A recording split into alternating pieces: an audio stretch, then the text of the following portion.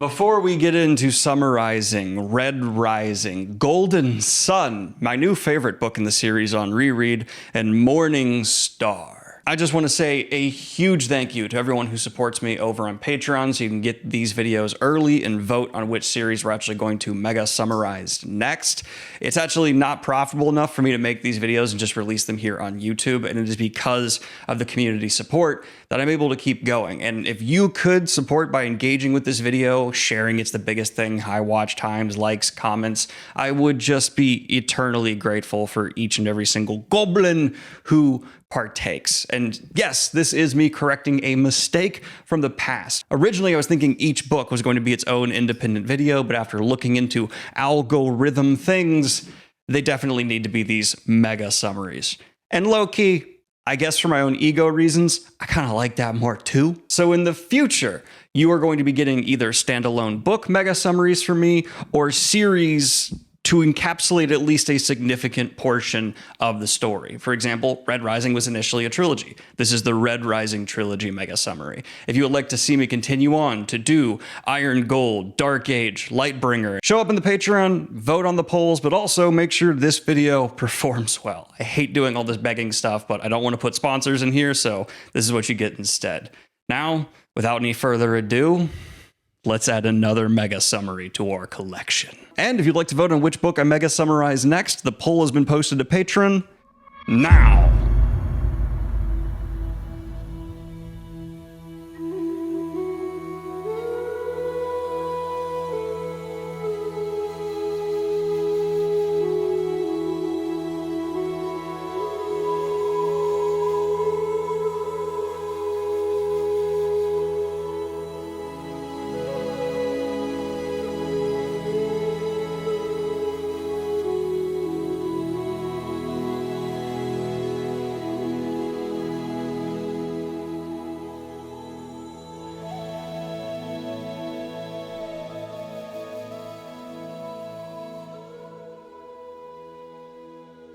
When I announced a couple weeks back that I was going to be summarizing Red Rising here on the channel, I almost immediately received a comment from an individual demanding that I keep all politics out of this summary of a series called Red Rising, which I guess is just about a fun color going in a certain direction because they find political talk in these videos obnoxious. And so for that individual, I just want you to know, be assured that I will keep this politics free.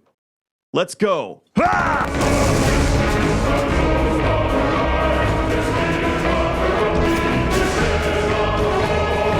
gonna be someone who's like, Daniel's a communist now.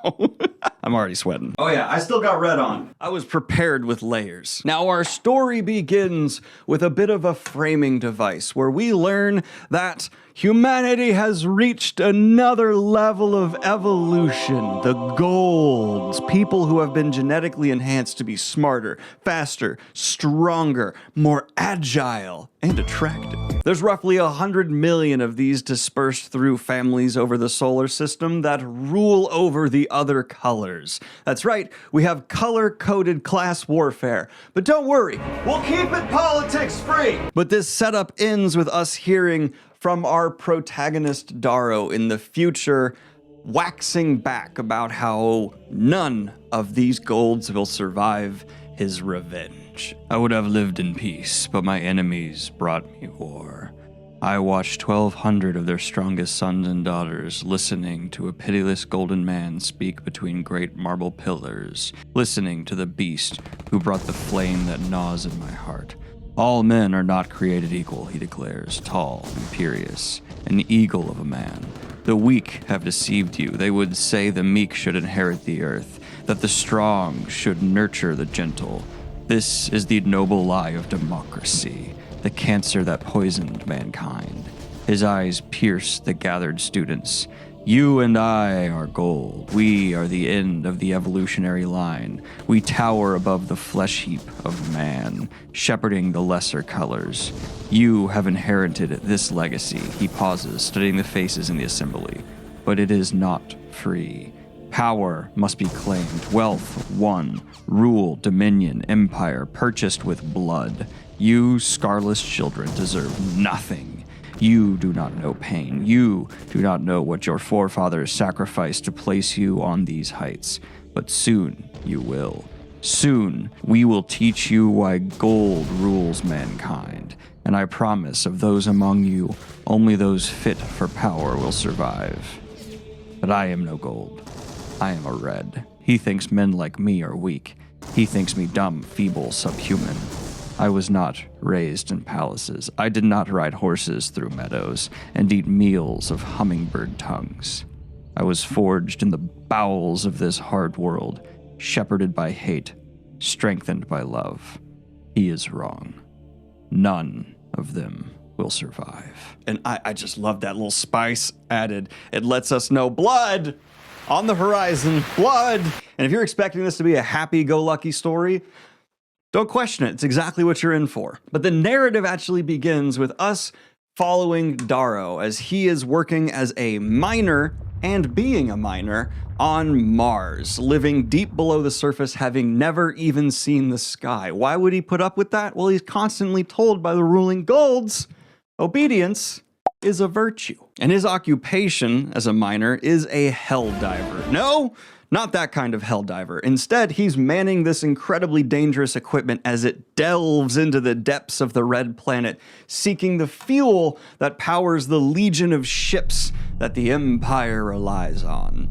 And having done this for 3 years, he's a remarkably talented hell diver with agile hands and such, so that he rarely gets hurt. Today, he does though, unfortunately, because he's trying to receive the laurel, meaning his group of miners having accumulated the most resources so that they're rewarded from those above. But he's radioed, stop! There's danger ahead. You gotta wait for a team to come and make sure you can keep going, to which Darrow says, kapooey, gets on out of his equipment and starts just immediately having his suit take damage. It's already like a worse version of the Dune recycling suit. He's just covered in sweat and piss in there. Oh, it's bad conditions, but he does manage to get to the obstruction, stop it, and already there's like damage happening to his hand where it's melting into his skin, but he gets back into his drilling mining equipment and continues on. And despite the danger, he's won the day, and doing the math in his head, he knows he's avoided the vipers that live in the soil here. That's right, Mars does have life in it, and is dangerous. He's even been bit by one of these vipers before, and the venom is still in his blood. But he's avoided all that, and he and his colony will be rewarded with the laurel. And he's so motivated to do good for his people. Because, like a lot of oppressed groups, they form a very tight-knit community where they rely on one another. And even like when they worry for each other, they give each other crap back and forth. Just that real camaraderie feel. And he even has a wife who he loves dearly named Io. And he specifically wants to get this laurel because he's terrified that she might have to do terrible things like sell her body so they can have enough food and god-awful stuff like that. He's a motivated fella. She was teaching me how to love. Don't get me wrong, it's not like he's doing this for the gold's benefit. He's not a fan of them. They even hung his father for, let's just say, not finding obedience to be a virtue. And because gravity's lower on Mars, people have to help with the hanging. You grab the legs. Told you it's a super happy fun time story. Yay! But he doesn't have to worry about that right now because the shift is over and he's able to reunite with his wife, Io, and she is just the embodiment not only of Darrow's heart because he loves her so much and she's been loyal to him for so long. Even when his dad died, she brought him flowers, which how the hell do you find that here? And she's constantly been there for him, but she became of marrying age before him. But she took half rations so she could wait for him to become marrying age because she knew she loved Darrow since he was a boy.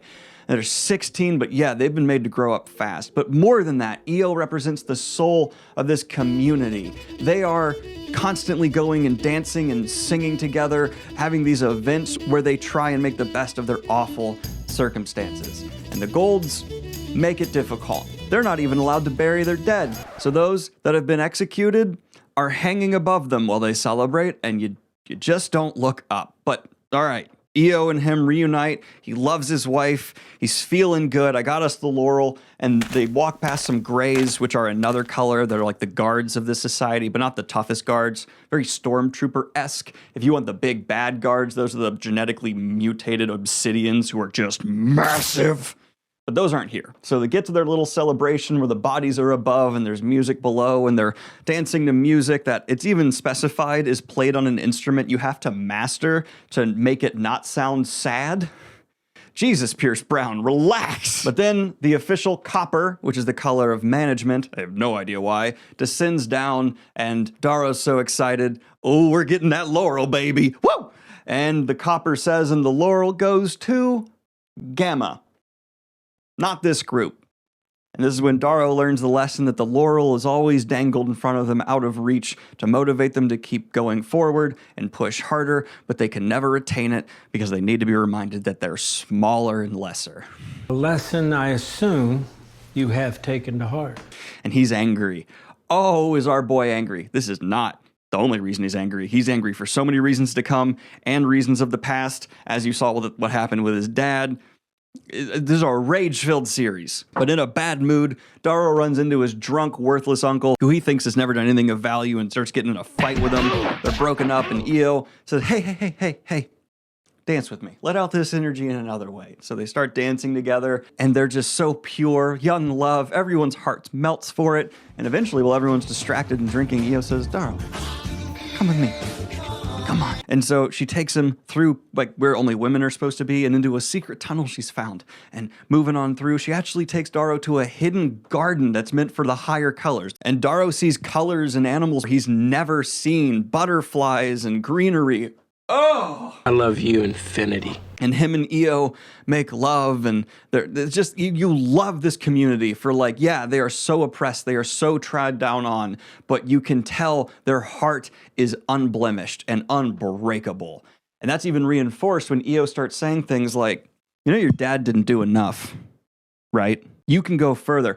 We should fight more, because emptiness is existence without freedom. And Darrow's like, dude, come, whoa. Whoa, you mean you're right, but whoa, like, nah. And the morning comes, and they're leaving the garden, and they run into some guards. And the guards are, well. Some reds in our garden. Ain't that a thing? Now, this isn't an executable offense. They're not crazy. They're just gonna get 40 plus lashings. And I know Hollywood sometimes makes whippings seem like not that big a deal. Pierce Brown knows they're a big deal. Well, lashings do not just, like, give you welts on your skin. They tear through flesh and meat and are genuinely some of the worst pain people can experience. And it's decided to make a bit of a spectacle of this. A gold actually descends down from the surface. The governor of Mars, Nero Augustus, who, in his grav boots, as you can see here with this little tweak, floats over the Reds and begins kind of positioning himself as, like, I am a merciful god. They are so into hyping themselves up into being, like, Greek-esque, Roman-esque gods above everybody. It's nauseating. For I am kind. Embrace me as your king and as your god. Your joys will be endless. Oh, I was just a regular type dude with a big ass. But they bring Darrow forward, and he starts getting whipped, and eventually Nero Augustus does, like, a dramatic step in to make himself look like he's merciful and stops it, even though Darrow got the exact number of lashings that he was supposed to. And again, they're pontificating about how, I don't want to do this. We have to, obedience a virtue. And then they bring forward Io, and Darrow is just losing it. No, you cannot whip her, do me again, like, lash me, and he's begging, like, not, and they just gag him, and they hold him back, and he has to watch as Io is put down, but horrifyingly, Darrow doesn't see fear in her eyes, not even anger, but a goodbye. And Io starts singing a forbidden song of rebellion that is built into these people's culture. When they whip Io, I try not to watch, but it hurts more to abandon her. Her eyes find mine, they shine like rubies, twitch every time the lash falls. Soon this will be over, my love, soon we will go back to life. Just last the lash, and we get everything back. But can she take so many lashes? End it, I say to the tin pot beside me. End it, I beg of him. I'll do anything, I'll obey, I'll take her lashes. Just end it, you bloody damn bastards, end it. The arch-governor looks down at me, but his face is golden, poreless, and without care. I am nothing but the bloodiest of ants. My sacrifice will impress him. He'll feel compassion if I abase myself, if I throw myself into the fire for love. You'll feel pity. This is how the stories go. Your Excellency, give me her punishment, I plead. Please! I beg, because in my wife's eyes, I see something that terrifies me. I see fight in her as they streak her back bloody. I see anger building inside her. There is a reason she is not afraid. No, no, no, I plead to her. No, Io, please, no. Gag that wretched thing. He prickles the governor's ears. Longinus orders. Bridge forces a knot of stone into my mouth. I gag and cry. As the 13th lash falls, I mumble for her not to do it. Io stares into my eyes one last moment, and then she brings her song. It is a quiet sound, a mournful sound, like the song the deep mines whisper as wind moves in the abandoned shafts. It is the song of death, a lament, the song that is forbidden, the song I have only heard once before. For this, they will kill her. Her voice is soft and true, never as beautiful as she. It echoes across the common, rising up like a siren's unearthly call. The lashes pause, the head talks shiver, even the tin pots sadly shake their heads when they place the words. Few men truly like seeing beauty burn. Pogonus glances embarrassedly over at the Archgovernor Augustus, who descends on golden grav boots to watch more closely. His shining hair glistens against his noble brow, high cheekbones catch the light. Those golden eyes examine my wife, as though a worm had suddenly sprouted a butterfly's wings. His scar curves as he speaks, with a voice like dripping power. Let her sing, he says to Progenus, not bothering to hide his fascination. But, my lord, no animal but man throws themselves willingly into the flames, Copper. Relish the sight. You'll not see it again. To his camera crew, continue recording. We will edit out the parts we find intolerable. How futile his words make her sacrifice seem. But never has Io been more beautiful to me than in that moment. In the face of cold power, she is free. This is the girl who danced through the smoky Tav with a mane of red. This is the girl who wove me a wedding band of her own hair. This is the girl who chooses to die for a song of death. My love, remember the cries when winter died for spring skies. They roared and roared, but we grabbed our seed and sowed a song against their greed. And down in the vale hear the reapers swing, the reapers swing, the reapers swing. Down in the vale hear the reapers sing a tale of winter done. My son, remember the chains when gold ruled with iron reins.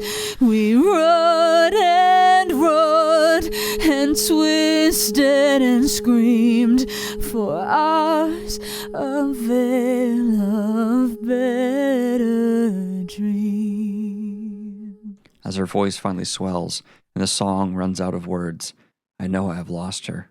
She's become something more important, and she was right. I do not understand. A quaint tune. But it is all you have, the Archgovernor asks her when she is through. He looks at her, but he speaks loudly to the crowd, to those who will watch in the other colonies. His entourage chuckles at Io's weapon, a song. What is a song but notes into the air, useless as a match in a storm against his power? He shames us. Do any of you wish to join in her song? I implore you, bold red folk of... He looks to his assistant, who mouths the name, Lycos. Join her now if you wish. I can barely breathe past the stone. It chips my molars. Tears stream down my face. No voices rise from the crowd. I see my mother trembling with anger. Kieran clutches his wife close. Norrell stares at the ground. Lauren weeps. They are all here, all quiet, all afraid. Alas, your excellency, we find the girl alone in her zealotry. Pogonus declares, Io has only eyes for me. 'Tis clear her opinion is an outlier, an outcast's. Mayhaps we should proceed. Yes, the Archgovernor says idly. I have an appointment with Arcos. Hang the rusty bitch, lest she continues to howl. Live for more, she mouths to me. She reaches into her pocket, and pulls out the hemathus I gave her. It is smashed and flat. Then loudly, she screams to all those gathered, "Break the chains!" The trapdoor beneath her feet opens, she falls, and for a moment her hair hangs suspended above her head, a flourish of red. Then her feet scramble at the air, and she falls. Her slim throat gags, eyes open so wide. If only I could save her from this, if only I could protect her. But the world is so cold and hard to me. It does not bend as I wish it to bend. I am weak. I watch my wife die, and my hemathus fall from her hand. The camera records it all. I rush forward to kiss her ankle. I cradle her legs. I will not let her suffer. On Mars, there is not much gravity, so you have to pull the feet to break the neck. They let the loved ones do it. Soon, there is no sound, not even the creaking of the rope. My wife is too light. She was only just a girl. Then the thumping of the fading dirge begins, fists on chests, thousands, fast, like a racing heartbeat, slower, a beat a second, a beat every 5, then 10, then never again. And the mournful mass fades away, like dust held in the palm as the old tunnels wail with deep winds. And the golds, they fly away. Ooh! But yeah, this went from a lashing to Io gets a death sentence. She is hanged, and her red hair plumes above her in the low gravity, and Darrow and others are forced to pull until she's gone. And then Darrow's put on by his family. And it's like, yeah, I get that. I understand. But he decides he will not let her hang, will not let her body just stay up there. God, no. And so he walks out, cuts her down, and gives her a proper burial. And for that crime, he is given a death sentence as well. And on the morning of his execution, he's feeling nauseous and tired and just all kinds of wrong, which makes sense. He's not even sleeping very well, if you can believe it. And his family brings him, and he's hung, and they pull him down, and then he wakes up in a tunnel. Why am I alive? Why isn't Io alive? Why would I live and not Io? And some people find him, and they are the Sons of Ares. They're a cell within a sprawling group of disjointed cells for their own survival stake of rebels who want to take down this class system. And Darrow's an outlier, he's called. A red who actually might be able to mentally, physically match with some of the golds if he's given the same advantages they were. And of course, Darrow is furious. Why not Io? Why me? Who did this? And it turns out his drunk, worthless uncle has actually been a spy for the Sons of Ares this whole time. And seeing his nephew about to be murdered and knowing how dexterous and talented he is, smart, he was able to do all his calculations, get the laurel, chose him. Maybe a little bit of nepotism, but also Darrow definitely earned it. But I know a lot of people who deserve to die. And so Darrow meets these rebels named Dancer and Harmony, and they're both Reds who have clearly, just from their physical appearance, been through it as well. Harmony's like beautiful, but half of her face has steam burns, her teeth are messed up, nails bloodied, and Dancer is old. And for Darrow to say old, like he's like 35, 40, and as someone in their 30s, rude. And he's demanding why not Io, and there's no rational explanation. There's no way to make it okay. You were chosen, she's not. You were an outlier, and we still don't even know if you're enough. So you got to take our test, says Dancer.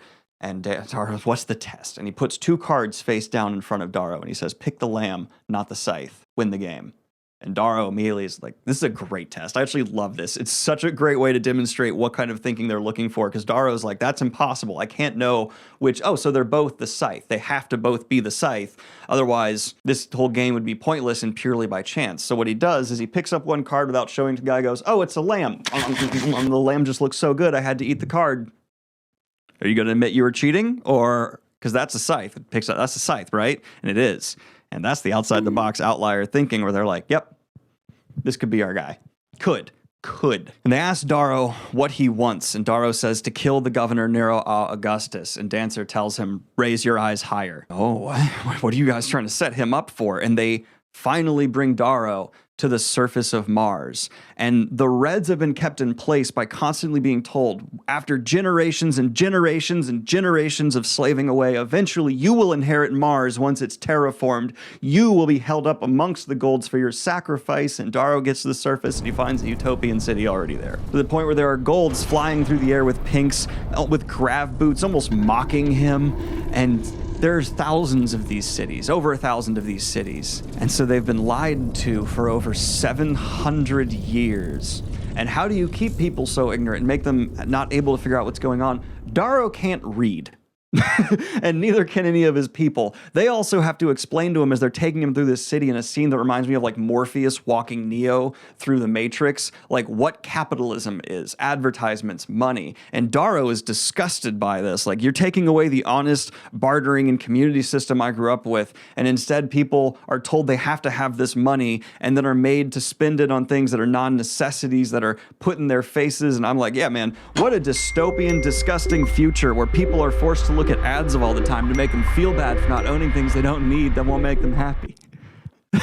That world would never be allowed to come to exist, right? It's called Red Rising. And so legions of red blood, death early or dying directly as a result of this, have built this utopia that they have not been allowed to inherit. Their chains are still in place and they want Darrow to break them. But how did this come about? Well, when humanity first set off from Earth, it turns out, they needed to set up the moon, as actually would probably be the case, as like a pit stop before you can go out to the rest of the solar system. And the powers that be on Luna became so great that they eventually turned on Earth and won a civil war. And a new reign was put into place with this color system at its heart. So how are we going to take it down? Well, Darrow, how do you feel about body modification? They take him to a carver named Mickey. And what they're going to do to him is, late in life, build in all the advantages the Gold's got. Change his face, his body, his musculature, mental implants. Think of like the Ripper docs from Cyberpunk 2077, except for cybernetics, it's bionetics. That could be the word? Don't know. If you're thinking, okay, great setup, he's going to be set for the future now. They've tried this with 97 people before and they all died.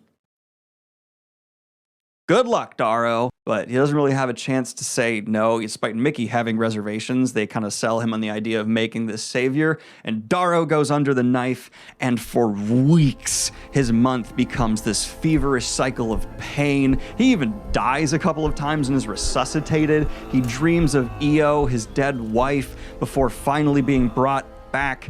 And, oh, he's in a body of gold and needs to basically relearn his whole form. And if this feels very Frankenstein's monster, indubitably. Except he's not being made into a monster, and instead Mickey says he's turning him into Ares, the god of war, trying to make him exceptional even among the Golds. And if this all feels like it's happening very fast, yeah, this first leg of the book sprints by. You could actually read all of Red Rising in like a weekend. I would know. I did. But beyond just the physical changes, Darrow has to learn how to read. He is consuming books being like planted into his brain as he's going to sleep. And the people who hate reading through audiobooks and call that not reading, super would not like Darrow's education. And on top of that, he's having to learn how to dance from some pinks he meets. Name's Evie.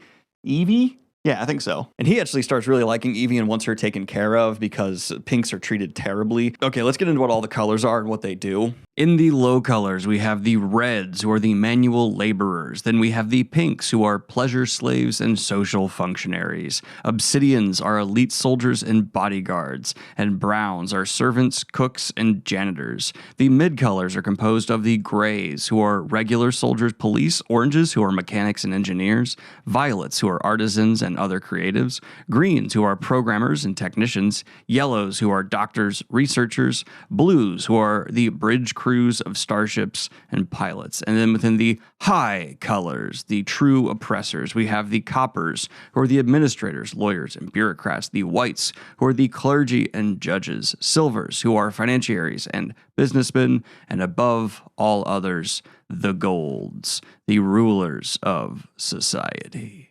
And to be clear, if you're one of the very rare but existing Red Rising fans I've encountered who actually like this color cast system to the point where they wish it was real, you are so stupid you would absolutely be one of the low colors. And not just one of the low colors, but one of the low reds. So dumb that even your other reds do not like you because you're unable to see how this system damages all who are a part of it, even some golds. Well, that sounds god-fucking awful, Rush. And so yeah, the EV built for other people, let's put it that way. And I've seen some people give the dumbest criticism of Red Rising where they say it's pro-eugenics.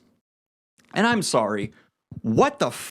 I know I'm speaking to like a small number of dumb people here, but I need to reinforce once again, just because a corrupt society exists in a book does not mean the author, or even the character, or even that society itself believes it's in the right. Because none of those things are actually true here in Red Rising. It's just propaganda, and it's not even thickly veiled. It's very thin for you, the reader, so you can go, yeah, this bad. In fact, the eugenics that are being put into Darrow prove that eugenics themselves are wrong, because these people aren't just born better, they're technologically made better. Do you understand the difference?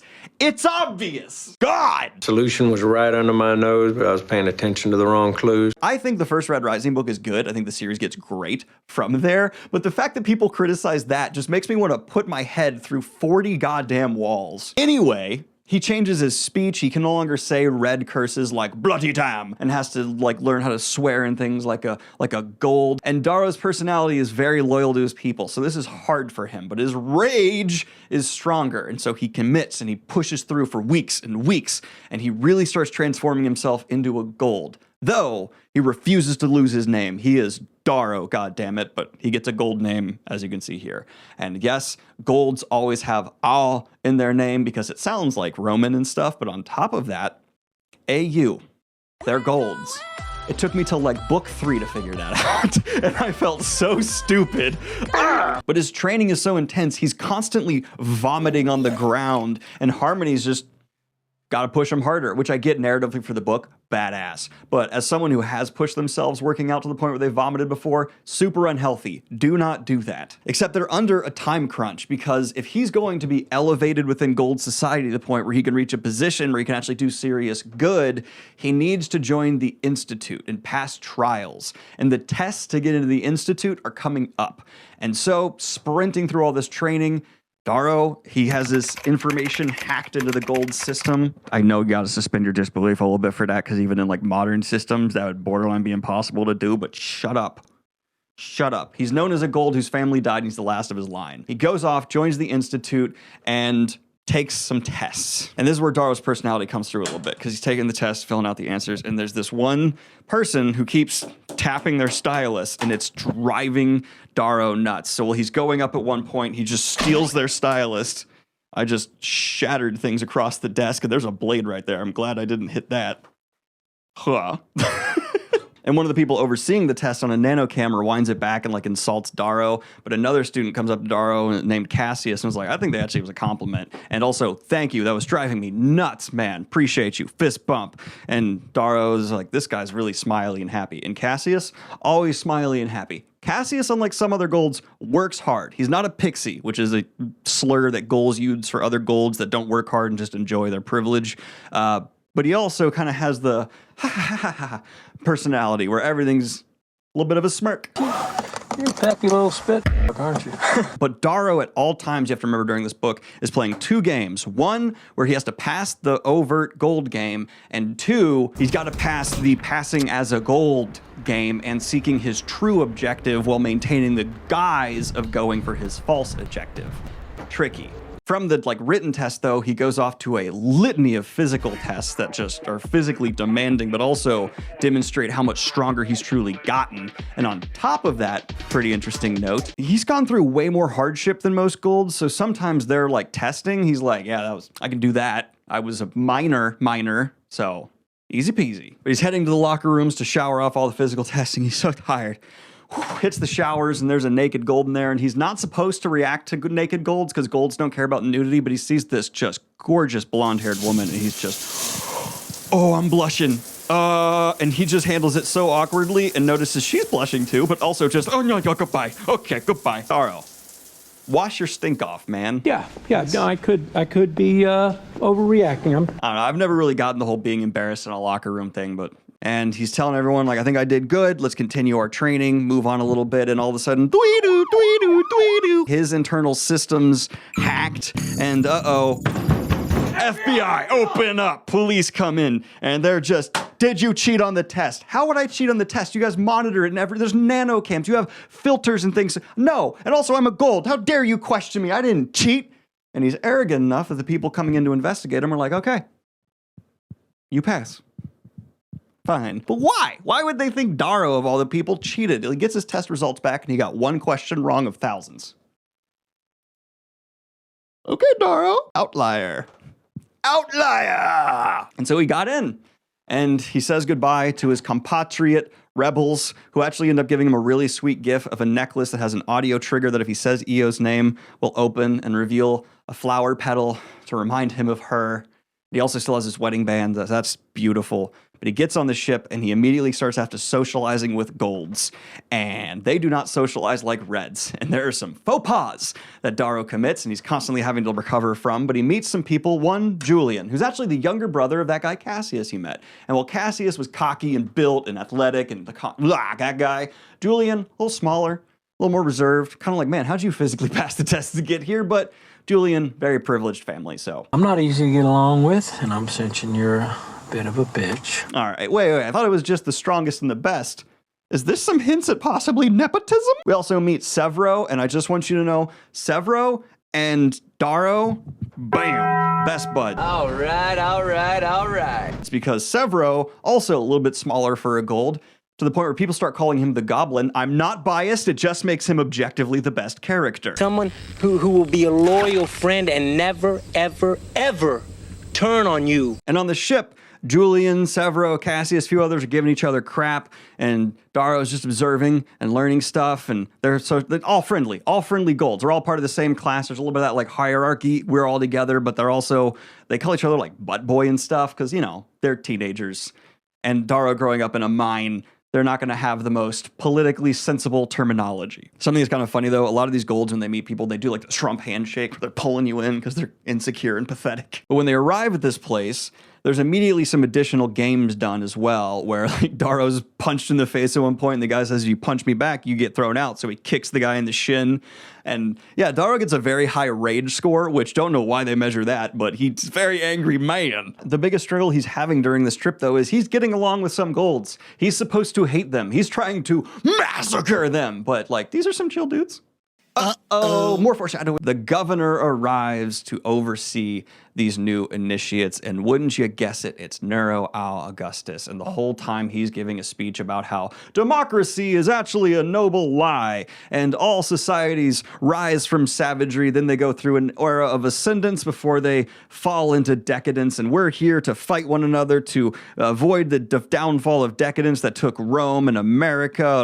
Begging you to shut the fuck up. Darrow's just staring at him like, I'll kill. Keep it cool, calm, and rah. But there is also an underlying philosophy here where they do not just want the strongest to win. They want those who can become stronger to win. But those that start weak are essentially here to be culled. And it's not nice. And this is where Red Rising really begins to differentiate itself from other battle royales. Why? Let's explain. Before the battle royale even begins, because that's what they're heading towards, every initiate is put alone. Well, okay, first of all, the speech from Nero is ended with like, tomorrow will begin. And some people get pissed because it is tomorrow technically, but it's at 1 a.m. that they start getting beaten in their bunks. Get up, dragged, thrown into a room. And the first test is Darrow's thrown in a room alone with Julian, and one ring is dropped on the floor. Only one person can walk out of this room alive, and it's whoever gets the ring. And then they close them in. And he's looking at little Julian, Cassius' brother.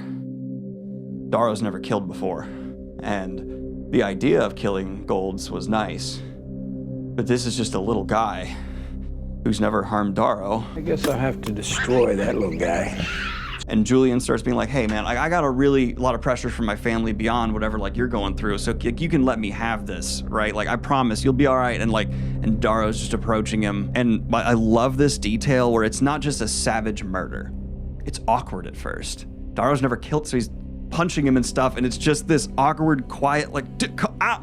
And then Julian throws back, and then Darrow loses it. Darrow was kind and Lycos.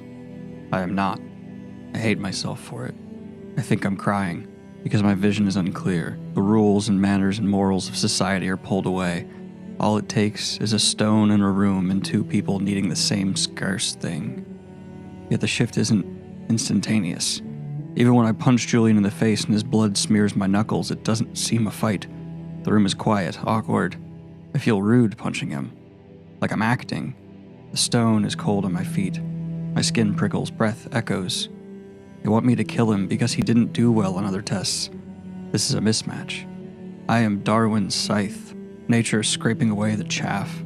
I don't know how to kill. I've never killed a man. I have no blade, no thumper, no scorcher. It seems impossible that I could make this boy of meat and muscle bleed dry with just my hands. I want to laugh, and Julian does. I am a naked child slapping at another naked child in a cold room. His hesitancy is obvious. His feet move like he's trying to remember a dance. But when his elbows come to eye level, I panic. I don't know how he is fighting. He strikes half-heartedly at me in a foreign, artistic way. He's tentative, slow, but his timid fist gets my nose. Rage overtakes me. My face goes numb, my heart thunders. It's in my throat. My veins prickle. I break his nose with a straight. Gods, my hands are strong. He wails and ducks into me, grappling my arm into an odd angle. It pops. I use my forehead. It takes him, just at the bridge of his nose. I grab the back of his neck and hit him again with my forehead. He can't break away. I do it again. Something cracks. Blood and spit lather my hair. His teeth cut my scalp. I drop back, like I'm dancing. Reverse off my left foot. Weave forward and hit him with all my weight behind my right fist in his chest. My helldiver knuckles shatter his reinforced sternum. There's a great wheezing gasp and a crackling noise like snapping twigs. He tips backwards onto the ground. I'm dazed from striking him with my forehead. Seeing red, seeing double, I stumble toward him, tears streaming down my cheeks. He's twitching. When I grab his golden hair, I find him already limp, like a wet, golden feather. Blood pulses from his nose. He is quiet. He no longer moves, no longer smiles. I mutter my wife's name as I fall to cradle his head. His face has become like a blood blossom. And he ends up caving in Julian's face with how brutal it is and how strong he's become. He takes the ring, little fox ring, and leaves the room.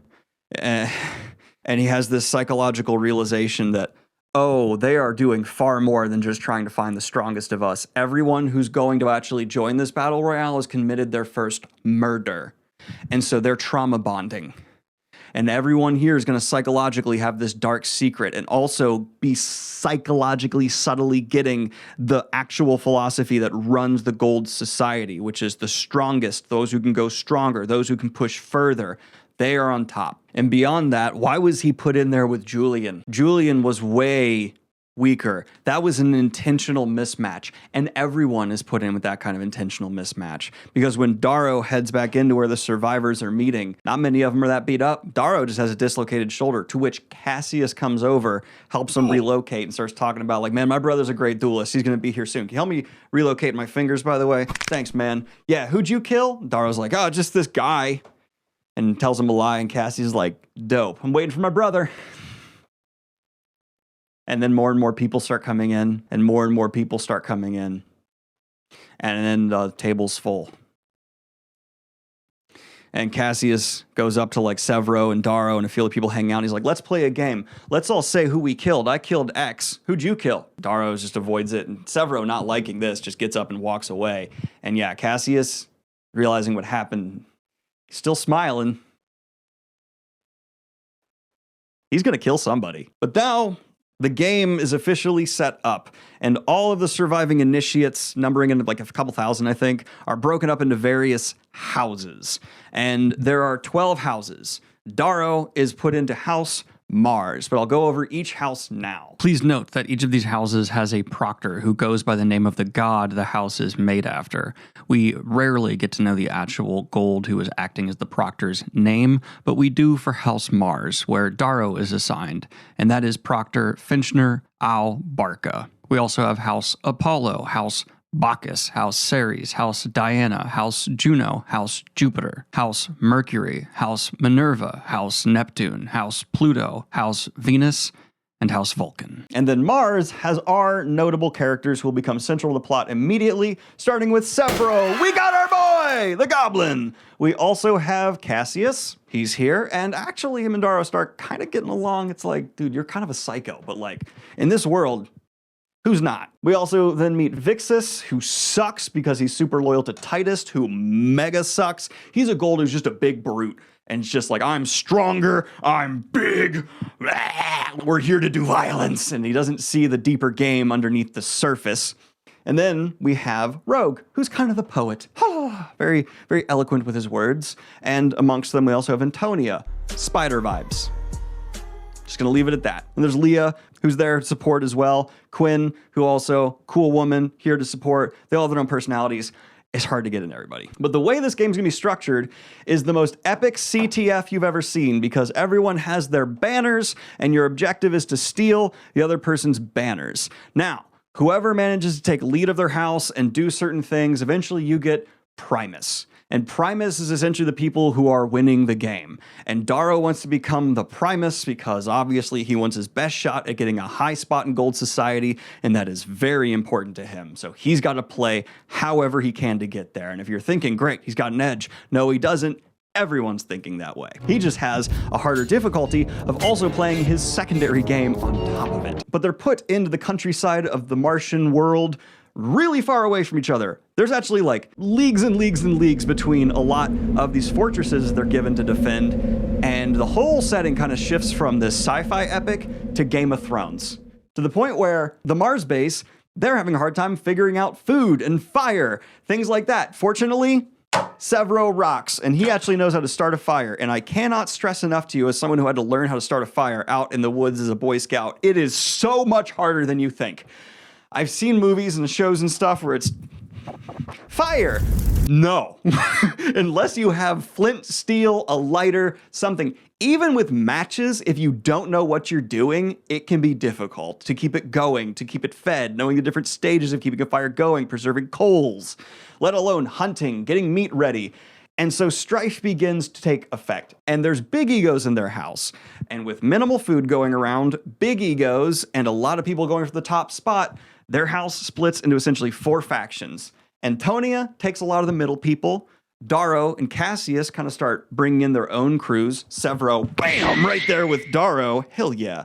And then there's Titus, who's the big brute who attracts a lot of the other big brutes. And unfortunately, him being a big guy gets most people, because in survival situations, people are short-sighted. But one thing they do agree on, all right, is, hey, we need to scout the area. We know there are some forts within striking distance. Let's get the lay of the land. And rather quickly, Cassius and Darrow pair off, go out unto the wilderness, and they stumble across some of House Ceres' people. They're hiding in the grass, 5 of them ready to do an ambush, and Darrow tries to quietly tell Cassius, like, hey man, I think we're gonna get ambushed. And Cassius is like, maybe we can steal their shit too. Okay, yeah, that's just... Darrow's like, you're a crazy bastard. I kind of like your energy though. And so they just sprint, mad dash toward the guys hiding in the grass and just beat the piss out of them with like a broken apart table that they found. And then one of the guys stands up to fight Darrow, and he has, guess what?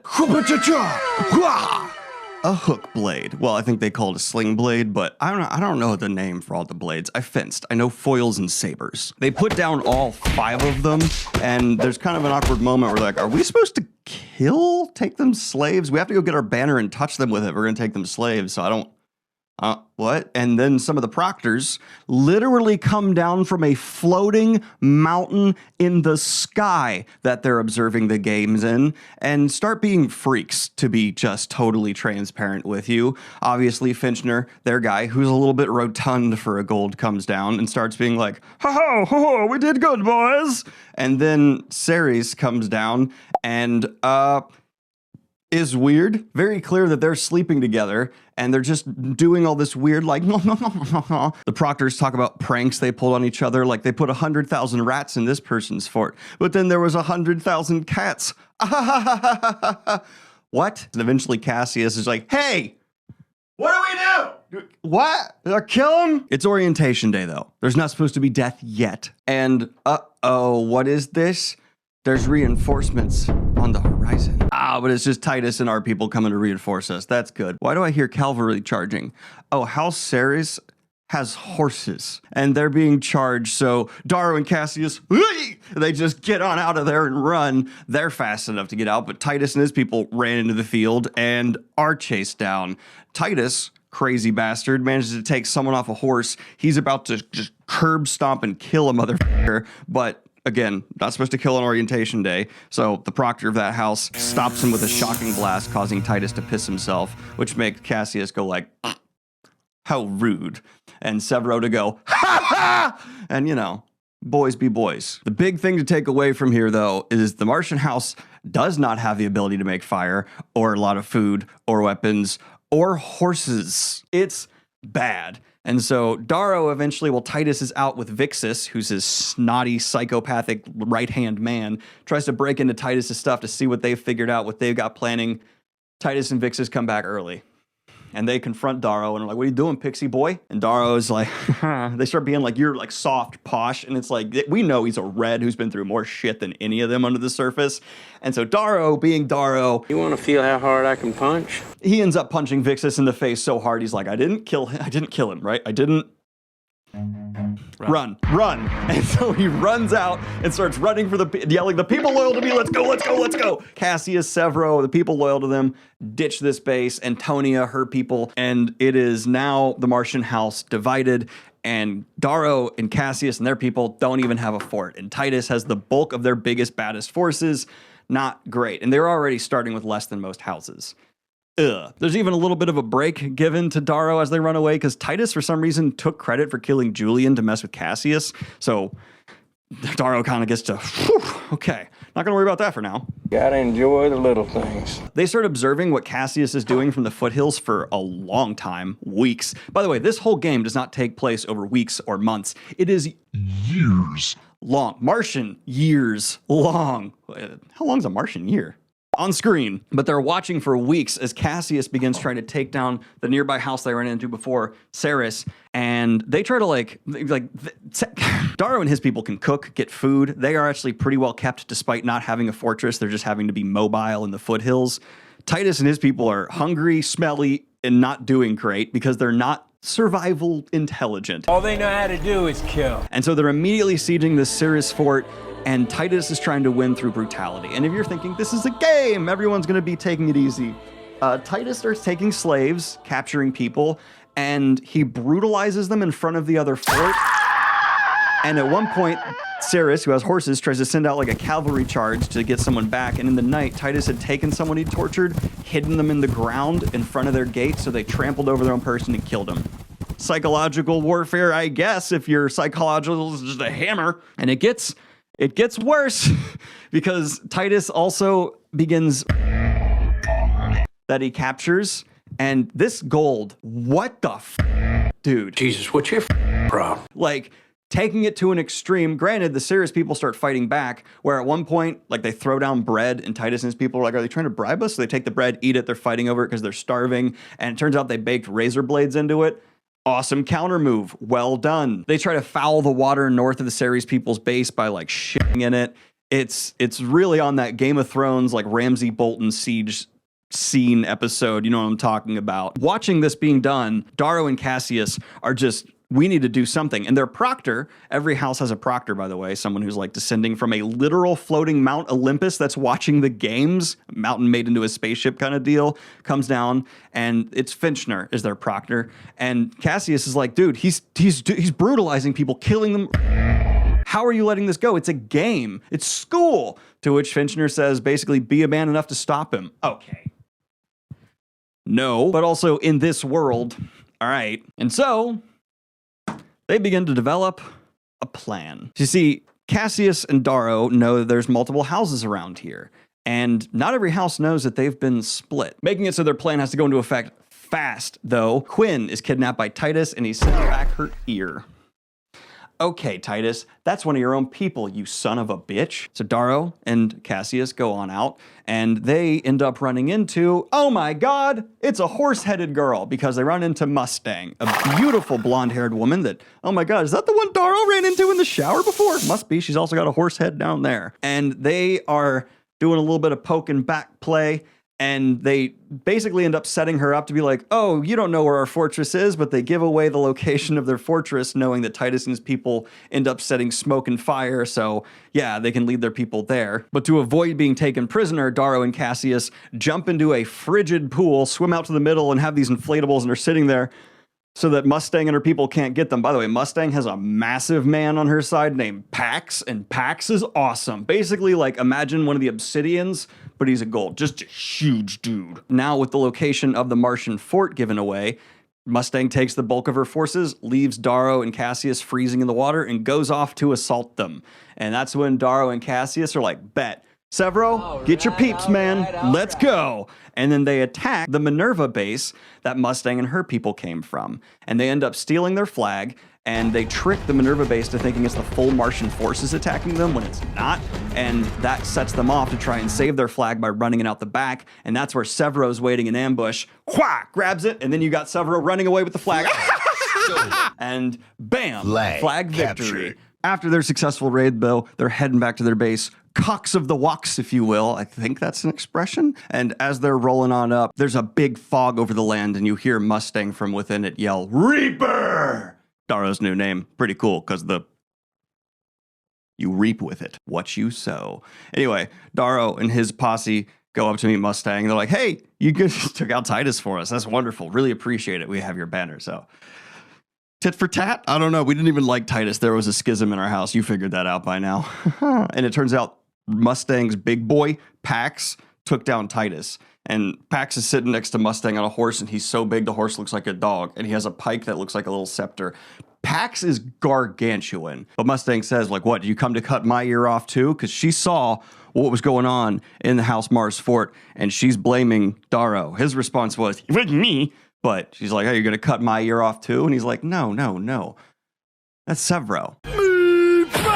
And then one of Mustang's people just gets yeeted off into the fog, and you hear Severo and some of his people just start howling nearby, and there's a battle. Darrow ends up going up against Pax, and Pax, Pax might not be the most skilled fighter, but no matter how good I got at boxing, couldn't fight Shaq. Put that one in the basket. Let me see, down by one. Kendrick Lamar goes from Vito. It still went in. You know what I mean? And so Pax ends up picking up Darrow and squeezing him. And Darrow is blacking out, like gonna pop like a cherry. Wait, cherries don't pop. Oh, I didn't mean that expression. He's going to pop like a balloon, and for a last-minute ditch effort, he just starts kneeing Pax in the balls, desperately trying to get the guy to let him go by crushing grapes, crushing cherries. That's what I should have said. Fuck! And Pax goes down and passes out at the same time Darrow does. And I have been kicked so hard in the balls, it was from a piece of machinery, that I kind of blacked out for a minute. That's the thing. It happens. It hurts so bad. Darrow wakes up. Severo, Cassius, they led the battle and won. Mustang had to retreat into the Martian base. And so Darrow goes up with some of his people like, hey, we even have Pax prisoner now. And Severo's behind them while they're doing this negotiation, tickling Pax with a horse hair. Like, Severo, the best synergy. But Antonia and Rogue are with Darrow as he's negotiating with Mustang. And Antonia's whole vibe is just like picking her nails like, yes, there was in the fort. Get over it. Which, Antonia, that's bad vibes from her. Always bad vibes from Antonia. But Rogue tries to reassure Mustang, like, we're going to punish Titus, right? You don't need to which Darrow says, shut up! God! We have to be a unit. Yeah, we're going to punish Titus, but you don't tell her that, okay? We keep it cool, calm, and collected so that we're mysterious and badass. He doesn't say any of that, but it's implied. Mustang tries to say, like, okay, we'll give you back your fort, but we get the prisoners, to which Darrow says, no. Okay, we get Titus. No. God. And Mustang's like, you are a fucking dumb brute. and she doesn't know Darrow well enough to like understand his strategy in this, and same with Darrow back to her. Turns out they're both super intelligent. We're going to figure that out later, just on different wavelengths. But she ends this by going, you better hope that this game doesn't descend into the level of deplorability that you and your team have been doing so far, because you haven't heard of what's going on down south, have you? You haven't heard of the Jackal and what he's doing. He makes everything here look like peaches on a Sunday beach day, okay? I don't know why I turned her into a Southern Belle. Prisoner exchange happens, they get Quinn back, and Mustang, after the exchange, gives them that warning. The Jackal. Who is the Jackal? Who's this person dominating in the South? Is there a third act villain being set up? There's a third act villain being set up. Uh-oh. So now Darrow is back in charge of the Martian house, except it's still very tense. Obviously, war crimes were committed by half these people, and some of us were kicked out. Ha! And he has to figure out what to do with Titus. And so Darrow goes down in the room and he's like, Titus, I don't want to kill you, man. And they start getting into it. And he's trying to figure out why Titus did what he did. And Titus starts talking about how like they did it first and they're bloody damn the worst. And did you just say bloody damn?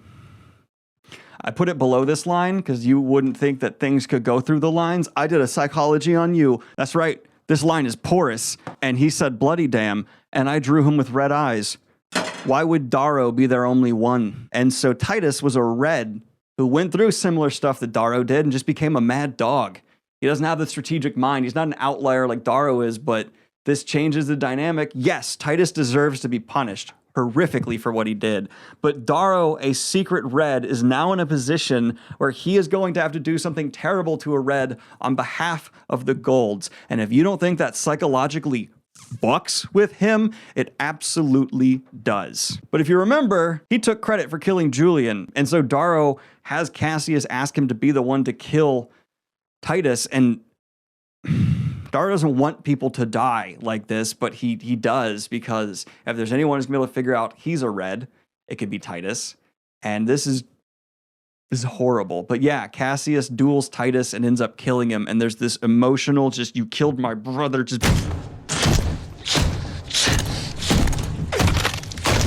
Oh my God. But the house now is somewhat more unified, but his leadership is not solidified. But roughly a month passes, and during this time, Darrow has Cassius teach him how to duel, and my favorite development, Severo begins kind of gathering a lot of the lower candidates who got in by the skin of their teeth or are more just social outcasts, and forming his own posse that's like separate from the house, and they're ones who are out there hunting wolves and gathering their pelts, and Severo even like killed an alpha wolf, and now wolves come to him in a strange way. Side note of side notes, alpha wolves are a myth. And if someone out there is calling themselves an alpha wolf, that just means they listen to freaks like this without doing their own research and fall for BS. There's alpha wolves, whatever. But in this fictional world, they're a real thing. And Severo has his own band of misfits who start calling themselves the Howlers. Oh! You gotta love a howler. But Darrow is kind of becoming a big deal now. He's gathering forces, they're capturing slaves, he's dominating the northern warfare, while the Jackal's dominating down south. But Finchner comes down and visits Darrow after this and starts saying some pretty interesting stuff to him about how, oh man, you've got a pretty good unit here. Wouldn't it be crazy if Cassius found out who really killed his brother? As a red boy, we know. And Darrow kind of like, you're weird for a proctor, by the way. You eat like crazy. You could go to a carver and get rid of that belly of years you got going on, but instead you chew these metabolizing things. What's with your weird ethos here, tub man? And there is some weird vibes with Finchner. He does not feel like the other proctors. All the proctors are arrogant pricks. Finchner more just feels like your drunk uncle. He's Randy Marsh. But he ends up mentioning the Jackal, and Darrow's like, who is the Jackal? And Finchner says, it's Nero Augustus's son. And yeah, he makes Titus look like a baby. Good luck. So Darrow has to go up against the son of the man who killed Io and keep it cool, calm, and collected. Don't blow your cover, but he would love to take this little curved blade and put it in the man's painful areas. YouTube friendly. Time keeps passing though, days going by, and despite these early victories, there's still a bit of a stalemate developing across the land. And it's really frustrating because everyone got some early on victories, everyone gained a little bit of power, and If you go out and you strike your enemy and there's multiple players in the game, people are going to see you just weakened yourself, go in and whack. So what do? Well, Darrow and his ilk come up with a strategy. Specifically, he takes Severo and they go to the woods where they know the remnants of House Diana, who they haven't really dealt with yet, are trying to survive. And Darrow makes them a bit of an offer. What if we team up, take down House Minerva, right? There's a fort. We won't need it. We have our own. You get a fort back because you are fortless currently, and we take down a nearby enemy and have a tentative alliance. And House Diana is like, yeah, we don't have a home. And so they team up, go to House Minerva's fortress. Darrow walks out and he goes, I want to take on Pax Al Talamanus, who keeps saying his own name like he's... I can't think of another character who does that, except for like Looney Tunes type stuff. And Mustang comes down and, oh, Battle of Champions? To the death? To blood? To surrender? And Darrow's like, to death. And Minerva's looking around a little suspicious. Okay, I see you got your Severo and his people over there. I see, okay, all your people are out in the open. I'm still going to burn some of this grass to make sure you don't have someone hiding in there. You don't. All right. Yeah, let's do this like last minute duel to the death. If you die, that's great for me. So sick. And so all of Minerva's people are like lining the walls to watch Darrow take down Pax. And Darrow is having to fight dirty to have like take down Pax. He's not going for a dick kick again, but he's literally throwing mud in his eyes. And his own shoulder gets messed up. His molar gets cracked, I think, or even disintegrated. It just talks about a lot of molar pain. But eventually he's able to knock Pax down and he's going to like do a killing blow. But one, you don't want to kill Pax. Have you seen how big this big guy is? Big people are awesome. So instead, he lets out a howl. I hit him a dozen times on the wrist till he drops his axe. Then I take the monstrous thing and hit him on the helmet with it. The armor still doesn't break. He almost knocks me unconscious with his shield. I swing the heavy axe again, and finally Pax crumples. I fall to a knee, panting. Then I howl. They all howl. Howls fill the land of Minerva. Howls from my far distant army. Howls from 10 high draft killers who helped make this dueling circle. Howls from the killing field. Mustang hears the dreaded sound behind her, and she wheels her horse. Her face is one of terror. Howls from the laughing proctors, except Minerva, Apollo, and Jupiter. Howls from the bellies of the dead horses in the middle of the killing field, the ones near her open gate. They're in the mud, Mustang shouts. She's almost right, but she thinks like a gold. Someone screams as they see Severo and the Howlers cutting their way out of the stitched-up bellies of the dead and bloated horses that litter the mud up to the gates. Like demons being born, they slither from swollen guts and parted stomachs. A half-score of House Diana's best soldiers exit with them. Tactus and his spiked hair burst from the belly of a pale mare. He runs with Weed and Thistle and Clown, all within 50 meters of the ponderously slow gates. The Minervan guards all stand upon the ramparts watching the duel. They cannot repel the sudden blitz of demon soldiers by closing their slow gates. They hardly manage to knock and draw their bows before Severo the Howlers and our allies slip through the closing gates. On the other side of the city, the House Diana's soldiers will be slowly scaling the walls with the ropes they use to climb their silly trees. Yes, the whistle sounds now from the other side. A guard there has seen them. No one will come to help him. My army moves forward. Even the fake Howlers we borrowed from Diana and dressed up to look like Severo's and his band. We destroy House Minerva in minutes. High above, the proctors still howl and laugh. I think they are drunk. It is over before Mustang can do anything but gallop away across the muddy field, through the still smoldering grass. A dozen horses set off in pursuit, Vixis and Cassandra amongst them. She'll be caught before nightfall, and I've seen what Vixis does to prisoners in their ears. So I mount Quietus and set off in pursuit.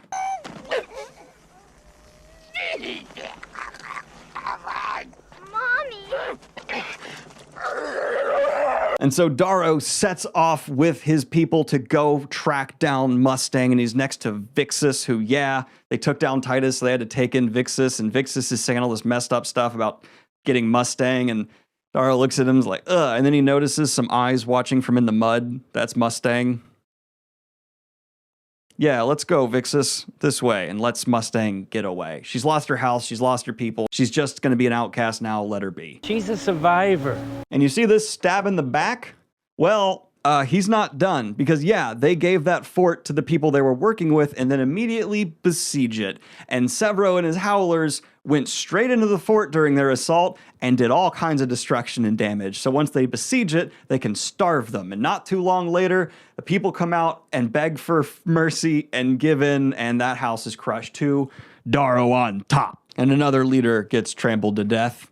People are dying. This is an intense game, he says, pointing out the overtly obvious. But now, an emissary arrives from down south. It's a woman with teeth sewn into her hair. She comes from the jackal. Cassius au Bellona. My master desires the Reaper. She goes on before either of us can say a word. We're too surprised. Alive, dead, we don't care. In return for him, you will receive 50 of these for your army. She tosses him 2 ion blades. You can tell your master he should come face me himself, I say. I make no words with dead boys, Lilith says to the air. My master has put a mark on the Reaper. Before winter comes, he will be dead, by one hand or another. You can go slag yourself, Cassius replies. She tosses Cassius a small pouch. To help you make your decision. She does not speak again.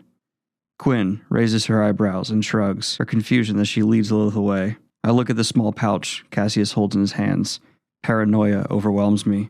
What's inside it? Open it, I say. Nah, she's mad as a violet, that one, Cassius laughs. Don't need her to infect us. Yet he tucks the pouch in his boot. I want to scream at him to open it, but I smile as though there is nothing to worry about. Something was wrong with her. Didn't seem human, I say casually. Looks like one of our starved wolves. Cassius gives the blade a swing. The air shrieks. At least we got these 2. Now I can teach you how to duel properly. These will go straight through Duro armor. Dangerous things, really. The jackal knows about me. The thought makes me shiver. Rogue's words are worse. Did you notice how her hair clattered, he asks? His face all white. Her braids were laced with teeth. We must prepare to meet the jackal's army. That means consolidating my forces and eliminating lingering threats. I need the remainder of House Diana and the Great Woods destroyed, and I need House Saris. I need Cassius with the Howlers and a dozen horsemen to destroy the remainder of Diana. The rest of my army and slaves I take back to our castle and prepare for the jackal. I've not yet devised a plan, but I'm ready for him if he rears his head. After sleeping in dead horses, our Howlers will probably stink them out of the Grey Woods, Cassius laughs as he spurs his horse away from the main column. I'll sit goblin on them and be back before they're even in bed. Severo does not want to go without me. He does not understand why Cassius needs his help to mop up the remainders of Diana. I tell him the truth. Cassius has a pouch in his boot, the one Lilith gave him. I need you to steal it. His eyes do not judge. Not even now. There are times when I do wonder what I did to earn such loyalty. Then others when I try not to press my luck by looking a gift horse in the mouth. And yeah, that's, again, psychological warfare, big thing here. And so they need to figure out what they're going to eventually do when they head down south and take on the other big power. But in the night, Rogue is telling Darrow, like, I think I like Leah, man. I want to make a move. And Darrow says, yeah, go for it, buddy. Goes to sleep. And then all of a sudden, Leah runs back in. Rogue fell down a ravine. He's broken his legs. Oh my God, please help. Darrow gets up, shit, running off to help. Oh, this is definitely a trap, and hides. When he's out in the wilderness, oh no. And then he hears Antonia and other people who are supposed to be part of his group. Here, Darrow, Darrow, Darrow, Darrow, Darrow.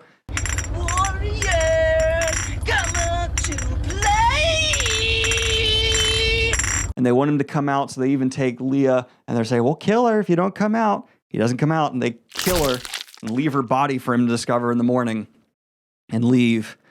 And he's just, what the why? And there's treachery in his house, but it's just not been the most unified house. It's not too surprising. And Antonia's been a spider, so her and her people are gone.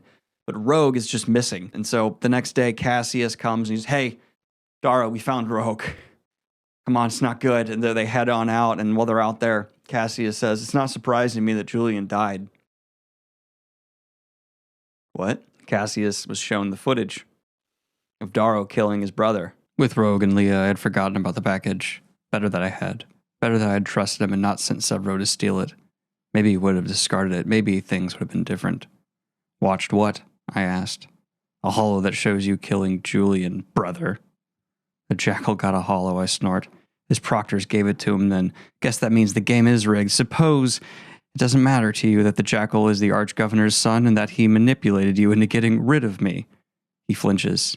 Didn't know the Jackal was his son, eh? I reckon you'd recognize him if you saw him, and that's why he sent Lilith. I wouldn't recognize him. I never met the bastard Spawn. He kept him hidden from us before the Institute, and my family kept me from him after. His voice fades as his eyes sink into a distant memory. We can beat him together, Cassius. We needn't be divided. Because you killed my brother, he spits. There is no we. You feckless Quim, get off your gory damn horse. I dismount, and Cassius throws me one of the ion swords. I stand facing my friend in the mud. No one to watch but the crows and the moons and the proctors. My sling blade is on the saddle. It at least has a curve, but it's useless against an ion blade. Cassius is going to kill me. I didn't have a choice, I tell him. I hope you know that. You will rot in hell, you manipulative son of a bitch, he cries. You allowed me to call you brother, so what would you have had me do? Should I have let Julian kill me in the passage? Would you? That freezes him. It's how you killed him. He's quiet for a moment. We come as princes, and this school is supposed to teach us how to become beasts, but you came a beast. I laugh bitterly. And what were you when you ripped apart Titus? I was not like you, Cassius shouts. I let you kill him, Cassius, so the house wouldn't remember that a dozen boys took a good long piss on your face. So don't treat me as though I'm some monster. You are, he sneers. Oh, shut your goddamn gob and let's just cut to it, you hypocrite. The duel is not long. I've been practicing with him for months. He has played at duels his entire life. The blades echo across the morning river. Snow falls, mud sticks and sloshes. We pant, breath billows. My arms rattle as the blades clang and scrape. I'm faster than him, more fluid. Almost get his thigh, but he knows the mathematics of the game. With a little flick of his wrist to move my sword sideways, he steps in and drives his ion blade through my armor into my belly. It should cauterize instantly and destroy the nerves, leaving me damaged, though alive. But he has the ion charge off, so I only feel a horrible tightness as alien metal slides into my body and warmth gushes out. I forget to breathe, then I gasp. My body shivers, hugs the sword. I smell Cassius's neck. He's close. Close as when he used to cup my head and call me brother. His hair is oily. Dignity leaves me, and I begin to whimper like a dog. Throbbing pain blossoms, begins like a pressure. A fullness of metal in my stomach becomes an aching horror. I shudder for breath, gulp at them. Can't breathe. It's like a black hole in my gut. I fall back, moaning. There is pain, that is one thing. This is different. It is terror and fear. My body knows this is how life ends. Then the sword is gone, and the misery begins. Cassius leaves me bleeding and sniveling in the mud. Everything that I am goes away, and I am a slave to my body. I cry. I become a child again. I curl around the wound. Oh God, this is horrible. I don't understand the pain. It consumes me. I am no man. I am a child. Let me die faster. I sink in the cold, cold mud. I shiver and weep. I can't help it. My body does things. It betrays me. The metal went through my guts. My blood goes out. With it, Dancer's hopes. My father's sacrifice, Eo's dream. I can hardly think of them. The mud is dark and cold. This hurts so much. Io, I miss her. I miss home. What was her second gift? I never found out. Her sister never told me. Now I know pain. Nothing's worth this. Nothing. Let me be a slave again. Let me see Io. Let me die. Just not this. Darrow does not die left in the cold, and instead an observer pulls him into her hideout. Mustang. He let her live, so she takes him in. And for weeks is nursing him back to health in her cave, hearing him cry out to Io in her sleep, just a fevered nightmare until he's finally regaining his coherence. Essentially, he ends up spending a winter with Mustang in the caves, and they got sparks, steamy sparks. That sounds like a porn name, but you know what I mean, chemistry. But every time Darrow's about to do something, he remembers Io, and he's too traumatized, despite it being nearly a year, I think, at this point. He can't bring himself to do it, and so he's just getting along with her great. But then as they continue on, he learns that Mustang is super smart. She actually got the title of Primus among her people by basically doing like a trick with the flags by letting someone steal and recapture and like points ranked up. She's a COD lobby rigger. I don't know, was there like a gamer term for someone like that? Smart as hell. And then a very important conversation happens between Mustang and Darrow. Mustang actually demonstrates a bit of her personal philosophy. to Darrow about how she thinks they could be stronger, better, faster. And this is a real world, actual like development of leadership that happened through history. And it's part of the reason why Napoleon became such a monster on the battlefield, because she tells Darrow to hold a stick and he does, and she can't pull it from him. She's like, great, you can do that one thing really well because your brain's telling your hand to do it. Now, do multiple things with your hand. And Darrow, being a dexterous hell diver who actually had to do like that his whole life, does. And she's like, okay, fuck you, you freak, but I couldn't do that. Normal people couldn't do that. And what she's trying to say is, imagine if we developed a system where your hand had a brain that obeyed your main brain but worked independently. And this is actually how Napoleon operated his battlefields. He would give way more command to his out in the field officers to do things so that they could do these like proto blitzkrieg style tactics. They'd have cavalry and artillery of their own moving around, and they could just outmaneuver any force they came across. Fantastic. And she's talking about implementing this though on like a societal level, and talking about how, you know, you could have this authority more distributed, and it's completely antithetical to this fear of not being in power and fear of not having total control that the games are trying to instill in its players. And Darrow's going, holy shit, EO would super agree with you. Oh, she really would like what you're saying. You're kind of living exactly what EO was preaching. If I could earn the voluntary allegiance of the slaves, the army created would look nothing like the society. It would be better. Like if the Reds of Lycos thought they could actually win the laurel, then they would be so much more productive. Or if a praetor on board his star cruiser could utilize not only his own genius, but that of his crew of blues. Mustang's strategy is EO's dream. It's like an electric shock jolts through me. Yeah. She is a lot like what EO really wanted to be. And if there is ever a thing where it's like, oh, love interest trajectory set, here, match, launch! But then Mustang starts getting sick. She's got a fever, and they're out in the woods surviving off the land without medicine. And so Darrow is having to balance between leaving her to go get food and also taking care of her, desperate for meds. And while she's sick, Darrow's out getting food, and some men even find their cave, and he comes back to them like sitting on Mustang while they're going through their supplies. And Darrow comes back into the cave and just brutalizes these guys, and he's going to kill them until Mustang says, stop. Sick. Don't. And Darrow's, they'll figure out, they'll get free, they'll tell people where we're at. We can move, I'm strong. No, you're not strong enough. And so he ties him up, leaves him in the snow, and that night when Mustang falls asleep, he's going to go out and kill them, and she's just, oh.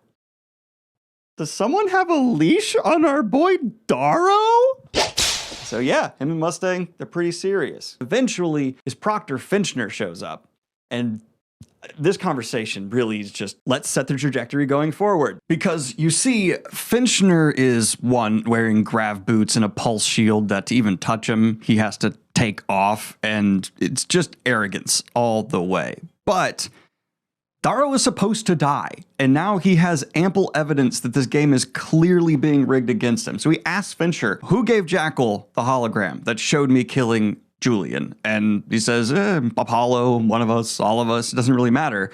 But it turns out Jupiter and Apollo are especially gunning for Darrow because, yeah, flat out, Fincher can't really deny it. The Archgovernor's son is supposed to win. Archgovernor Nero Augustus did everything he can to guarantee that. They can't make the cheating too overt because, one, there's rings that obviously fought for earlier, and they're actually nanocams that are on a half-day delay before the footage goes out, but do keep track of things that are occurring, and there's only so much you can edit before cheating just becomes overly apparent. But Finchner is a kind proctor, and they're actually having a little bit of chemistry, and he tells Darrow, like, man, you actually have an offer of apprenticeship from the Sword of Mars, a very important person in Gold Society. Why don't you take it? To which Darrow's like, how do I take down House Apollo and House Jupiter? Because if I take out their houses, those proctors have to leave, so they won't be screwing with me anymore. And Fincher's, you're going to turn down this apprenticeship most people would kill for. Darrow's, yep, abso-goddamn-lutely. And you've been a terrible proctor, and you owe me medicine to take care of Mustang. And after a little bit of just Fincher being annoyed with, but kind of respecting Darrow, he ends up giving him that and a package from an anonymous benefactor who is giving him his Pegasus medallion back. But one of my favorite details from this encounter with Finchner, beyond just the kind of subtle chemistry they're building, is he does specifically say he wants this revenge not just for Io, but also his friends Rogue and Leah have now died due to the Archgovernor's intervening and, by extension, Jupiter and Apollo's actions. And so he's gunning for them all. We are going to the tippy top of the A-list. He's a candidate who not only has to play 2 games at once, but is now going to be gunning for the motherfucking Proctors, who are wearing invincibility shields and have grav boots with gold armor. Good luck, Darbear. You know how this was supposed to be a battle of the strongest or the people who could become the strongest? All of Nero Augustus's speech at the beginning about how, rising from savagery and ascendancy to... It's lies. It's bullshit. You know what's consistently true for all societies? Those with power and wealth using it to benefit themselves and their families. That's what's true. And it's Red Rising. It's in the name. Red Rising. Ah! Administering the medicine a week later, him and Mustang are ready to make their return to the game. Without a house, they're resorting to guerrilla warfare. And they also want to break the system that has set everything up so far by setting slaves free and having them join them as oath breakers, rejects, essentially taking what Severo's been doing and stealing it. I'm just putting it out there. They run into their first group, beat them down, get them to their side, continue forward, and they grow their numbers. But Darrow knows he needs to make his return known, and he needs to make it impactful and set the tone. And so he goes to one of Mars's forts. Now, by this point, houses have multiple forts. Some houses have been crushed, and this is just one of Mars's forts. Except it's got a lot of people that were loyal to Minerva in it, Mustangs. And so he's able to go past some of the slaves and be like, hey, I'm with Mustang. And the slaves, looking for any excuse not to set the alarm, are like, well, then you're with the people who I don't need to worry about. And Darrow's able to go in and start freeing some slaves. Like, Pax, our big boy! Big stuff, you're coming with me. I love when we get a big boy! Big boys are the best! I like big boys. They are breaking chains. But once he breaks into this fort, though, he decides to take a bunch of the slaves, depleting their numbers, but also he's carving his symbol everywhere. He goes to Cassius's, quote, seat and puts a skull right there, marking him. And then off into the lands, drop the match, his symbol burning in the night.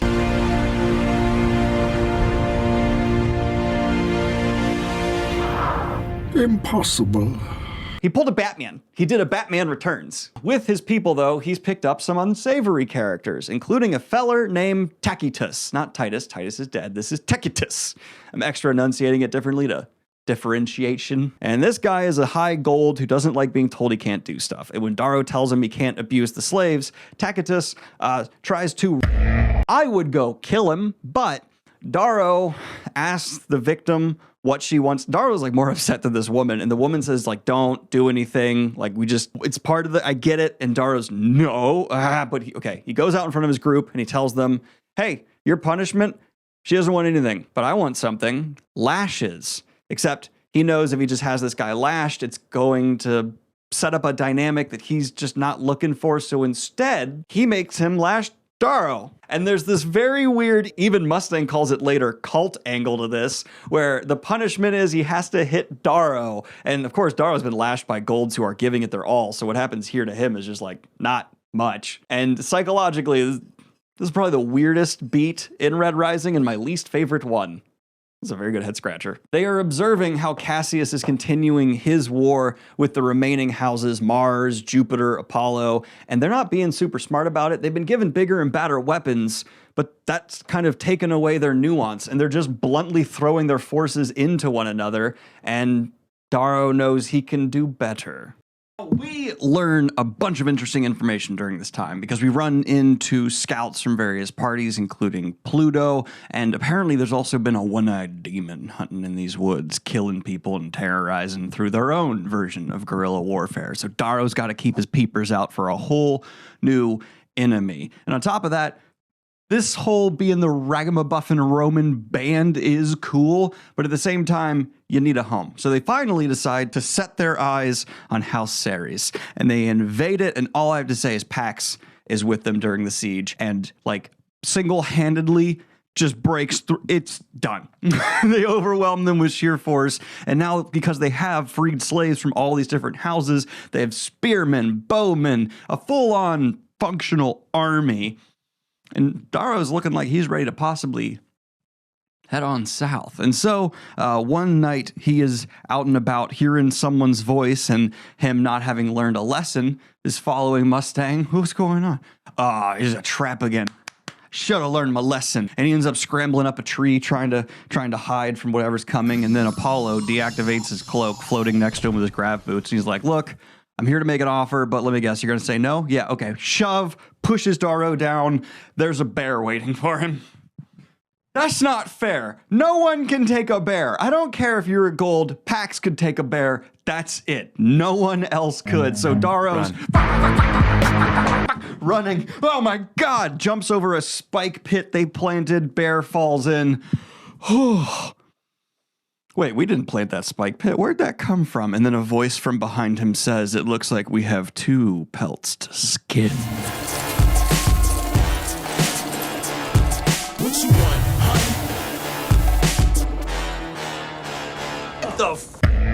You guys are still alive? Oh my God, Severo, high five. Wait, you have one eye now? You're the one-eyed demon. Hop in the car, Evil Knievel. And it turns out Severo, he's been having his own adventure journey. B-plot could be its own book, because he tried to sneak south and do a plan he even mentioned before, which is just assassinating the Heckle. Because of course, when Cassius took over, Severo was like, and left with his howlers, saw the signal, now he's back, lost his eye trying to assassinate the Jackal, and he sees Darrow and he's like, I love you. Darrow says, I love you too with his eyes, and they're back together. Things are looking good to move on south, even though the Proctors are now just overtly trying to kill Darrow. But what else is there to do if you know the referees themselves are working against you than to move quickly? And so Darrow takes all of his forces and begins his march south toward Apollo's main fortifications, because, hey, if that's the one who's wanting to lead the charge against you, cut their throat first. On the way down, though, Severo unveils some additional information about the Jackal he learned while trying to assassinate him in the mountains. Apparently, the Jackal almost lost week 1. He tried to overwhelm House Pluto, but House Pluto managed to get the upper hand with some weapons they had in a forge. And to avoid being captured and taken slave, the Jackal set off bombs in caves that killed 10 of his own people and trapped them below the earth. And to survive the days buried before they were able to get their way out, they resorted to cannibalism. And this is supposed to sound really badass. Kinda does. Also makes me think the Jackal's wildly incompetent. I know, like, oh, it was his only way out. It's scary. And it is. Cannibalism is scary. But at the same time, you couldn't have done better than that, bro. After this story is told, a voice begins talking down from above, and Apollo himself descends and begins mouthing off to Darrow and his people, knowing he's not going to convince Darrow. Instead, he starts talking to his teammates. But before he can even really start with his BS, Severo gets up and starts walking away, and Apollo, where are you going? And Severo goes, to take a piss. Would you rather I do it here in front of you? And Apollo's, no. Okay, that took the wind out of my sails. He specifically starts taking the angle that none of them are going to be offered apprenticeships because the only one here who's impressive is Darrow. And so by following him, they're becoming nothing more than minions. And of course, he's only able to say this because the other proctors are watching and they've cast a shield that prevents the Ring's broadcast from going out. It's all going to be censored. To which Darrow says, you know, I actually really like those interferences you're able to do. Because not only do they stop everything you're saying in here from going out, but they stop everything out there from coming in here. Severo did probably have to pee, but also, turns out Apollo's fortifications had a fundamental flaw they were able to learn about, where the latrines have extra large tunnels. And do you remember how Severo and his howlers were willing to climb out of dead horses? House Apollo is attacked from the inside as the howlers start spilling out of their toilets. And then Darrow and his people charge the ramparts, just completely overwhelming them and fighting alongside fucking Pax. Darrow is a force of nature. Mustang leads her people in, and it's just chaos. And at the end of crushing Apollo's main fortification, they take his banner, his people are ruined, and they're able to just basically tell him to piss right off. Jupiter, you're next. And oh, the reign of the Supreme. My men in the towers howl as they sprint and jump down from their perches to join the battle. Streaming in the plaza from all angles, their stained wolf cloaks reek. The cobblestones between my band and Apollo's lie thick with ankle-high drifts of snow. Proctors glint in the air above, waiting for the pulse spear to make short work of my army. Take their Primus, Mustang whispers in my ear. She points to the tall hardy boy and smacks my butt. Claim him. 20 meters, and stop, Pax. He nods at my command. The Primus is mine. I roar to my army and to theirs. Novas, you gory whore, you are mine. You piss-eating snail, you foul piece of shit. As the tall, mad invader with the sling blade screams at their Primus, Apollo's forces shrink instinctively away. Enslave the rest, I howl. Then Pax and I charge. The rest stream after, trying to catch my heels. I let Pax overtake me. He's screaming with his war axe and charging at Novus and his band of bodyguards, heavily armored boys and girls with crimson handprints in their helmets. They lead the charge of the enemy host, going straight at Pax, lowering their spears to stop his mad charge. These are the tall sort, the dashing killers, who have long since grown too arrogant to understand they are in danger or to feel fear as they make plans to meet Pax in arms. Then Pax stops.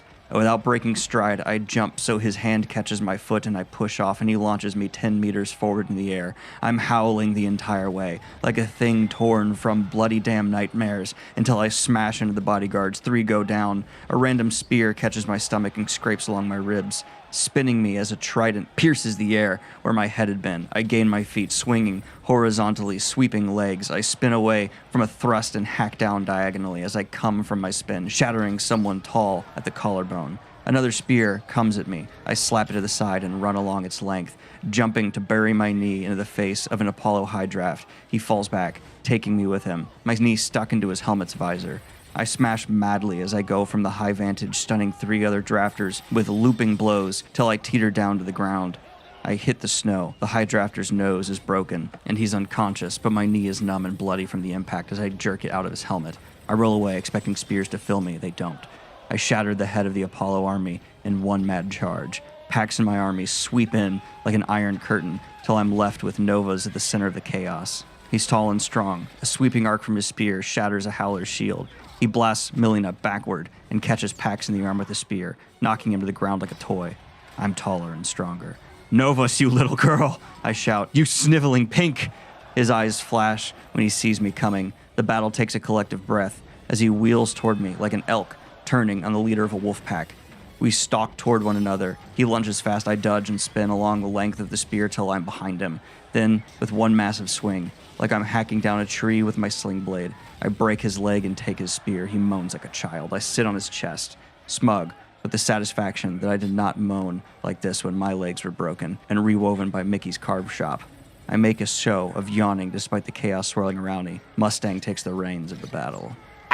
Hail to the mother chief. It's very that mentality. They have celebrating and insulting, and they've crushed House Apollo. And if your house loses, that Proctor out. And so what remains is Mars, Jupiter, and the Jackal. After they crush House Apollo, they're staying in the fort that was Apollo's fort, and Finchner once again comes to visit Darrow. And Darrow, seeing how worried Finchner is for the safety of everything going on and the offers and the apprenticeships, goes, "You're Severo's dad, aren't you?"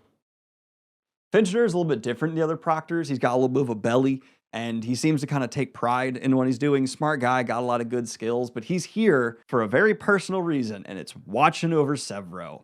Because his son, he knows, is smaller, and Darrow, he likes Darrow because he's made Severo finally take up his own purpose. Darrow believed in Severo and gave him a shot, and so Finchner went from being a proctor who was just there to the proctor who cares. You know, at the end of this conversation, Darrow and Finchner shake hands, and he's like, "Thank you, Finchner." And there's been an interesting thing where if you touch one of the proctors, usually their like energy shields just bounce you off, but if they want to touch you, they turn them off, and then you can actually touch the proctor. And Finchner's feeling that Darrow's not letting go of his hand, and Darrow's like, "Hey, Yeah, your son and I are best buds. Real sorry about this, though. And he takes Finchner's face and just whack! Beats the shit out of him, ties him up, leaves him in the basement. Took out his own proctor. Why? You'll see. Interestingly, strategically, Juniper has launched most of its forces to go attack the main Mars headquarters. And they're across, and this allows Darrow and his forces to attack the main Jupiter base. Huzzah! They surround it, they're starving it out, and pretty soon someone comes out from inside and goes, "Hi, we give up. So sorry." The word is not surrender, it's hunger. My man, we're hungry. We give in. And so Darrow takes his forces into the fort, looking around like, okay, I do not trust that. Where's the jackal? Where be the Jackie? Okay, we got the fort. Everyone, celebrate, drink heavily, get drunk. Everyone get super duper duper drunk. And the main guy he sits across from, he's, "Hey man, thanks for surrendering. Why don't you tell me your story? Let's get along." And they're just talking back and forth. And he sets up a fake fight with Pax where he ends up barking at Pax like, Go on scouting and patrol. God, Pax, you suck. You're so annoying. Go. And Pax goes off and is starting to look for, okay, what's laying an ambush for us here? And while Darrow's talking to this guy, Mustang comes in and says, "Hey, Darrow, can I talk with you?" And Darrow's like, "No, go find Pax. I really got to talk with you. Go find Pax." And he keeps working with this guy who surrendered to him, who's totally not the jackal. And then in the middle of their... well, let's read it. I look up at him. His eyes are different. Dead. Quiet. Ah, there's one. He jerks back his hand. He is fast. I am faster. I blur my dagger through his hand, pinning it to the table. His mouth gasps open at the pain. Some weird sort of feral exhaustion hisses from his mouth as he jerks at the dagger, but I am bigger than him, and I drove the dagger 4 inches into the table. I hammer it down with a flagon. He can't pull it out. I lean back and watch him try. There's something primal to his internalized frenzied panic, then something decidedly human in his recovery, which seems more brutally cold than any act of violence. He calms himself faster than anyone I've ever seen. It takes a breath, maybe 3, and he leans back in his chair, as though we are at drinks. "Well, shit," he says tightly. "I thought we should become better acquainted," I say. I point to myself. "Jackal, I am Reaper." "You've the better name," he replies. He takes a breath. Another. "How long have you known?" "That you were the Jackal? A hopeful guess. That you were up to no good? Before I entered the castle. No one surrenders without a fight. One of your rings didn't fit. And hide your hand next time." Insecure sobs always hide or fiddle with their hands. But really, you had no chance. The proctors knew I was coming here. They thought to make it a trap and ruin me by telling you I was coming. So you would sneak in here, try to catch me with my pants down. Their mistake. Your mistake. He watches me, wincing as he turns to look at my sober-as-day soldiers rising from the ground. Nearly 50 of them. I wanted them to see the ruse. Ha! The jackal sighs as he realizes how futile his trap has become. "My soldiers? Which ones? The ones that were with you or the ones you hid in the castle? Maybe in the cellars, maybe beneath the floor, in a tunnel. I don't wager their smiles and giggles right now, man. Pax is a beast, and Mustang will be helping him just in case. So that's why you sent her away." And so she wouldn't accidentally ask why we were pretending to be drunk on grape juice. "Pax will have found their hiding place. Thunder still rolls. I hope the jackal sank a large size of his force into his ambush. If he didn't, it'll be a hassle, because if he has Jupiter's castle, he probably has Jupiter's army, which has Juno and much of Vulcan, and soon Mars's, but I have him here. The jackal is pinned, bleeding, and surrounded by my army. His ambush undone. He has lost, but he is not hopeless. He is no longer Lucian. It's almost like his hand isn't impaled. His voice doesn't waver. He is not angry. Just piss in your boots, scary. He reminds me of me before I go into a rage, quiet, unhurried. I wanted my soldiers to see him squirm. He doesn't. So I tell them to leave. Only the 10 howlers, old and new, stay. "If we're to have a conversation, please take this dagger out of my hand," the jackal says to me. Believe it or not, it hurts. He's not as playful as his words suggest. Despite his resolve, his face is pale and his body has begun to tremble from shock. I smile. "Where's the rest of your army? Where's that girl? Lilith? She owes my friend and I. Let me go. I'll give you her head on a platter if you want. If you lend me an apple, I'll put that in her mouth so she looks like a pig at feast. Your choice. There. Now that's you got your name, isn't it?" I say with mocking applause. The jackal clicks his tongue regrettably. Lilith liked the sound of it. It's stuck. That's why I put the apple in her mouth. Wish I could have something more regal than jackal. But reputations tend to make themselves. he announced to Severo, like the little goblin there, and his toadstools. What do you mean, toadstools? Thistle asks. That's what we call you, toadstools for Reaper, and goblin to squat on. But if you would like a better name beyond this little game, you need simply kill Big Nasty Reaper here. Don't stun him, kill him, drive a sword into his spine, and you can become imperators, governors, whatever. Father will be happy to oblige. Very simple stuff, quid pro quo. Severo pulled out his knives and glares at the howlers. Not so simple. Thistle doesn't move. Worth a try, the jackal sighs. I confess, I'm a politico, not a fighter, so if we're to converse, you must say something, Reaper. You look like a statue. I don't speak statue. His charisma is cold, calculating. Do you really eat your own house members? After months in darkness, you eat whatever your mouth finds, even if it's still moving. It isn't very impressive, really. Less human than I would have liked. Very much like animals. And anyone would have done it. But dredging up my foul memories is no way to negotiate. We aren't negotiating. Humans are always negotiating. That's what conversation is. Someone has something, knows something, someone wants something. His smile is pleasant, but his eyes, there is something wrong with them. A different soul seems to have filled his body. I have seen actors, but this is different. It is as though he is reasonable to the point of it's human. I'll have my father give you whatever you like, a fleet, an army of pinks to screw, crows to conquer with, whatever. You'll have prime placement if I win this little year of schooling. If you win, there's still more schooling, still more tests, more hardships. I hear your family is dead and poor. It will be difficult for you to rise on your own. Almost forgot, I had a fake family. I will make my own laurels. Reaper, Reaper, Reaper. You think this is the end of the line? He makes a clicking sound of disgust with his tongue. Negative, negative, good man. But if you let me go, then hardship. He makes a brushing motion with his free hand. Gone. My father will become your patron. Hello, command. Hello, fame. Hello, power. Just say goodbye to this. He gestures to the knife. And let your future begin. We were enemies as children, now let us be allies as men. You're the sword, I'm the pen. Dancer would want me to accept the offer. It would guarantee my survival, guarantee my meteoric rise. I would be inside the halls of the Archgovernor's mansion. I would be near the man who killed Io. Oh, I want to accept. But then I would have to let the proctors beat me. I'd have to let this little whore fart win, and let his father smile and feel pride. I'd have to watch that smug smile spread across his bloody damn face. Slag that. They'll feel pain. The door opens and Pax ducks into the room. His smile splits his face. Gory fine night, Reaper, he laughs. Caught the little turds in the well. 50 seems. They had long tunnels down there like rats. Must be how they took the castle. He slams the door and sits on the edge of the table to gnaw on a piece of leftover meat. It was wet work. We let them come up, and it was dandy fine carnage, I tell you. Dandy fine. Helga would have loved it. They're all our slaves now. Mustang is making them as we speak. But oh, she's in an odd mood. He spits out a bone. Ah, this him then? That jackal? He looks pale as a red's ass. He peers closer. Shit, you nailed him down. I think you've taken bigger shits than him, Pax, Severo adds. Prime have. More colorful ones, too. He's drab as a brown. Guard your tongue, the jackal tells Pax. It may not always be there. Neither will your prick if you keep sassing. It is as small as you, Pax booms. The jackal does not like being mocked. He stares silently at Pax before flicking his eyes back to me, as a serpent might flick its tongue. Did you know the patrons are helping you? I ask. That they've tried to kill me? Of course, he says with a shrug. My bounties are above average. And you don't mind cheating, I ask? Cheat or be cheated, no? Familiar. Well, they're not helping you anymore. It's too late for that. Now it's time to help yourself. I stab another knife down into the table. He knows what it's for. I once heard that if a jackal becomes trapped, it will chew off its own leg to free itself. A knife might be easier than using teeth. He laughs. His laugh is quick and short, like a bark. So if I cut off my hand, I can leave? Is that really it?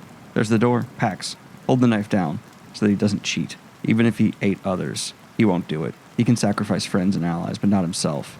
He will fail this test. He is an all-right. He has no one to fear. He is small, he is weak, he is just like his father. I find his Pluto ring in his boot and put it around my finger, so his drafters and father can watch their pride and joy give up. They will know I am better. The proctors may be nudging me, but I still have to earn it, Darrow. We're waiting. He sighs. I told you, I am something different than you. A hand is a peasant's tool. A gold's tool is his mind. Were you of better breed, you may have realized that sacrifice means so very little to me. Then he starts to cut. Tears stream down his face as the blood first wells.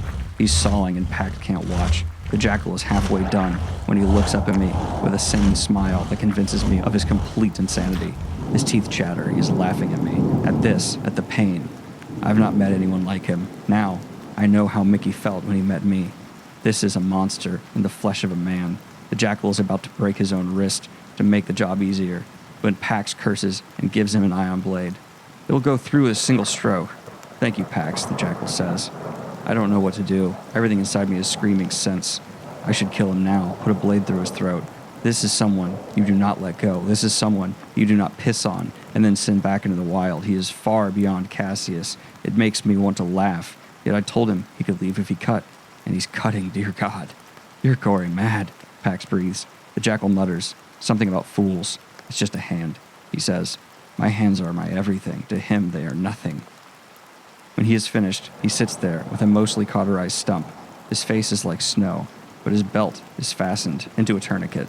There's a shared moment between us where he knows I am not going to let him leave. Then I see a distortion move through the open window. The proctors come as I hope, but I am distracted, unprepared. And when I see a small sonic detonator clatter to the table and the jackal grab it with his one hand, I know I've made such a mistake. I gave the proctors time to help. Everything slows, yet I can only watch. With the same hand that holds the tiny detonator, the jackal lashes upward with Pax's ion blade. He sticks the blade into my big friend's throat. I shout and lunge forward, just as jackal presses the detonator's button. A sonic blast rips out of the device, throwing me across the room. The howlers slam into the walls. Pax flips into the door. Cups, food, chairs scatter like rice in the wind.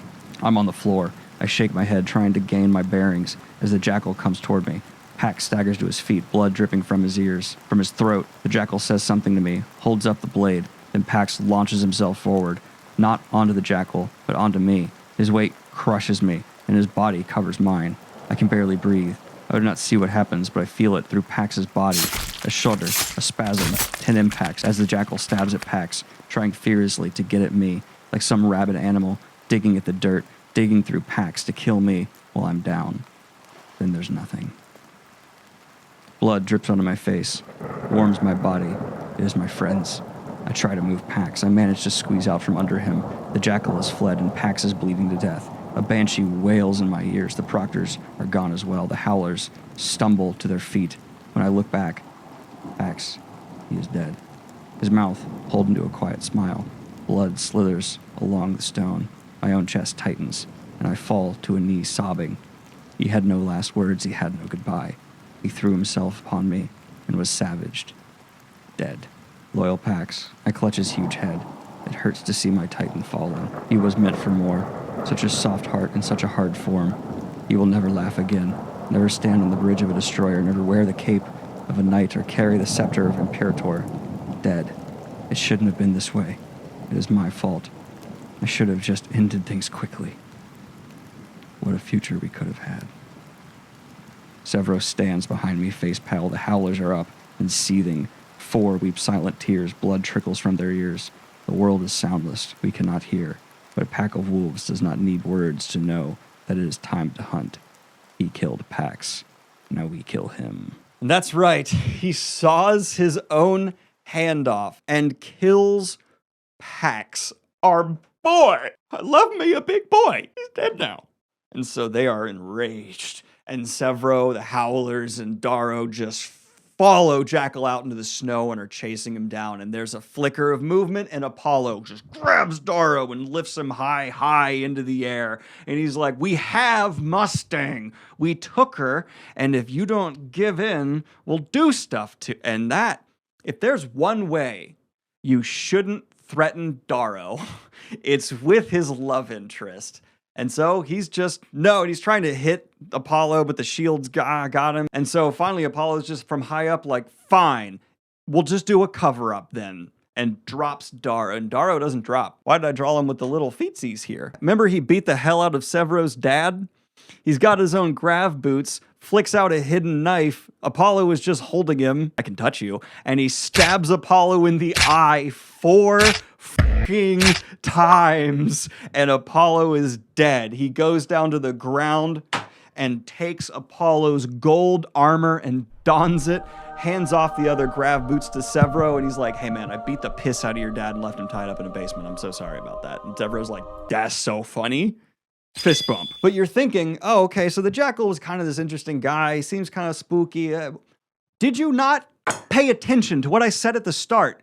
Darrow's not just playing their game. And yeah, if he went after the Jackal, he's not going to win this game. They need to shoot higher. So why doesn't Darrow the Reaper and his Howlers take Mount Olympus and show the world that there has been corruption and that they've been editing the footage that's delayed to not show that the Jackal's been given an unfair edge? And so with Severo wearing one pair of grav boots and Darrow another, they link belts with as many people as the grav boots can carry and fly up to Mount Olympus, hand off the grav boots to keep bringing up more forces. And this is what Darrow and Mustang have built. That's right, Mustang was kind of just quietly kidnapped off screen. They have gotten loyalists to the point where it's like, hey y'all, the game's broken, but we freed you as slaves. Let's break the game for all.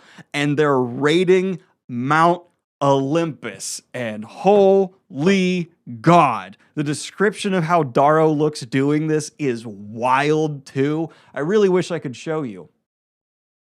I'm gonna. It's time for the climax board. For those of you who haven't watched my other summaries, I have my come here board, my climax board.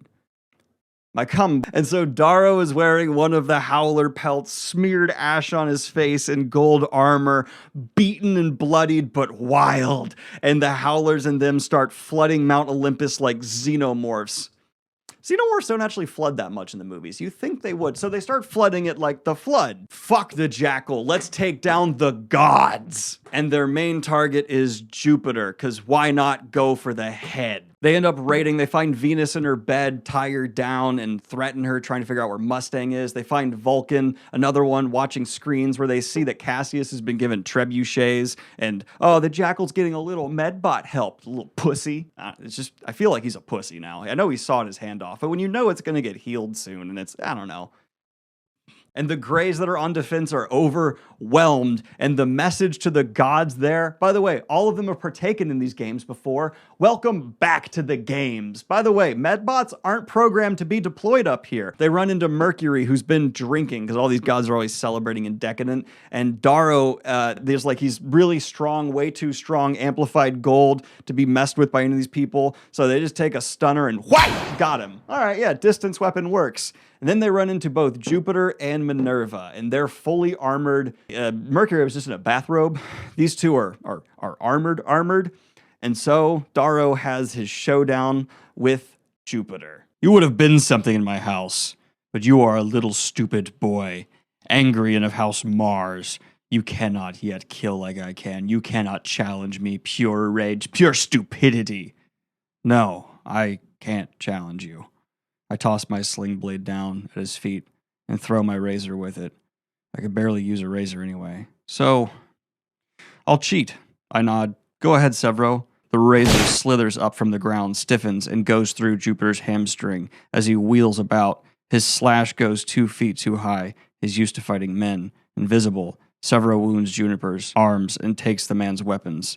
The recoil armor flows into the wound to stop the bleeding, but the tendons will need real work. When Jupiter is silent, Severo winks off Apollo's ghost cloak. We take Jupiter's weapon. His armor wouldn't have fit anyone except Pax. Poor Pax. He would have looked dashing in all this finery. We drag Jupiter back up the slope. Inside the tide, the battlefield has shifted.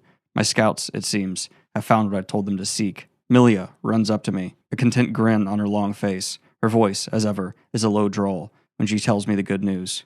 We found the armory. And I adore that Severo did that so much. It's beautiful. That is art. Mwah! And so he finds Mustang actually drugged in a room and wakes her up and finally kisses her. And they consider making love. Like, bow chicka wow wow. You know what I'm saying? This is a good feeling right now. We just took down the gods. Do you want to period end exclamation point that with some coity? No? Do me a favor. Visualize your most adventurous sexual experience. It's probably a bad time. So they don't, but like it's in the air. And at this point, Finchner comes on up and ends up asking Darrow, like, what drives you? And I'll read this. 3 things are not finished. Here's what's what. I'll tell you what they are if you answer my question. What drives you? He sighs. The first thing, good man, is Cassius. He will simply have to duel you until one of you little sods kneels over and dies. I was afraid of that. I answer Finchner's question. I tell him the jackal wanted to know the same thing. What drives me? The right-off answer is rage. From point to point, it is rage. If something happens, and if I was not anticipating it, I react like an animal with violence. But the deep spine answer is love. Love drives me. So I must lie a bit to him. My mother had a dream that I could be greater than anyone in my family, greater than the name Andromedas. The name of my father, fake family, point's still the same. I am not a Bellona, not an Augustus, not an Octavia Alun. I smile wickedly, something he'd appreciate. But I want to be able to stand above them and piss on their glory damn heads. Finchner likes that. He always wanted the same, but he found that without the pedigree, merit takes you only so far. That frustration is his condition. The second thing that is not finished is this. Finchner waves his hand about. I got the crust of this deal. He's making no revelation. I killed a proctor. I have evidence that the arch-governor bribed others, threatened more, so that his child could win. Nepotism, manipulation of the sacred school. This is not idle news. It will shatter something, perhaps even remove the arch-governor from office. Charges, punishment, the drafters will want blood. And the arch-governor will want yours. This will embarrass him, and potentially make room for a Bellona arch-governor, maybe Cassius's father. Finchner asked me why I trust the soldiers in my army, who are slaves. They trust me because they've seen how they would have done in all of this had I not come along. You think they want the jackal as their master? Good, Finchner says. You trust them all. Splendid. Then there is no third complication. My mistake. I press him for what he means, so he sighs and relents. Oh, only that you sent Mustang and half the army to deal with the jackal. And? It's really nothing. You trust her. No, tell me, what do you mean? Well, fine. If you must know. If there's simply no other way of going about it, she's the jackal's twin sister. You gotta be fucking kidding me. Yeah. You didn't think the jackal wasn't going to come back into play at all, did you? And so Darrow, desperate, frantic, oh my God, I was played for an entire winter, gets his troops the best he can and flees back down to the Martian fort. And his forces just overwhelm it. And so many people there just surrender. Darrow, we love you, dog. We don't want Cassius. And he goes in and finds Cassius alone in his planning throne room. And Cassius just, I am sorry for Julian, I tell him. His hair is golden curls, but matted with grit and grease. Fleas make their home there. He is still beautiful, still more handsome than I will ever be. But I am the greater man. The spark in his eye is cooled. Time and space away from this place are what his soul needs. Months of siege, months of anger and defeat, months of loss and guilt have drained him of all that makes him Cassius. What a poor soul. I feel sorry for him. I almost laugh. After he put his sword in my belly, I pity him. He has never lost a battle. He alone, of all the Primuses, can say that. Yet he takes the badge and flips it to me. You've won. But was it worth it? Cassius asks. Yes, no hesitation, he nods. That's the difference between you and me. He sets the standard and his sword down and walks closer to me so I can smell the stink of his breath. I think he's going to hug me. I want to hug him, to apologize, to beg his forgiveness. Then he pulls open a scab on his knuckle, sucks the blood from it, and spits it in my face, startling me. This is a blood feud, he hisses in high lingo. If ever again we meet, you are mine or I am yours. If ever again we draw breath in the same room, one breath shall cease. Hear me now, you wretched worm. We are devils to one another, till one rots in hell. It is a formal, cold declaration that requires one thing of me. I nod, and he leaves. I stand trembling for a moment after he's gone. My heart thuds in my chest. So much pain. I had thought it would be over. But not all scars heal. Not all sins are forgiven. I take the Mars flag and pin the Primus badge to myself. I watch the map on the wall. My sling blade banner flutters over every castle there. My men secured the rest as Tectus makes ready Olympus for Mustang's assault. Now those castles belong to me, not to the wolf of House Mars. My sling blade looks like an L of Lambda. My clan, the place where my brother, my sister, my uncle, my mothers, my friends still toil. They feel a world apart. Yet their symbol, a symbol of our rebellion, a working tool made into a weapon of war, flies over all the houses of the Arite except one, Pluto. I leave the castle through the spire. I am a red helldiver of Lycos. I am Gold Primus of House Mars, and I am going to my last battle in this bloody damn valley. After that, the real war begins. Darrow prepares for Mustang's assault, and she's spotted. Hold! I call to Severo and his howlers. They echo the command as Mustang approaches, carrying something odd. Low, Reaper, Mustang calls to me. I wait for her to land. Her boots bring her quickly to the ground. Low Mustang. So, Milia says you figured it out. She looks around with a curious smile. This must all be for me then. Of course, I'm confused. Thought there might be a scuffle between Augustus and Andromedus. No scuffle this time. I brought you a gift. May I present my brother, Adriusau Augustus, the jackal of the mountains, and his standard. And he's... She looks at me with a hard smile as she realized I thought she betrayed me. Disarmed. She drops the jackal, bound, gagged, and naked. Bugger my gory balls, Tactus hisses. I have won. And yeah, Mustang actually did betray her brother because you gotta remember the politics. She sides with Darrow. There's an interesting beat, though, where Severo was sent off to do some Final Cut Pro editing. For this amount of footage editing, I would guess he's going to charge Darrow about $5,000 to $6,000. Seems like a reasonable rate. I hope Darrow's got the cash. But he specifically says, like, Darrow and Apollo's fight. I lost the audio at the end. And why would that be? Remember how Darrow said bloody damn? Severo heard that. Severo's a gold, and Severo covered for him. But this means the game is officially over. And actually, Mustang was the one who took down the jackal and won it. So, badass. And here we see the end of the Red Rising. When all is said and done, Director Clintus pins some badge on me. She winks, touches my shoulder, then we disperse. Just like that, the game is through. We are told dropships are inbound for our departure to our own homes, where parents wait to give their approval or disown disappointing sons and daughters. Just like that. Until then, we mill about, feeling foolish, and all our accumulated armor, all our weaponry that now means so little. I look at my sling blade and wonder how useless it has just become. It's as though we're supposed to congratulate one another, cheer or something, but there's only silence, a hollow silence for victors and losers all. I am empty. What do I do now? There was always a fear, always a concern, always a reason to hoard weapons and food, always a quest for trial. Now, nothing. Just the wind sweeping over the battlefield. An empty battlefield, filled only with the echoes of things lost and learned, friends, lessons. Soon it will be a memory. I feel like a lover has died. I yearn to cry, feel hollow, adrift. I look for Mustang. Will she still care for me? And then, Arch-Governor Augustus suddenly takes me by the elbow and leads me away from the other stunned youth. I am a busy man, Reaper, he says, mocking the word. So I'll be direct. You have created complications in my life. His touch makes me want to scream. His thin mouth emotes nothing. His nose is straight, his eyes contemptuous, and made from the embers of a dying sun. So peerless, yet he is not beautiful. His is a face carved from granite, deep cheeks, manly, tough skin, not burnished like that of the fools on the HC or the pixies who gallivant around the nightclubs. He reeks of power, like Pink's reeks of perfume. I want to make his face look like a broken puzzle. Yes, is all I say. He does not smirk or smile. My wife is a beggar. She pleaded with me to help our son win. Wait, he had help? I ask. His mouth slides into a soft line, a sort reserved for simple amusement. I am assuming you are not sharing my involvement with others.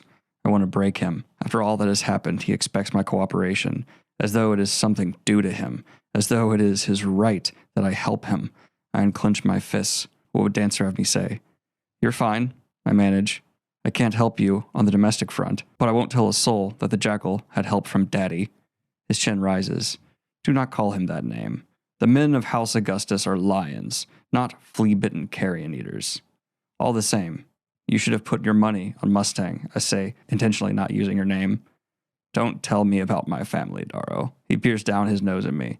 Now, the question is how much you want for your silence. I accept no gifts, owe no man. So, you'll be taken care of. On one condition. I stay away from your daughter? No! He laughs sharply, surprising me. The foolish families worry over blood. I care nothing for purity of family or ancestry. That is a vain thing.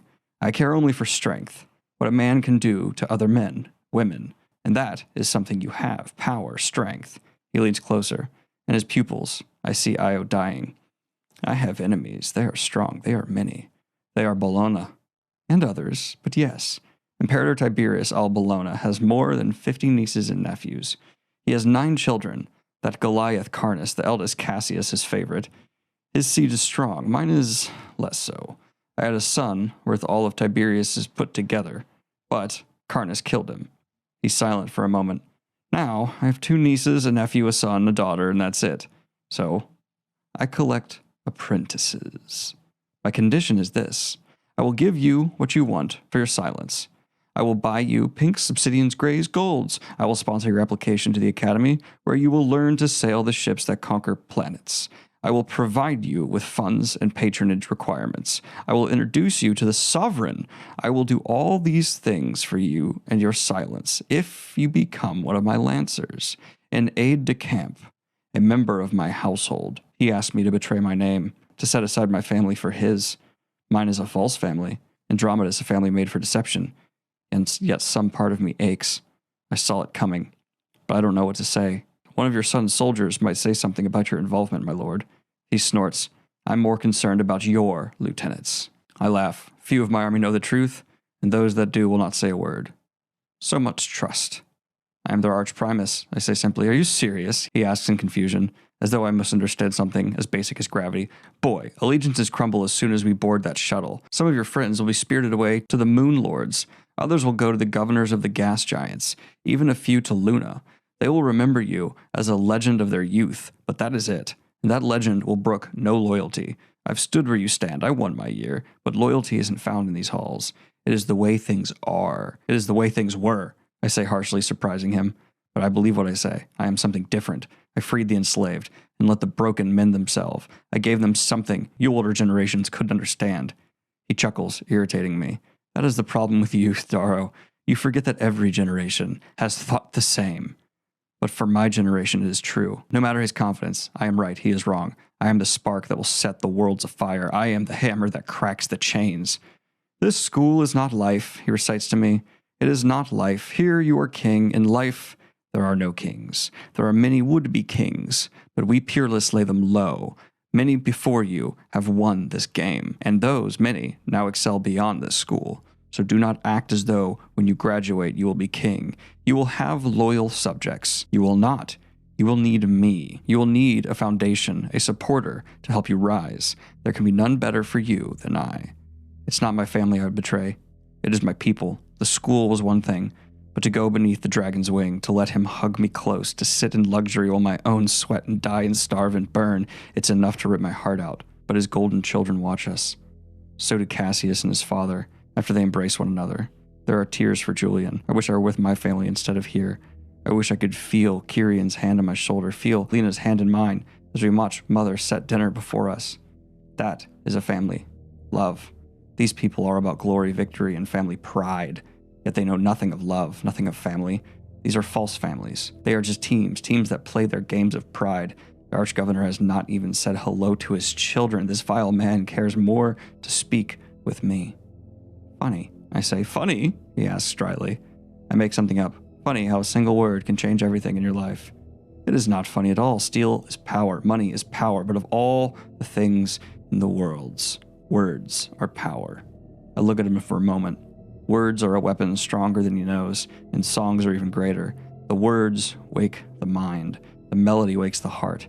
I come from a people of song and dance. I don't need him to tell me the power of words, but I smile nonetheless.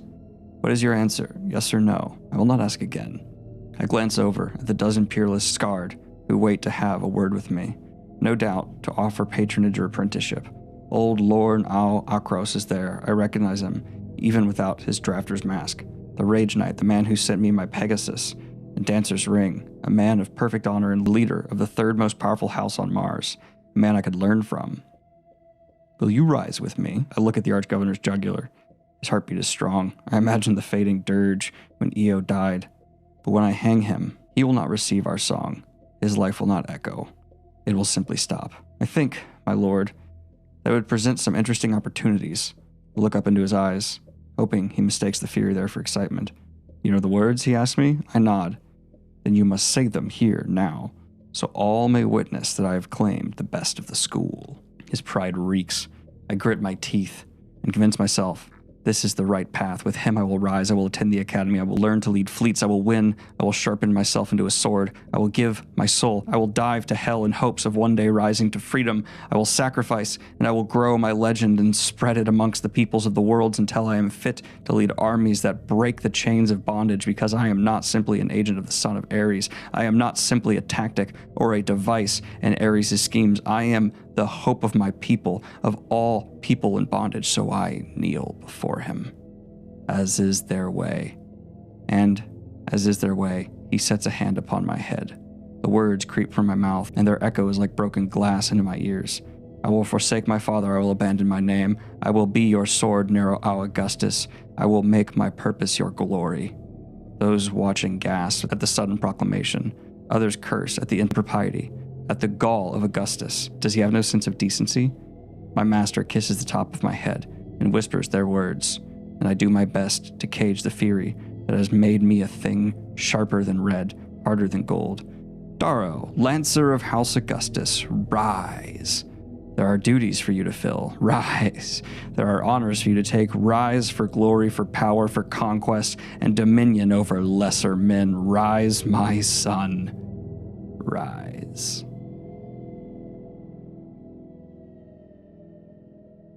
I think this book is really great. I actually enjoyed it a lot more on a reread than the first time I consumed it, though it still has problems. I usually am saying books could be tighter, shorter, but I think honestly Red Rising could benefit from being like 50 pages longer. That is a personal preference thing though. Remember, I'm a son of Jordan, if I'm going to put it in Red Rising speech. I like me some girthy boys, girthy books. But Darrow himself is such a compelling character. I know there's the tropes of the rage-filled revenge for the dead wife, but tropes are fine as long as they're executed with purpose and personality.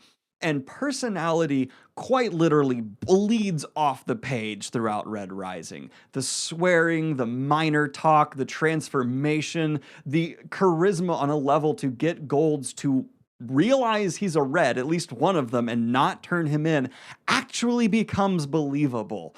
And then the twists of having like a last minute, oh my god, Mustang is his twin sister and she's actually on Darrow's side, works surprisingly well.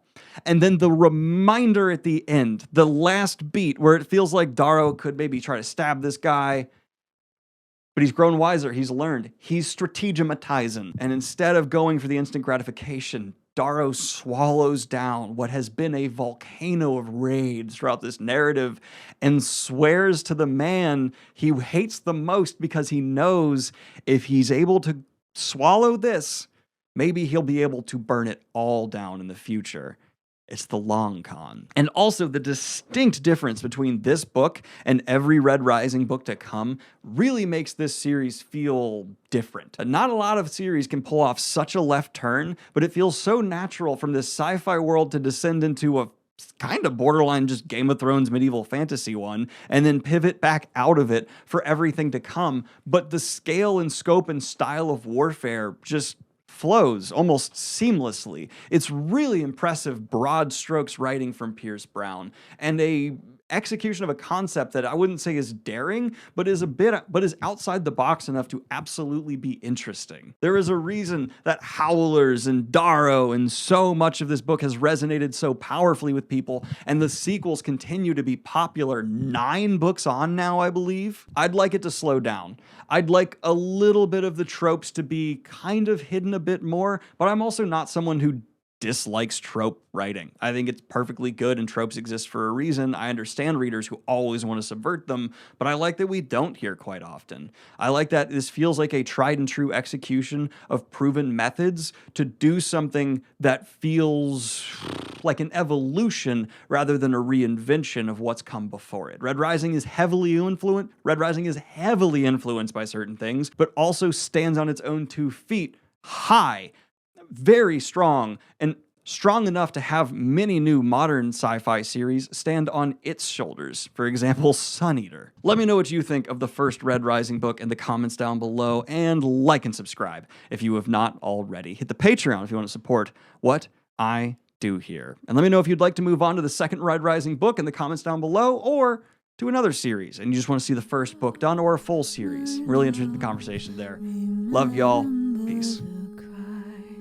When winter died for spring skies, they roared and roared, but we... Now, Golden Sun picks up 2 years after the events of Red Rising, and that genre flip I talked about occurs essentially right away. But before we get into the immediate training space battle that still results in death, we need to talk about the fact that in that year, Darrow spent quite a bit of time with his horse girl Mustang, and their love truly blossomed, but it becomes clear to us that he never really let her all the way in because, you know, he's an undercover operative trying to overthrow the empire she's a part of, and while she was on his side during the skirmishes where, yes, people died, but it was still technically a game, it's not guaranteed that Mustang will be on his side when he tries to destroy her whole society. So Darrow has to play it a little bit closer to chest, despite feeling very genuine emotions towards,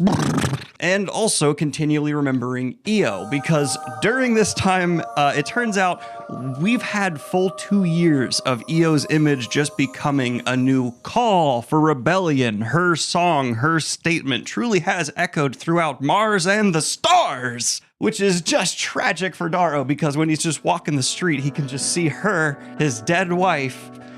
Oh, God, PTSD. Now let's get into the space battle because he has elevated to another level of schooling. But fortunately, we don't have to spend a whole year after his year with Darrow seeing how he did in this. And instead, we're skipping right to the final where he's doing his equivalent of when he ascended Mount Olympus in the books. But instead of ascending Mount Olympus, he's commanding a star fleet to shoot on another student's fleet. But don't worry, they're not actually using nukes on ships. It's all training. There's the blues, remember the blue color thing, who are piloting it all, and they're all aware, hey guys, they're just having pew-pow fun time. Because you can make kids murder each other for the good of your government, but wasting resources on blowing up ships?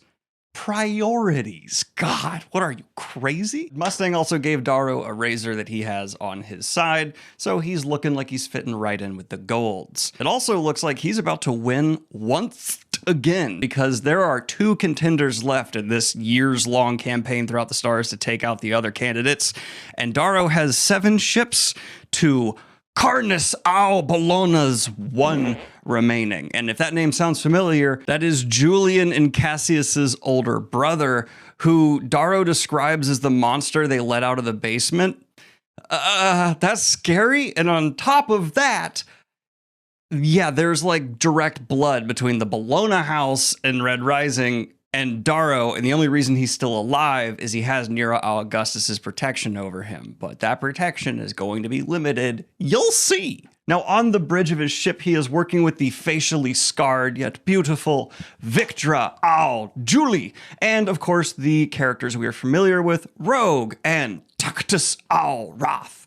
Important to note, though, Victra is Antonia's sister. There's also a pink that Darrow now has with him named Theodora, who he kind of just looks after. He does not have a sexual relationship with, and instead this more just seems to be someone that Darrow took on almost to protect them. But when they come across Carnus's last remaining ship, amongst a bunch of asteroids, the Blues plug in, they launch their fighters, they launch missiles, and of course the computer simulation says Darrow wins, and the last ship is destroyed. High fives are had all around. We are officially the victors. I took Mount Olympus, and now, why does that one asteroid look kind of like a ship? Why is there a red dot appearing on our radar that says it's an enemy? And why is it actually just propelling itself? It's going to ram us. Oh my God, it's going to ram us. This is real combat now. That's right. To win, Carnus is adapting one of Darrow's tactics, which is why not, paraphrasing Io a little bit, instead of break the chains, break the games! Oh, it is hard goddamn work being this good. Shut the f*** up. Darrow's command ship is run through by Carnus's last dreadnought, and that takes out Darrow and all of his command, meaning that Darrow lost. How could it possibly be? How could Darrow lose. In fact, he doesn't even accept this at first, and we get a Mass Effect 2-esque sequence where his ship is falling apart, things are exploding. He picks up his pink Theodora, throws her over the shoulders, is pushing through his people, seeing they're gonna die, serving him, and oh, that's awful, a lot of you aren't golds, but I have to do the greater good, fight for Ares, I can't die with you. So he's going, he's got his military guys with him. They get into an escape pod that only has a certain number of seats. One of the officers in Darrow's group tries to say, I'll kill the pink, get her out, me instead, but that officer gets shot.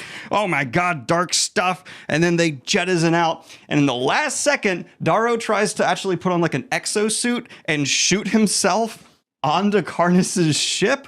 But the judges who are watching these games too shut down his suit and say, no, you can't do that because you would just die and you lose. And I maintain, as much of a crazy ass mission that is for Darrow to take on, we're going to see him do crazier stuff and he would have won. Debate me. Just he would have rocketed himself through the windshield and but the big number that looms over Darrow's head that does depress him on top of coming in second place is 833 people really just died. Oh my God. Now, to add insult to injury, we see that there is talk of the Sons of Ares going on, the secret group that, of course, Darrow is actually a part of. And this reminds Darrow even more that he failed Io. Tacitus is kind of a friend about it, but more just gives Darrow crap because he's the typical gold who can't take anything seriously. But Rogue comes and sits with him and says, hey, bud, we learn from our failures and our mistakes. You got this. I love you. And I'm also a gold, so I do awful, terrible stuff. And Darrow constantly has that conflict in his head. He has friends, but he has to like squint at them and be like, you're monsters, probably. Most likely. We'll see how the story develops. But then, once he's recalled back and the games are over, he gets cornered by the actual Karnas al Bologna and 7 of the other members of the Bologna family. And they beat the ever-living piss out of Darrow. They know they can't murder him because he still has Nero Augustus's protection, but a wounded Darrow who has broken ribs and is recovering from this whole ship blowing apart catastrophe gets his ass kicked and his razor stolen, which was a gift from Mustang. All right, I don't know why I'm so mad about that razor getting stolen already, but I'm pissed. It was a gift. I never explained what razors are. That's an oops. So every sci-fi space epic needs its own version of a lightsaber because you have to have characters in space operas draw swords on one another, and it's gotta make sense in a sci-fi setting. So Red Rising justifies its swords by saying some people wear armor that's so great you need specialized weapons to get through, and the razor is one of these specialized weapons. Made of material that's harder and sharper than diamonds, it's a sword that can both be a stiff, roughly 1 meter long blade, and can go limp, becoming a much longer whip. And this is actually what they use to obviously keep other people in line. Immensely versatile in combat as a result of this, it is quite difficult to master a razor. Some people keep them tied around their waist in their limp form. The younger, more rebellious generation has them around their arm. Interesting, but they are a symbol first and foremost of gold oppression and superiority, to the point where low colors aren't even allowed to touch them. If an obsidian, for example, is caught touching a razor, the sentence is death by starvation. There's just nothing chill about the golds. And it was a gift. But okay, we've added an insult to injury. What if we now take some salt and sprinkle that in too? Because he is called before Nero Augustus, who has his worm tongue, the guy who advises him and whispers in his ear, except instead of worm tongue being corrupting, they're both super corrupt. They're both awful individuals. And it turns out that Pliny has been, I cannot say Pliny without thinking Pliny the Younger. But after they are done discussing an Ares attack, because if you thought the rebellion stuff was not mentioned enough in the last book, it get mentioned way more here. We see that Pliny has successfully schemed to have Nero Augustus take Darrow and demote him. He's become too much of a hassle as the other houses that have serious beef with Darrow have been imposing tariffs and things along those lines on Nero Augustus. So he's like, you know what? Actually, loyalty's a fickle thing. Screw you, Darrow. You're out for my protection and someone else can buy your contract. This is double bad because with his protection revoked, straight up, Darrow likely gonna die. And he is aware of that. My liege, I try to interject, This cannot happen. If he strips me of my place, nearly 3 years of work will have been for nothing. If I may, you may not. He opens a drawer and idly tosses a slab of meat to his lion. The lion waits for Augustus to snap his fingers before eating. The decision was made a month ago. There is no use bandying words with me. I am not Quicksilver negotiating the price of lithium futures. Pliny. The particulars are rather simple, Darrow, so they shall be easy to grasp. Pliny hasn't taken his eyes from me. The Archgovernor has been overly kind in giving you the fair warning in case of termination, as stipulated in your contract. My contract says I'm to be given 6 months fair warning. If you recall, Section 8, subsection C, Clause 4, you are to be given 6 months fair warning unless you fail to act in a manner befitting a Lancer of the esteemed House Augustus. Is this a joke? I look to Leto and Augustus. Do you see us laughing? Pliny asked primly. No, not even a scoff or chortle. Of all the Lancers, I came in second at the Academy. You couldn't even make it through the Institute. Oh, it's not that. You did well enough. Then what? It's your constant presence on the HC talk shows. I've never gone on the HC. I don't even watch it. Oh, please, you relish your own celebrity. Even though they mock you, you bathe in the limelight and cloak this house with shame. We know your datapad search histories. We see you're preening at yourself on the HC as though it were your personal mirror. The stories run on you and the Archgovernor's daughter. Mustang is in court on Luna, which you likely encouraged. Did you ask her to join the Sovereign's court? Is it part of your plan to divide daughter from father? You're spinning horseshit, Pliny. And you create a tawdry name for Augustus. You brawl with Bologna and baths set aside for refreshment and contemplation. This we cannot abide. I didn't even know what to say. He's making it up. There's enough in reality to make a case, but he lies just to spit in my eye, just to show that I am in his power. Pliny continues. The termination of the contract will occur in 3 days. So if we're looking at Darrow's chances here, his chance to survive and thrive getting his own fleet to help the Sons of Ares, that's on a downward trajectory. His chances of actually just getting straight up murked because of this bounty that's going to be silently put on his head, not officially, but like Bologna definitely going to be doing that, that's shooting upward because he no longer has the protection of a powerful house. Oops. Does the rebel now need to do some subterfuge and rebelling? Subterfuge. Okay. It's also reinforced that Mustang was really falling in love with him during this time, and with her father doing what he just did, she could possibly have a problem with that. Though, when they last talked, she actually was a bit upset with Darrow because he was insisting on learning the way of the blade. Well, Mustang wanted to go off to the court, and she wanted Darrow to join her, but you can't exactly break the whole court from within the court. Much easier to do with a big gun. Rogue is talked about as a true friend, but Darrow even specifically notes the only person he has ever let in and shown his true self to in the entire time he's been within Gold Society is in reality Severo. I know that's a small beat in the story at this point, but these two bros, till death do them part. I love you, man. Okay. You're kissing me. You're kissing me. So he has to stay within the Citadel, which is essentially a social neutral ground. Bologna can't take him out within the Citadel. That would be chaos. This gets more complicated when Victra, who previously was on board his ship, under his command, asks him to come see her. By the way, a note silently they can pass to one another that they're worried about potential spy equipment being around. I just found this interesting, is biting their lip. Oh, is there a camera in the room? I need to communicate that. I think that could be it. Now, she has apparently arranged for Darrow to meet with a new friend, and that perks Darrow's interest because he's pretty desperate for allies, and he asks Victra why she's doing this. She's someone who doesn't really have any strong affiliation with the stronger houses, at least that's what's said to us here, and more or less just like stirring the pot. She's an agent of chaos, and it's noted that on Luna, where they're staying now, Citadel of Luna, there's always sunshine. The sun never sets, no darkness, which, setting, atmosphere, space city, no darkness, metaphor. Again, Darrow is forced to see Eo's visage throughout the city, just dark. That's dark. But who is it that could be waiting to see Darrow at this tavern he's brought to? Of all the past friends, acquaintances, lost loved ones. Turns out, it be the Jackal! You remember the cannibal from the first book, who he had a final showdown with and humiliated. I'm sure this is gonna go swimmingly. What's the Jackal been up to for the last 2 years? I hear you screaming at your monitor. Well, I'll tell you. He apparently has been working to attain communication networks, and the plan he has hashed out to work with Darrow is just devious enough, just crazy enough to kind of be believable and work. He's acquired 30% of these communication networks, but believes he can influence 100%. And this element of the book really has aged spectacularly in recent years, as we've seen people buying social media networks to influence the narrative. Damn, okay, yeah, that's a good sci-fi concept right now. So what's your plan? I glance around the room. Going to take your father's favor with plebeians and pitchforks?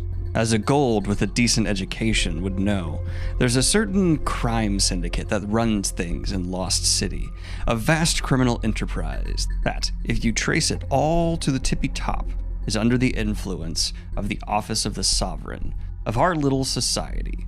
Octavia Al-Loon may seem the paragon of gold virtue, but she's got a fetish for the dirty stuff. Assassinations, organizing workers' strikes in her own archgovernor's domain, rigging appointments. Her handling of Lost City is no different. She and her Furies handpicked the crime family leadership. These 3 individuals are her creatures. But here's the juicy kink. I've found certain members of that same organization who are restless. I frowned. They don't like Loon? She's an onerous bitch. One who has spat in my father's eye and cozied up to the bologna. But no, my champions don't think on that plane. They are low colors, Darrow. They are restless to be atop the shit pile.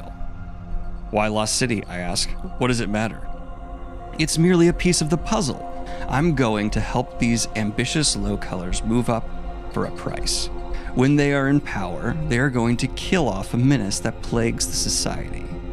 Ares and his sons. I go cold inside. The sons of Ares. I wasn't aware they were so dire a threat. They're not yet. But they will be, he says. The Sovereign knows it. So does my father. Even if it's not in vogue, just say it aloud. The society has faced terrorist cells before. Throw enough lurcher teams at them, and they're dispatched easily enough. But the Sons are different. They are not a rabbit biting our heels, but a termite colony slowly gnawing our foundation as quietly as possible till they've done such work that our house crumbles around us. My father has given Pliny the task of eliminating the Sons, but Pliny has been failing. He will continue to fail because the Sons of Ares are clever, and because my media adores giving them attention. But when they become a thing so dreadful to the society, to the Sovereign, to my father, that the very machine of governments grinds to a halt, I will step forward and say I will cure this disease in 3 weeks. And then I will, with my media, with the syndicates systematically killing all the Sons, and with you gloriously beheading Ares himself. You want a figurehead. I am not glamorous. I do not inspire. You are like one of the old conquerors, charismatic and virtuous. When they look at you, they see none of the soft decadence of our meager time, none of the political poison that has saturated Luna since Loon's family rose to power. They will look at you and see a cleansing knife and a new dawn for a second age. Like father, like son. Both targeted the Sons of Ares in similar ways. It's chilling, thinking of the war that will rage between crime syndicate, throat cutters, and Ares agents. It will destroy the Sons. The Sons of Ares are only the beginning, a leverage point. You want to rule. What other ambition is there? But not just Mars. Just because I'm small doesn't mean my dreams have to be. I want it all. And to get it, I'm willing to do anything, even share. Perhaps you are not aware of what happened 2 months ago, I say. Stop a Gold anywhere and ask. They'll tell you what the Bologna family did to the Reaper of Mars. I have no reputation. The only thing I inspire is laughter. Cassius was shamed, the Jackal says in irritation. He was pissed on, beaten at the Institute, embarrassed. Now he's the deadliest dueler on Luna. He fought any that would contest his worth, and now he's the Sovereign's favorite new pet. Did you know the Old Crow is making him an Olympic knight? Lauren Al-Akros and Venetia Al-Rain both retired this year. That means posts of Rage Knight and Morning Knight are open. She'll make him one of the 12? He has a piece on her board. The Jackal leans forward, but I tire of playing pawns to my elders. As do I. Makes me feel like a pink, I say. Then let us rise together. I the scepter, you the sword. Unfortunately, Darrow doesn't have much of a choice but to say yes, because he's screwed, and now his most powerful ally is the cannibal jackal, who even remarks that society has largely shunned him for his actions while at the Institute, even though he's the son of Nero Augustus, second son. So he's in a tight spot as well, and he wants to rise with Darrow because real recognize real. He beat your ass, and he's worth having around, though Darrow would be an idiot to trust the jackal more. I was going to say further than he could throw him, but he could throw the jackal really far. The jackal's a tiny guy. But agreeing to this, internally, Darrow's thinking, eventually I'll kill him and get revenge for Pax Al-Talamanus. But interrupting all of this is a blast from the past, because Evie comes up and starts talking to Darrow, and she's a pink that he hasn't seen who's connected to the Sons of Ares, so Darrow, very weirded out. And this is reeking of, wait, why are you here right now? Why would Evie come up and try to get me while I'm clearly in a meeting with the jackal? And eventually Darrow makes an excuse to leave with Evie and goes away with her, and she all of a sudden is in a room and has a bunch of the Sons of Ares Reds who are decked out in military gear appear as they take off ghost cloaks, and she tells them as bombs start going off on news reports and TVs throughout the tavern, yeah, there's a big attack happening, and there's bombs next to the jackal right now. And Darrow goes, "Fuck, I need him. Ah!" And so he goes and dives to save the jackal. And that is going to end our first portion into Golden Sun. We are only 8 chapters in. Good God. I know the first Red Rising book is good. It's not one of my favorites, it's just good. From book 2 onward, in my opinion, healthy economic growth graph for Red Rising. It just gets better and better and better. And if we get to do the second trilogy in another video, I cannot wait to get you Dark Age. I can't wait to get you Morning Star. We gotta wait for the final book. We gotta wait for the last one. I'm kind of annoyed with what I have to talk about here, because I just got reminded that 1, I fixed my blade, and 2, just how good at what he does Pierce Brown is kind of fucking annoying, because in this next section, we're going to have 80,000 things occur, build, develop, and be executed in rapid succession. It's like a whole book's worth of stuff, and it was just chapters 8 through 16. God damn it, Pierce Brown. And the problem is, it's not like he's speeding through a plot. It all is just hyper condensed in a way that is wildly successful at still feeling like just the proper pacing of these events occurring on the page. God damn it. He's such an efficient yet not cramped or crowded writer. It's something I really want to learn from these books. Because, well, let's just go ahead and kick off into what we're going to call a rather action-packed sequence. Starting with an explosion, because pulling the jackal from the explosion, Darrow takes some damage, fumbles away, and is quickly rushed off by the Sons of Ares who are at the scene. And we see that they genuinely really want to try and help set Darrow up, but the scale, scope, and orchestration of the Sons of Ares is quite confusing. In this incident, they've certainly killed about 200 people, and Darrow is really questioning that and kind of pushing back on the idea that this was even a good idea. But sitting down with Mickey, who is now a slave bought by Harmony and Evie, they are just on the full radical spectrum and saying like, look, we're all sinners here and we're trying to overthrow a government. It's gonna take a lot to get this done. And Ares, in fact, has a job for you. Darrow has a very reasonable question in response to that. Who is Ares? Guy, girl, lass, lad? I have no idea. But turns out this job that the Sons of Ares, who are going to be Reds and Reds only, because even though there are other like enslaved classes, the Reds are treated the worst. They're very community oriented. But what they're going to ask Darrow to do is no big deal, a kamikaze mission. It's fucked up.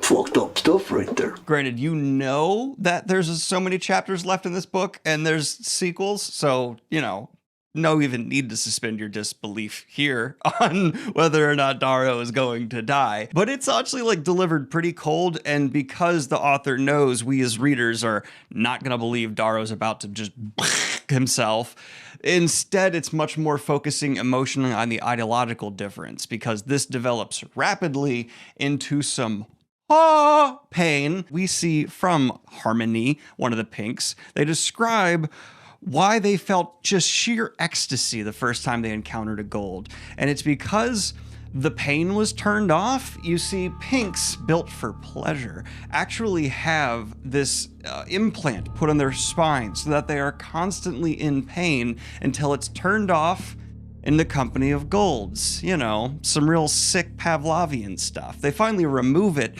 at age 12, but it's put forth to Darrow that you never stop fearing its return, because the pain is so ingrained and built into you. Oh my God! And just to add stakes and show that time has passed and there's danger in this rebellion, Dancer, the Red who brought Darrow into this loosely assembled group of Sons of Ares, is now dead.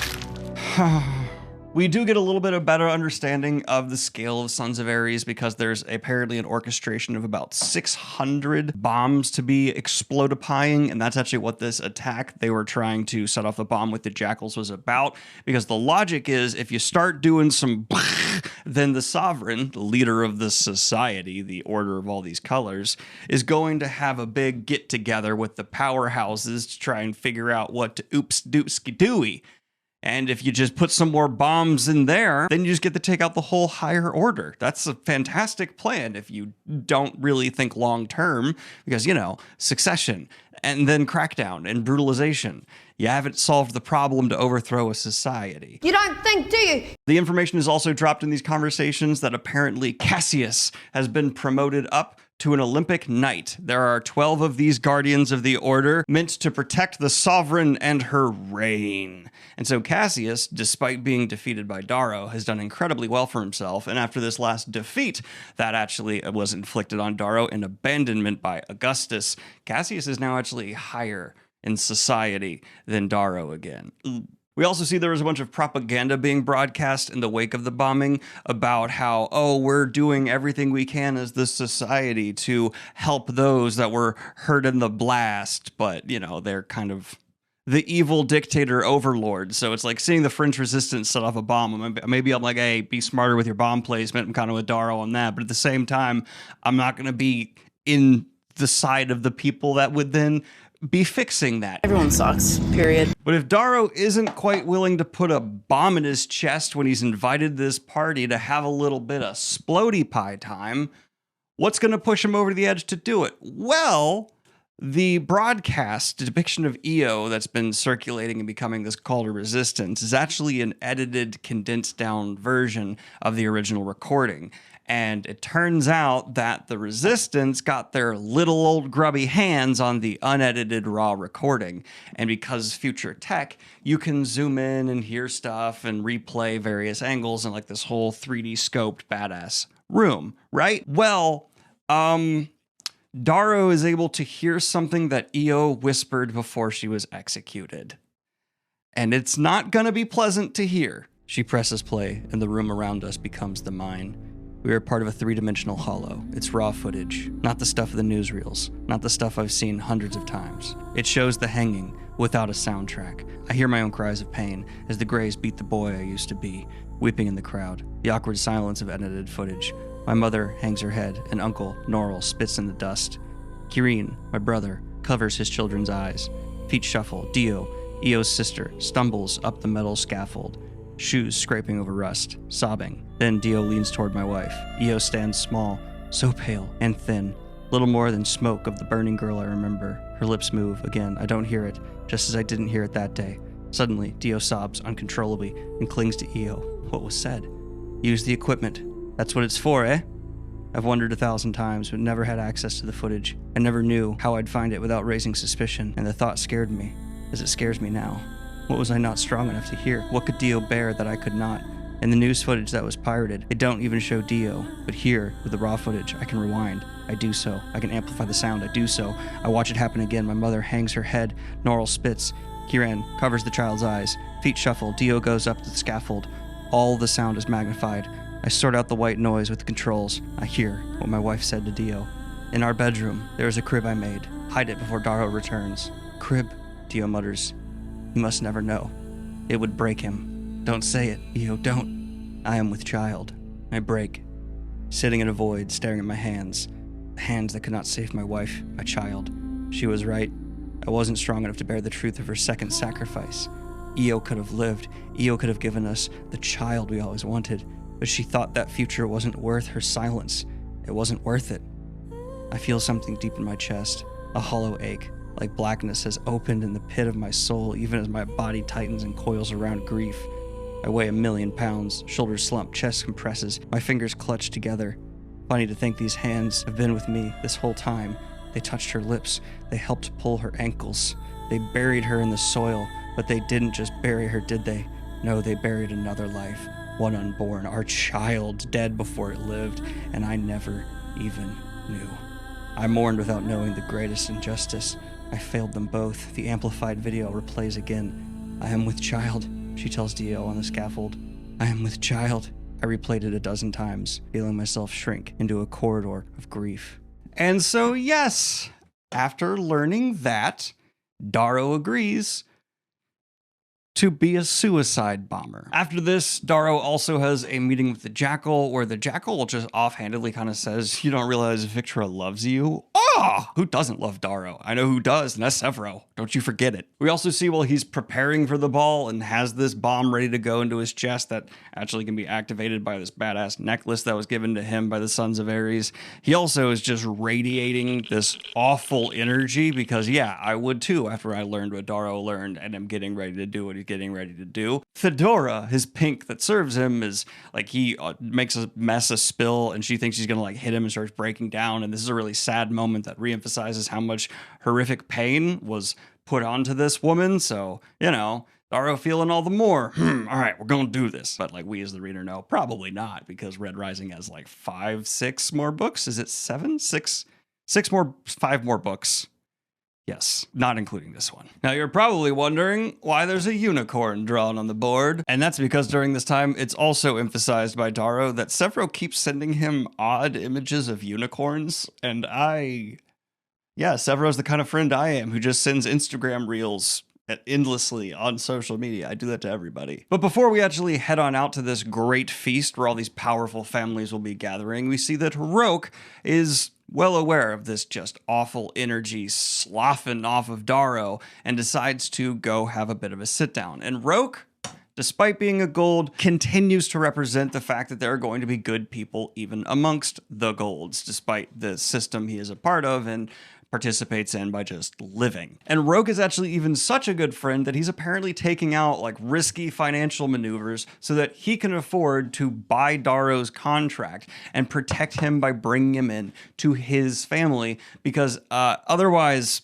probably, you know, the Bolognas are going to buy it and just kill him because they'll own him, and death for our son's death. There's also even another plot here for the Jackal to make sure that he isn't bought. So he's got like 2 layers of security. Neither are going to be relevant though, because he needs to make sure who's a good man and a good friend, Roke, isn't at this feast tonight where all the valuable VIPs are going to be before the, you know, the time. And so it's time to go, I say, rising from the bed. As sure as I am your friend, Roke begins to rise as well. You will recover from this. We are not our station in life. We are us, the sum of what we've done, what we want to do, and the people who we keep close. You're my dearest friend, Darrow, mind that. No matter what transpires, I will protect you as surely as you would protect me, if ever I needed it. I surprise him by clasping his hand and holding it for a moment. You're a good man, Roke. Far too good for your color. Thank you. He squints at me as I release his hand, and he straightens the wrinkles in his uniform. But whatever do you mean by that? I think we could have been brothers, I say, were this a different life. Why do we need another life? Then he sees the automatic syringe in my left hand. His hands are too slow to stop me, but his eyes are quick enough to widen in trusting fear, like a loyal dog's, as he is slowly put to sleep in his master's lap. He doesn't understand, but he knows there's a reason. Yet still comes the fear, the betrayal that breaks my heart into 1,000 pieces. The syringe pierces Roke's neck, and he sinks slowly down into the bed, eyes drifting close. When he wakes, everyone he has worked with and for over these past 2 years will be dead. He will remember what I did to him after he said I was his closest friend. He will know that I knew what was going to happen at the gala. And even if I don't die tonight, even if they do not discover I am the bomber, by other merits, saving Roke's life means I will be found out. There is no going back. Tonight, I kill 2,000 of humanity's great, yet I walk with them now, untouched by decadence and condescension as never before. Pliny's arrogance raises none of my blood. Victor's immodest dress does not disconcert me. not even when she slips her arm in mine after Tacitus offers her his. She whispers in my ear how silly she is for forgetting her undergarments. I laugh like it's a merry joke, trying to mask the coldness that's taken me over. And Darrow takes quite a bit on the chin throughout this night, because we see Pliny even says to Darrow, like, get ready to come when I say, bitch, because I'm going to be making sure we get the most amount of money possible for your contracts. I'm going to be talking you up to families, and if they need to check you like a dog at a show, get your little butt over here. And he doesn't say all that, but like kind of closer than you think. But Darrow is dread to see Mustang arrive with Cassius and actually be like, with Cassius, because it turns out that, well, he's been off fighting in war games. Mustang on Luna has, one, been brought into the Sovereign's family, actually. So Octavia Al-Lun, who is the Sovereign of the Society, actually has brought Mustang into her closer circles and, like, semi-adopted her as a ward, like how Leto is a ward in Augustus's family. But Darrow is more bothered by the fact that she's here and, you know, in the chest, he's got a bomb. But also, there's this great internal conflict happening with Darrow, where he is wanting to go through with this for revenge, but it feels selfish and wrong. He wants to commit this horrible atrocity. He just inflicts so much damage and retribution for the death of his unborn child that he will never be able to hold or EO. But he also remembers Break the Chains. He also remembers Eo's dream. And this, he knows, will not achieve Eo's dream. He will not be an example to follow. He will just be someone committing a horrible act of violence. And so he changes his mind and instead decides, risk it for the biscuit. We're shooting for the top. And what this society actually fears, because they'll obviously be able to wipe out the sons of Ares eventually, is actually civil war. So why don't we try and instigate that? And so he shoulders his way all the way to the table of the Belongas, the Cassius's lot, who he killed Julian in, and gets on the table, starts stepping on their food, and walking up to Cassius and Mustang is just spitting mad shit. Twice I have been wronged by this family. Once in the mud of the Institute, again at the Academy by that one and this one and that one. I point at all those who beat me in the gardens. I see Cassius now near the head of the table, just by his father and mother. Mustang sits beside him, her face a mask, disappointed, upset, bored. When she quirks an eyebrow at me, I meet her eyes and set my foot on the edge of the wine decanter that sits in front of Cassius, all eyes focused there, like light falling into a black hole, pausing time, space, bending all forward, breath catches. All courts of golden law permit a man to defend his honor against any force that would desecrate it unjustly. From the old lands of Earth to the icy bowels of Pluto, the right of challenge exists for any man and any woman. My name, gentle lords and ladies, is Darrow Al Andromedas. My honor has been pissed on, and I demand satisfaction. I tip the wine over into Cassius's lap. He explodes up at me. Gold's all over. The grand party burst up from the seats in a great roar. Tacitus rushes from our table, joined with Leto, Victra, all of the aides and bannermen of the vassals to my arch-governor, the Kavros, the Julie, the Voluxus, the huge Talamanos, Pax's family. Razors snap in the hands, curses splinter the winter air. The largest and darkest of the Furies leans down from the Sovereign's table and bellows, "Stop this madness!" It's only just begun. But I know what you're thinking. A bunch of Augustus's guys are coming to get Darrow's back when Darrow is supposed to be forsook from the family? Well, yes, Augustus comes down and has words with Darrow, and Darrow puts forward, "Nay, sir!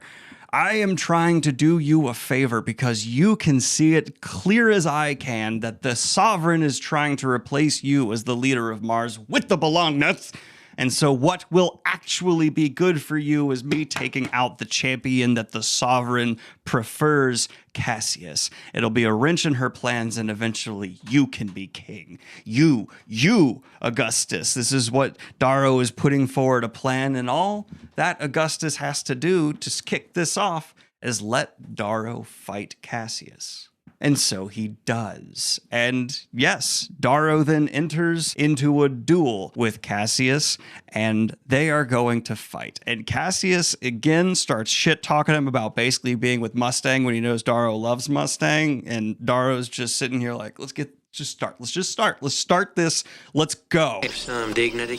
And so their razors meet in the duel where at first Darrow's not looking too good, fighting a lot like the last time him and Cassius fought. And Cassius is even smarmily being like, you've been practicing. It's good to see this isn't going to be just like massacring a baby and then taking its candy, because that's the expression. But that is when Darrow does the metaphorical switch hands and says, well, you've been going out doing all this dueling, partying, and just promoting yourself within society. I have been training with Lorne Ao Aktos, the greatest fighter in the society currently, and that's going to be a really big boon to him. And so he starts tearing apart Cassius.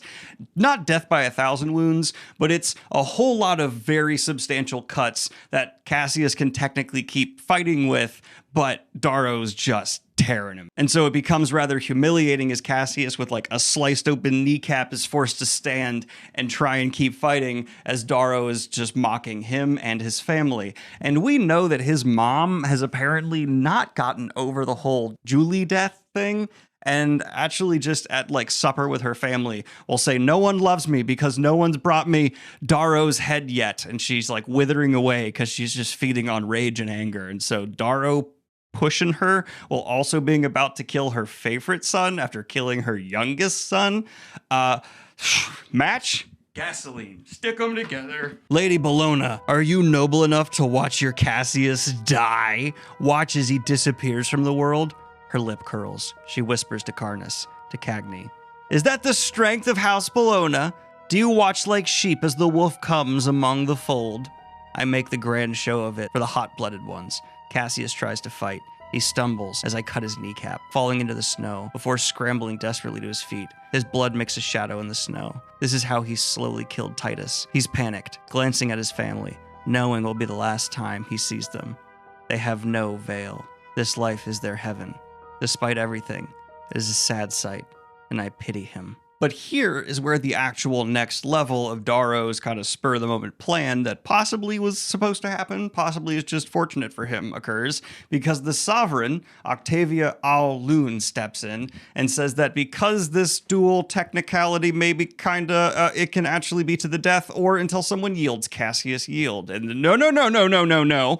That is some bullshit. And Darrow decides, screw it, I'm just going to kill Cassius now, and actually cuts off his dueling hand first before coming to giving the finishing move. And that's when Mustang steps in, grabs his hand gently, and tells him to stop. Too late, though, because the Lady Bologna sends in all of her family to attack Darrow. And that is when he needs to pick up his razor again, and Mustang picks up hers by his side. Look, you ever read that book, She's Just Not That Into You? And all those that came to rush to his defense before once again jump in, except this time blood's already in the snow outside the gala, and full-on brutal combat. And we see Victra take on Antonia. We see Titus coming in as well, trying to slow down Cornus as he's desperate to take down Darrow for his mom and brother. And even Leto, the adopted ward of Nero Augustus, is all of a sudden frozen. And then, with Carnus hesitating in this weird state, cuts off Leto's head. The first major death of a potential civil war. And Darrow notices the jackal who's at the gala putting a little flute dart shooter away. Haha. Maybe I just arranged someone for on our side to die, but is going to be the escalation of violence so that Darrow and I's plan can work. Snap! The jackal is crazy. Booch is crazy. The violence only exponentially escalates from there, because we see there are families outside this conflict just enjoying the gala who suddenly have this deluge of blood just wash over them. And there's even children just mowed down, infanticide. And now Darrow, soaked in blood, realizes how easy it is to take command when you're covered in blood that's not yours, even for people who technically should be above you, because he's the one who's rallying the golds that are fighting with him and heading on out. The guy's just a natural leader, it seems, who can cause chaos at the drop of a hat. But of course, this is when the police show up, and a whole bunch of Ascidians drop on down, and they are led by another Olympic knight who serves alongside Cassius. But don't worry, this isn't one that's going to be like hyper loyal to Cassius, because it's actually Proctor Finchner. Remember him? Yeah. Working your way up in the world, buddy. Good job. Last 2 years have been good for you. And he has 99 Obsidians with him. You're in the wrong place at the wrong time. Stop. You're coming with us, Darrow. You're coming. Got in trouble. The Sovereign wants to see you. Victor, though, steps up at this moment is, I'm not going to let you take Darrow. What the Jackal said about her loving Darrow, girl, we all see it now. But Darrow gives himself in and is taken to the Sovereign, the leader of the society, in handcuffs. And she immediately makes a veiled threat, telling Darrow that he reminds her of her father, who she happened to have beheaded. Okay, yeah, I hope it's not in a way that's implied there. Now, she's the result of supernatural lineage, right? These royals live forever and ever and ever, and so eventually one kills the former, and so she killed her father, and we see a little boy in this room named Lysander, 8 years old, who it turns out, very big fan of Darrow. Watching him on the HC, thinks Darrow's rad as hell, and part of the reason this meeting's happening is so little Lysander, her son, could meet Darrow. How nice. Don't suspect Lysander of anything bad. Blood. Don't even worry about it. Blood. Don't remember the name even Lysander. I want you to take the name Lysander and just toss it from your mind. But she extends an offer to Darrow. Do not be with Nero Augustus. Do not be with anybody except for me. Join the loon side of things. Wouldn't that be a snazzy little uptick? And with Mustang being a part of this group, all the better. Now, why would the Sovereign offer this to Darrow, someone who just turned her gala into a massacre that is very inconvenient to her? Well, apparently she collects people that interest her. And Mustang fits that bill, and Darrow being who Darrow is, it's actually a very, okay, if you're just someone who likes chaos, cool. And the Sovereign does give off the vibe of, I like to rule over these houses because of the challenge. I don't know, that's just kind of my read of the character. But to join, Darrow has to agree to play a game where there's a box. Inside are 2 vipers filled with the most painful toxin imaginable. Finchner, still in the room, is going to watch over these 2 as they sit in front of what they're called the oracles, and if either of them lie, they get bit. The way you win this game is making the other person lie first. And Darrow is going to be playing this with the head of society.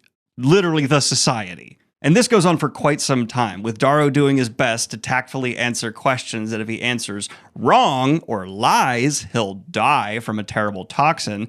Or if he tells the truth, he'll be found out as a red. So he's got to walk that Aes Sedai middle line. But here is the even better part. Whoever wins gets to ask one favor of the other, anything, and it must be given over. So I guess theoretically Darrow, if he wins at this game, he'd be like, tear apart society and set the Reds free.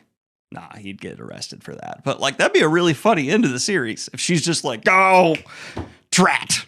The thing is, though, Octavia's smart as hell. And she's asking questions that are really hard for Darrow not to answer to give himself away. And as things escalate, he also has a heart monitor on, and Mustang walks in the room, and this leads to an even larger conflict where Darrow's able to tactfully almost bow out of the conflict and let it be between Mustang and Octavia. Check it out. Is Augustus Ares? She asks.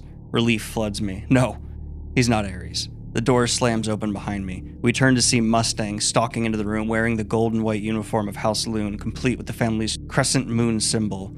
A datapad glows on her wrist. She bows to the Sovereign. My liege, Virginia, you're still a mess, Aja drawls.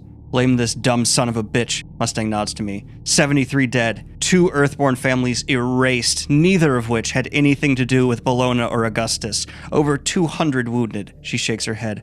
I grounded all ships as you asked, Octavia. Praetorian Command has initiated a no-fly zone in orbit. All family-owned capital ships have had their warranties revoked and are being pushed beyond the Rubicon beacons till we give further notice. And Cassius still lives. He's with the Yellows. Citadel carvers are preparing plans to replace the arm. The Sovereign thanks her and asks her to sit. Darrow and I are getting to know each other. Are there any questions you think we should ask him? Mustang sits beside the Sovereign. My advice, my liege? Don't try to solve Darrow. He's a puzzle with a missing piece. That's rather offensive, I say playfully, but her words sting. So you don't think we should keep him? Cassius and his mother will, Mustang starts. Will what? The Sovereign interrupts. I made Cassius an Olympic knight. He will be grateful and he will study his razor. So this does not happen again. Her face softens and she touches Mustang's knee. Are you all right, my dear?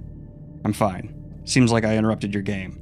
I can't tell which woman is playing the other, but with Karnas's words at the gala and knowledge that the ships were grounded before I even started the skirmish, I know the Sovereign had plans, and now I think I can piece together just what they were.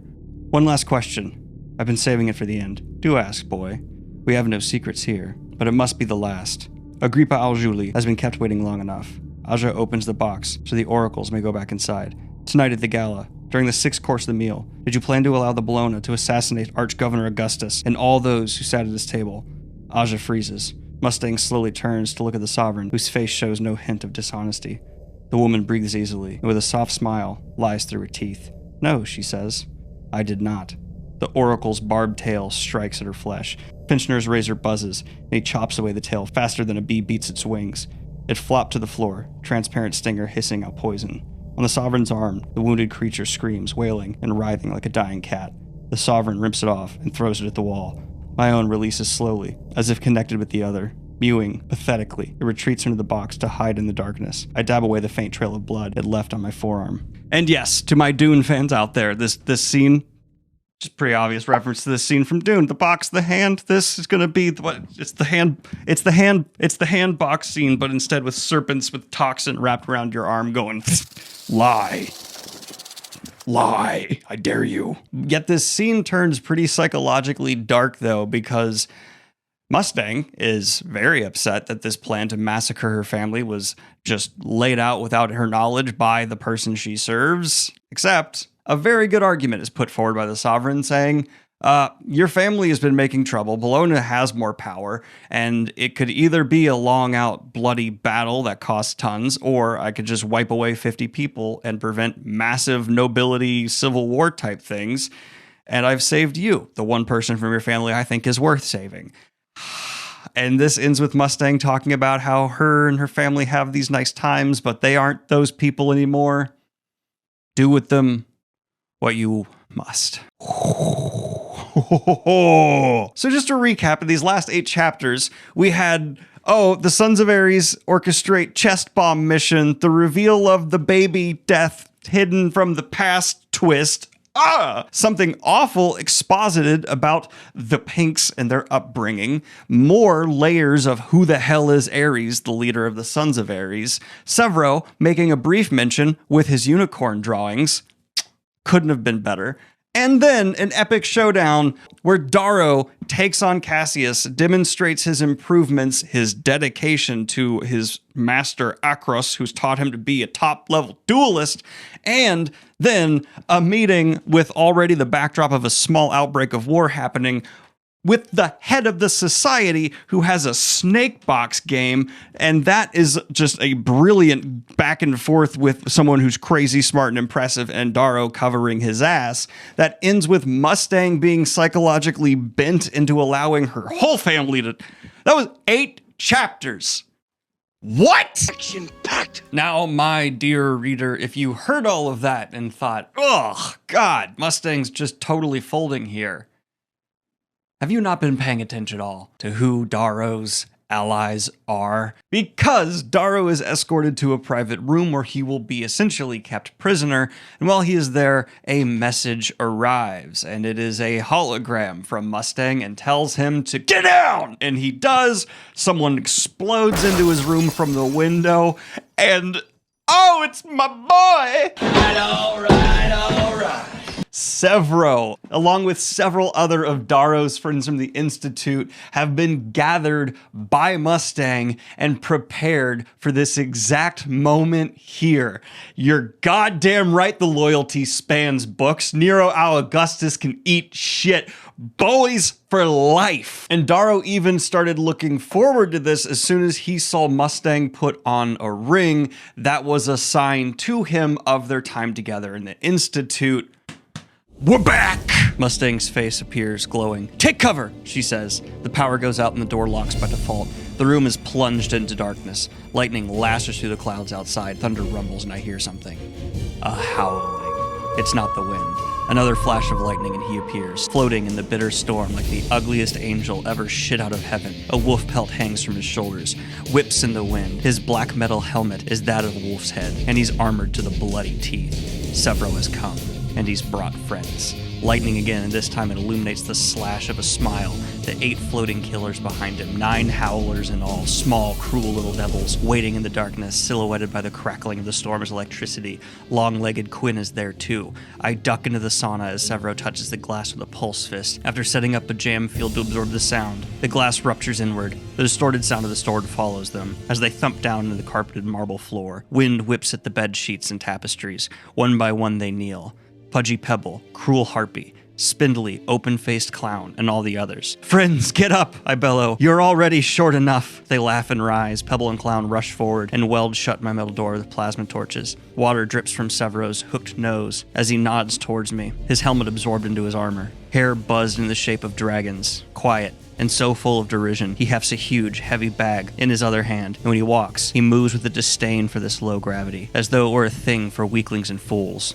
"Lord Reaper, you look like a pixie. Ponce in his lady den." Severo sweeps into a theatrical bow after he places the bag at my feet. "Perhaps that's why Mustang believed you were in dire need of a gory damn pack. She brought you back from the rim?" "All of us," Quinn says. "We've been here several weeks on standby. She needed men she knew wouldn't be loyal to the Sovereign. An insurance policy." I can't believe I ever doubted her. After informing the crew that there's going to be an attempt on the Archgovernor's life, Nero Augustus, the reunification ends. "And this?" I ask, more than a little confused. "What poor killers always want. War," he growls, "and all it spoils. What of your father? He has a high palace now." "Finchner is a shit-eater," he sneers. "He's made his bed. Let him sleep in it while we burn the house down." "Well, if you want war, you want spoils, we better move. The Archgovernor's the one with an army." Quinn nods. "And Roke's down there. And Tactus." "Tactus? Tactus," Severo mutters, though I know the sneer on his face is for Roke. He watches Quinn, eyes sad for the smallest moment, before adjusting his arm. "So what's the plan?" I ask, and take the razor Pebble offers me. Severo and Quinn look at each other and laugh. "Mustang's fetching a ship, and said you'd figure out the rest," Quinn said. Just then, the door behind me shudders and closes, with a dilating pupil of red-hot metal, and I notice something. The bag that Severo threw down, it moves. Severo smiles. I know that smile. "Severo, Reaper, what did you do?" "Mustang brought us a package. Let's just say," Quinn grins at my shoulder. "It's not their cook." I unzip the bag and gawk. "Are you mad?" I ask him. He just howls. And so Darrow and his howlers break out and move to save the Augustus family, despite Darrow's own reservations against them, because he's going for the long con here, from being massacred by the Bolognas. And what we see is an even greater escalation of the violence before, thoroughly leading toward a civil war. They find most of the low colors of House Augustus have already been butchered here on Luna. Technically mass murder. But they find the remaining golds, including Jacko, Pliny, and Nero, before they can be fully overrun. Darrow and his crew are successfully going to get everyone out on a ship that Mustang brings, but seeing that Octavia's plans might be brought to naught, Aja, a Protean knight, the daughter of the Ash Lord, who is the Arch-Imperator under Octavia, intervenes and has a bit of a showdown with Darrow, except Darrow has the upper edge, because as they're going back and forth with threats, finally Darrow just gets to gesture for one of the Howlers to come down, who makes a show of taking that moving sack you saw before, and they open it up, revealing that Mustang, before launching this whole counter-assassination, actually kidnapped Lysander, the little boy from before, who you absolutely should not remember beyond the scope of this book. Darrow plays this extremely well, and I would say by extension, Pierce Brown as an author explains this conflict to us maybe a little bit too bluntly, except I think coming to understand what we do about Aja here, and also the limited power of House Loon, while also the strength of Octavia, solidifies in this one moment. Because Darrow is certain, even though he would not kill a boy no matter what, that his reputation that he's built up will make Aja think that he would. On top of that, they obviously cannot call his bluff, because even if there was a tiny % chance of killing this little shitling, then that would be just game over for House Luna in terms of cost. Yet, The threat that doesn't make this a full win for Darrow and really interesting is the reason that House Luna can let this go is because they are patient, they are all powerful, and they can track Darrow down for this incredible slight. And so they're able to get away, get on the ship that Mustang brought, and fly off. But the full squad is getting together, including Victra, Severo, Roke, Mustang, Tactus, and Quinn.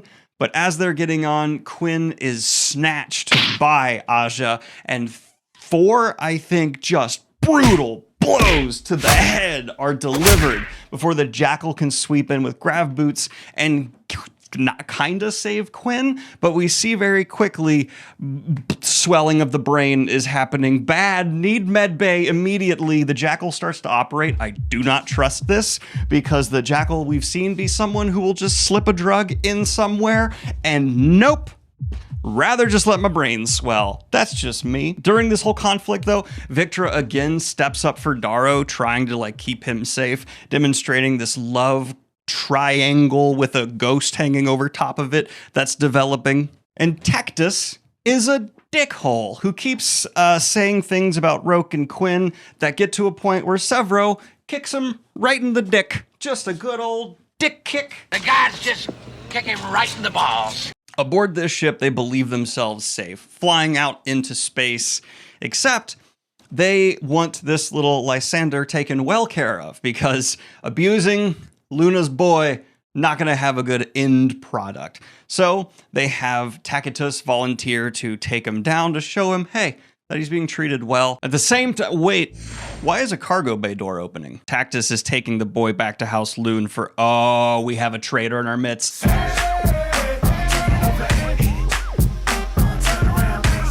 Turns out the dick kick from Severo, foreshadowing him needing several more dick kicks. And that means that soon, all these Imperial ships that are around them, when they learn that the boy is no longer on board, will just open fire. Fortunately though, around them, there happens to be a very big bad ship. In fact, it's the main, most expensive ship from the Ash Lord, the Arch-Imperator under Octavia. Ooh, this is looking bad to the point where even Nero Augustus, who yes is with everyone here catching up, seems to be starting to just accept death because what could they possibly do? It's like being on a fishing boat with a bunch of battleships around you. Just uh-oh. Darrow is motivated to never give up because he can't just accept death, which he has to admit even in this moment that Nero Augustus kind of looks ballin' because he's just saying let's die with honor and pride. Stoically. But Darrow can't even get there because if he dies, the rebellion dies. If he fails, Eo's dream fails. So, what was set up at the beginning? Launching yourself in an exosuit out of your ship at another ship. And so he goes, Howlers!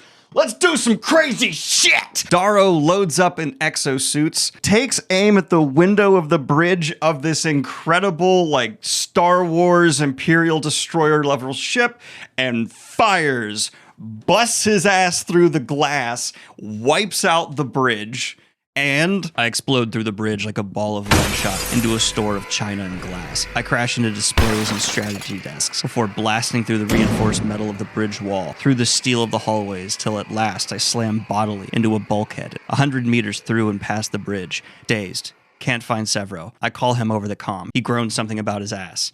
Maybe he did shit himself. We can't hear it because of our helmets, but the ship is filled with howling as the vacuum of space sucks crew members to their deaths. It really doesn't suck them out through the shattered window, so much as the internal pressure of the ship pushes them out.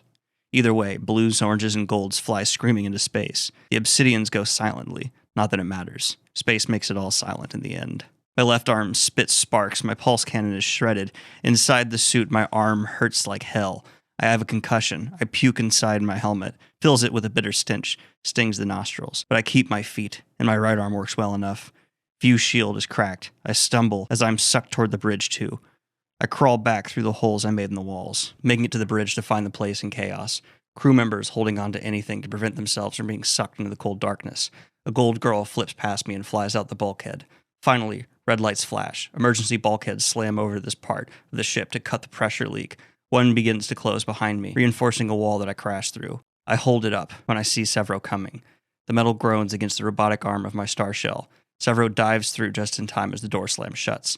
Bridge is locked down with us inside. Perfect. Now, one thing you must understand about Red Rising is rule of cool plays a very big role. And there is apparently a law of war or of combat here, where if a captain takes the bridge of another ship, they then retain control of that ship, as long as there are gold and, general conflict stuff. But Darrow, after securing the bridge with Severo and one other man, decides to go over the intercom and essentially tell all of the low colors, I've taken over. I'm in charge. There are still golds aboard this ship that will try to convince you to take up arms against me. Don't let them, because I could purge this ship right now. These dreadnoughts, these spaceships, are built with purge buttons so that if you take command, you can get rid of all the enemy low colors and replace them with your own. I don't want to do that, but you'll make me if you don't kill all the other golds who are left. The choice is yours. And he leaves the intercom, and yeah, that initiates a slaughter within the ship as all the low colors get together to massacre the high colors in order to save their lives. And as we've seen from these color cultures we've talked about, especially the blues, are loyal to the ship, not the golds. And Darrow does even another step to try and cement this, because he asks the blues if one of them wants to be the captain. Typically, only the gold is the captain.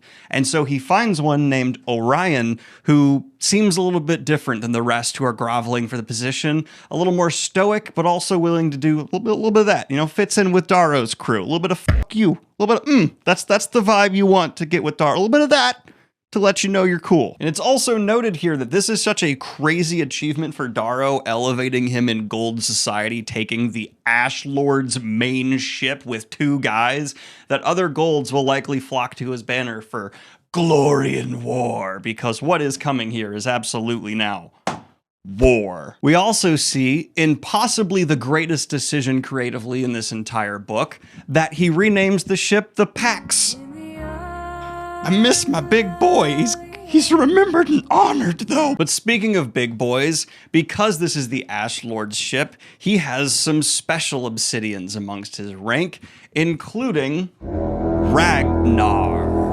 Ragnar is this is a picture of Ragnar. That doesn't look like a normal person. Let's explain. Born of the elite class of obsidians from Mars, the Stained are the biggest, baddest of the obsidians. So obsidians of the fighter classes are the ones that are just mute, immortals from Persia, don't talk, just from birth fighters. This is one of the ones that's so genetically insane that they're even above that. That's a big boy. And Ragnar, he digs Darrow's vibe and kind of finds a loophole to just switch his allegiance from the Ash Lord to Darrow, and this will obviously be kind of a natural advantage Darrow has over his enemies throughout the entire series. He seems to speak the low color language. I wonder why, and make them understand that despite him being a gold, he's more on their side in ways that other golds just aren't. And so, yeah, even the likes of Ragnar, who, by the way, kills several golds and other obsidians to get to Darrow on the bridge and pledge to him, just falls right in line. And the last thing he does is strangle a gold slowly in front of Darrow before being like, hey, boss.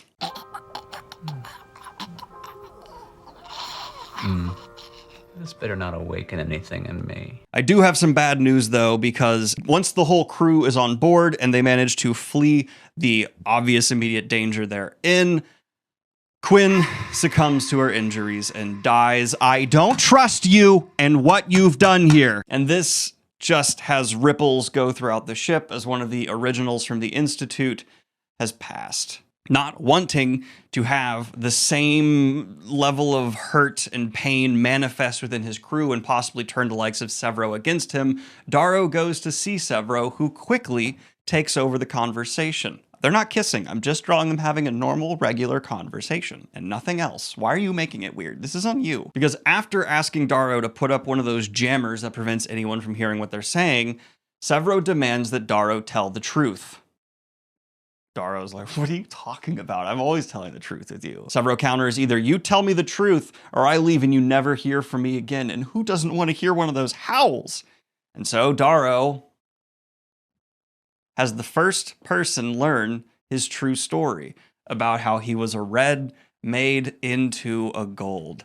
And Severo right away is like, that's awesome. I'm so down. That is so cool.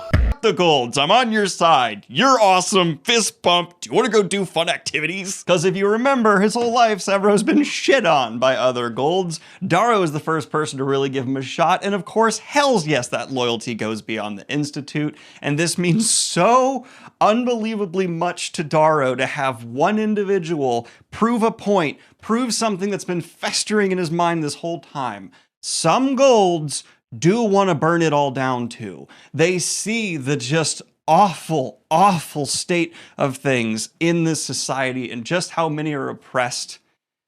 And they want to fight back.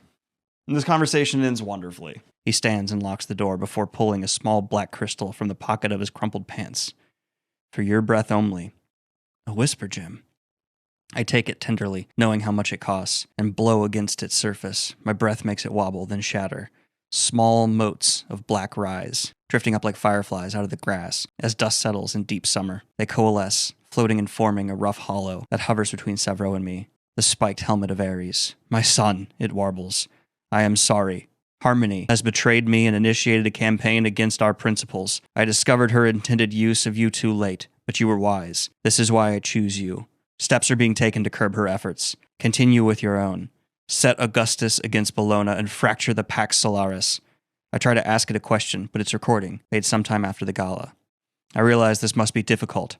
I have asked too much of you already, but you must carry on. Sow chaos, weaken them. You have much reason to doubt me. We have not contacted you until now because you were watched by Pliny, by the Jackal, by the sovereign spies. Troublemakers breed interest. But I have watched you too, and I am proud. No, I know Io would be as well. In case you doubt the veracity of this message, a friend would like to say hello. Ares' helmet fades and Dancer smiles at me. Daro, I want you to know we're with you. Your family is alive and well. The end is coming, my friend. Soon you'll be with us. Till then, trust the man Ares sent. I recruited him myself. Break the change. The image erodes, blackish light decaying into the air, and I am left staring at the shower floor. You look good after all the surgery, Severo says. His smile is no less nasty than usual. Ares sent that cripple to me, the one who sent you to the Institute, Dancer. He can't say any more because I am hugging him and crying. I sob and hold on to him, shaking, scaring him. He doesn't move except to pat me on the head. All the weight falls from my shoulders. Someone knows. He knows, and he's here. He knows, and he came to help me, I can't stop shaking and saying thank you. Io was right. I was right. You are my friend. I tremble out like a child. It almost makes him cry, seeing me this way. A true friend. People are gonna look. What people? And not only was Severo on board with revolution and war, not only does the prospect excite him, he's already a true son of Ares.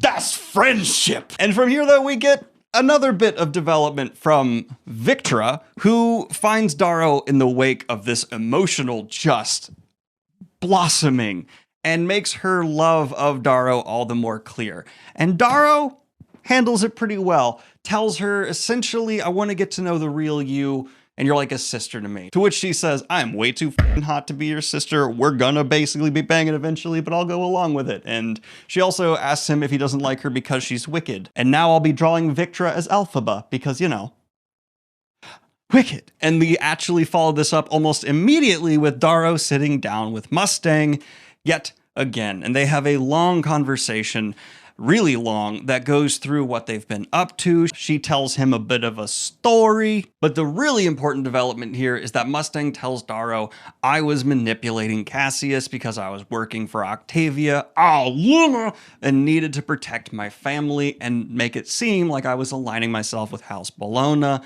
I saw what an opened wound Cassius still was after what you did to him, Darrow. And so it was easy to manipulate him. I just didn't want to do it, and it sucked. To which Darrow believes her, but also thinks a part of her did kind of want to be with Cassius. The really clear part is there is still mad feelings between Mustang and Darrow. And after watching them fight side by side and Mustang have her own espionage subplot happening in the background where you thought she was broken by Luna, turned out, she's double, triple, crossing people. It just feels like they kind of sit on equal ground of badassery for each other. And that's the kind of couple you want to see make even more badass babies. The note this ends on is warning Darrow not to trust Jackal. And if there's one person who you should trust telling you not to trust Jackal, probably his twin sister, basically saying that he's a monster that people don't even know how to write about. That's scary, ominous. And then Darrow immediately goes to see the Jackal, to which they reaffirm their pack and plan together, because Darrow needs to have all the allies possible. He does not trust the Jackal, though, clearly. The guy's literally a cannibal, and he's like upset that people judge him for that. You quit before you do cannibalizing, even if it's the Hunger Games.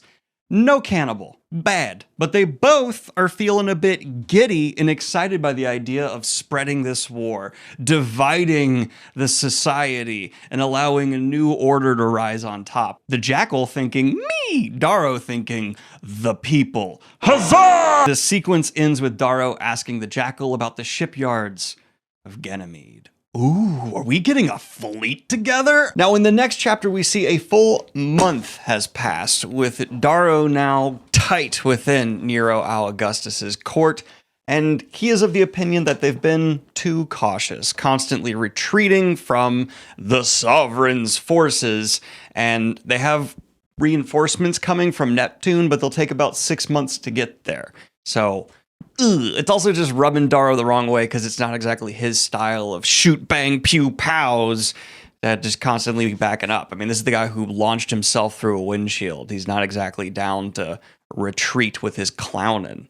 And on top of that, the court tensions are rising all the higher because we also see that Darrow, aside from Nero Augustus, of all the people in the court, has the second highest bounty on his head, irking the likes of Pliny, who, doesn't like seeing this low-born gold rise so high close to his master. But what irks Pliny and Nero Augustus all the more is in this current meeting that's going on within this half of the civil wars. I was going to say lieutenants, but no, I meant like leadership. This half of the Civil War's leaders, Mustang comes in and starts eating an apple noisily and agreeing with Darrow's plan he comes up with that we see through Darrow's inner thoughts. He had actually orchestrated with Mustang to have this bit of a presentation that ends up getting accepted by Nero Augustus and rifles the feathers of the rest of the hierarchy. It's a cool little sequence that also really enhances the chemistry between Mustang's big brain and Darrow's big brain. It's actually kind of a kick-ass plan as well, because there's a weapon called a moonbreaker. It sounds cool. That's at the aforementioned shipyard from before, as well as a bunch of other ships that Darrow wants to go and steal. And they respond, you want to steal the Moonbreaker? And Darrow's like, nah, I want to steal all of the ships. But that is only one half of Darrow's plan. The other, he starts bringing up images of the Institute on Mars, and then the Institute on other planets where, across the whole solar system, golds are proven. And he's like, no, I don't want to take the ships that are at these institutes they use for training. Those are ancient. I want to kidnap all the children of the Golds and return them for ransom. Brilliant. Simply marvelous. Just honestly straight up devious and brilliant. And absolutely within Darrow's character of being someone who doesn't necessarily like all the Golds, turning around and wanting to kidnap their kids, which if you were aligned with Golds would be an extreme action. But to Darrow, it's just like, I'm doing business, baby. After this meeting is resolved, though, Nero Augustus asks Darrow to stay and have a bit of a one-to-one and tells him, you're getting too big for your britches. Stop trying to be political. This was well done today, and we're going with your plan. But you're gonna actually make the kind of enemies you don't want to make if you keep moving politically. Be a dumb soldier. To which Darrow says, sure. I mean, all of this is a lie for me, so I'll add that lie. Whatever, I don't care. Yeah, why would Darrow care? He'll say whatever he needs to narrow out Augustus. And then a final little hook is put in to make all this go into motion, and that is for Darrow to go to Lorne, his sword master who trained him to be so good in the razor he could actually take Cassius down. Wow, talking about razor drop. That hilarious. I mean, that was planned. It was absolutely a planned joke that I executed magnificently. I don't know what you're talking about. On the way, though, to meet with Lorne, two important events happen with Darrow and his crew. The first of which is Pax Dalamanus' family comes to Darrow and essentially says, we know that you respected our boy who died at the Institute. You named your ship after him. So if you need anything from us, the Talamanus family's got your back. And that means we may have lost the best big boy, but we just got a whole ass stable of other big boys, because it's a large family. But a little bit of a oopsie daisy from earlier on in the story does need to be recovered from on this venture over as well. And if you recall a little bit ago, Darrow drugged Roke and knocked him unconscious so he could do a suicide bombing he didn't follow through on. And Roke has just the whole time in the background been stewing like, what the fuck was that about? And so he finally has a conversation with Roke where he tries to chalk it up to him doing this duel with Cassius.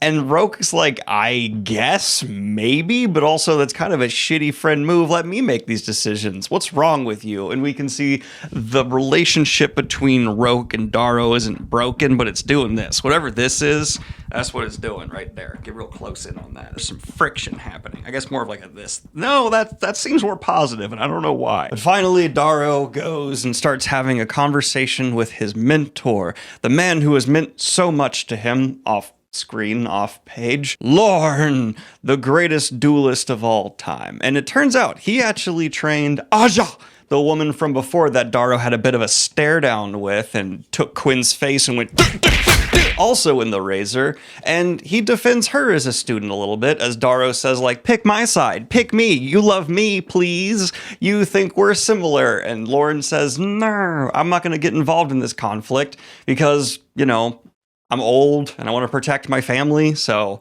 I'm sorry, dog, but also you should take my ship and escape out of here. I'm giving you a warning, because if you look up at your ship in the atmosphere, the Pax, you actually had an ambush waiting from the other side of the Civil War, and I'm doing the best I can warn you now, just standing here across from you. And Darrow goes, how could you? Also, I can't accept your no, and I kind of knew this ambush was coming. Look at all the people I had hidden. And then, like, there's the thing where there's the ship Darrow came on, and then people like, haha, surprise on top of that. And then, in typical fashion, several Howlers and additional Darrow forces go, haha, on top of their haha upon their arrival. That's basic math, bro. And so Darrow is surrounded. Aja arrives, though, drops on down, and there is another confrontation of wit. Darrow is able to avoid an escape because while he was talking with Lorne, he also dropped a bunch of bombs throughout this garden, and then he doop, scoop, boop. And Aja survives, but an additional problem arises where now Lorne is forced to be on Darrow's side because it looks like he warned Darrow, and yeah, Darrow kind of twisted his arm in a way that Lorne keeps talking about honor and blah, but after this, Lorne is just kind of like, all right, I'm on your side. You got me. But the bigger issue occurs when it turns out that Tacitus, which it's so confusing. There's a character they referenced in the last book whose name's Titus. That was the hidden red that Darrow had to kill. And then there's Tacitus, who is the guy that Darrow made whip him in front of everybody because Darrow's secretly a kinky freak. But Tacitus, the one who took Lysander and escaped, is here, and he has cornered Lorne's family, all the people Lorne wanted to protect, and is holding a razor at children and women, and he apparently was given an order to massacre them. And Darrow's going, whoa, whoa, whoa, whoa, whoa, whoa, whoa, whoa, whoa, whoa. What if we just let bygones be bygones? I'll let you join back up with the crew. You made a bad call, and now the person you made that bad call for is asking you to murder kids. Look at what you're doing, right? I wouldn't do that, right? I wasn't actually going to murder Lysander, and you shouldn't murder these women and children. And Tacitus eventually puts down his razor, and he's like, thank you. I needed that. I I appreciate it. Lorne's family's allowed to escape. They evacuate on Darrow's everything. And Darrow's like, yeah. And then Lorne goes, yeah, time for justice. And then he fucking murders Tacitus for threatening his family. And Darrow, even though he just got Tacitus killed, can't exactly blame Lorne because that guy just held a, like if someone holds a gun to your loved one's head, I'm not saying it was like a just action because the guy had put down his weapon, but it's an action where I'm like, I get it. Don't threaten babies or children. But they regroup now with Lorne, Lorne's ships, Lorne's crew, Lorne's military, because Lorne's a high enough person in society to bring all these resources, and there's golds that have joined the cause. If everything's looking good, though, don't worry. Some bad stuff is coming. And that's because Mustang arrives back from her attempt to execute the Institute part of this plan, where they would kidnap a bunch of people's kids, and she went with Nero Augustus, the leader of this whole side of the Civil War, and her brother, the Jackal. Turns out, whoopsie daisy, they saw that coming, walked into an ambush, and both the Jackal and Nero Augustus have been taken prisoner. Mustang was able to escape, but she brings the extra bad news that this was actually a full-on coup where Carnus was working with Pliny. Oh my god! Who could have seen Pliny being a traitor coming? I'm being too obnoxious. And the only reason she escaped was Pliny seriously underestimated her, was alone in a room with her, and said, basically, I'll divorce my wife and marry you so that your line can live on. To which Mustang went, gross, you're my dad's advisor, and you keep ogling me with your eyes my whole life, so I'm going to keep one. And then she takes an eyeball out of her pocket and puts it on the table. It's good to remember that even the people on Darrow's side in this book are f***ing psychos.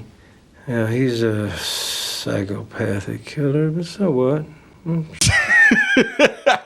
That is such an insane, don't get me wrong, awesome, and in this world, I get it. Kind of low-key down bad for Mustang for even doing it.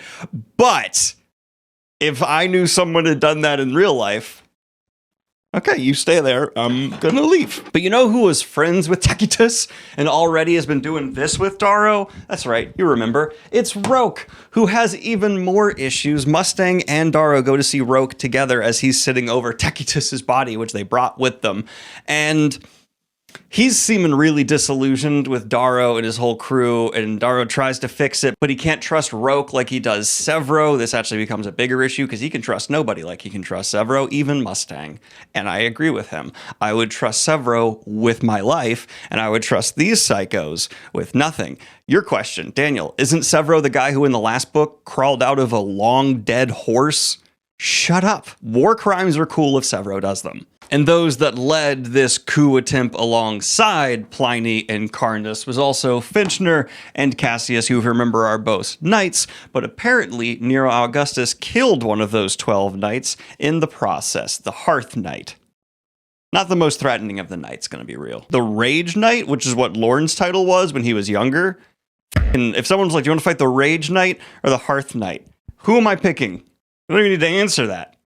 Neither. But this brings us to the question of loyalty and who amongst Darrow's crew can actually be trusted. I know Roke could maybe be perking some eyebrows as he has had his foundations shake. Others raise questions about Victra, who is a Julie, whose family is on the other side of this conflict, yet she has chosen to stay. And Darrow stands up and says, absolutely not, I'm not letting people question Victra's loyalty. In fact, she has rejected the call of her mother to return and stayed by our side. Could she be a spy? I don't think so. And just kind of actually demonstrates that despite the awkward love thing going on between them, I don't know what's me in this gesture today, he is going to stay by her side because he just thinks Victra is actually on the right side of things, actually someone that's loyal to the version of Darrow he's putting forward. God, this is constantly complicated for him. But of course, as with happens in love triangles, this makes Mustang go a little, why is he sticking up for Victra so hard? Darrow, back off. Later on that night, though, Darrow is getting some R&R in his room on his ship, and because he's the captain, he's got the nicest quarters.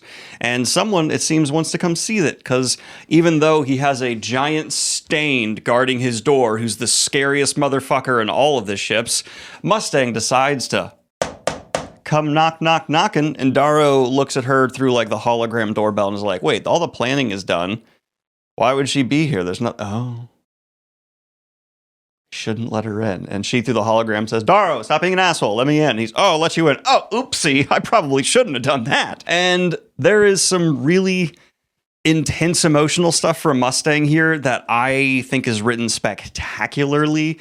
The amount of improvement that we've had in just from book 1 to 2 from Pierce Brown, his relationship dialogue between Mustang and Darrow here, I would say is leaps and bounds better than anything we got relationship-wise in Red Rising, and it only gets better, fortunately, from here on out.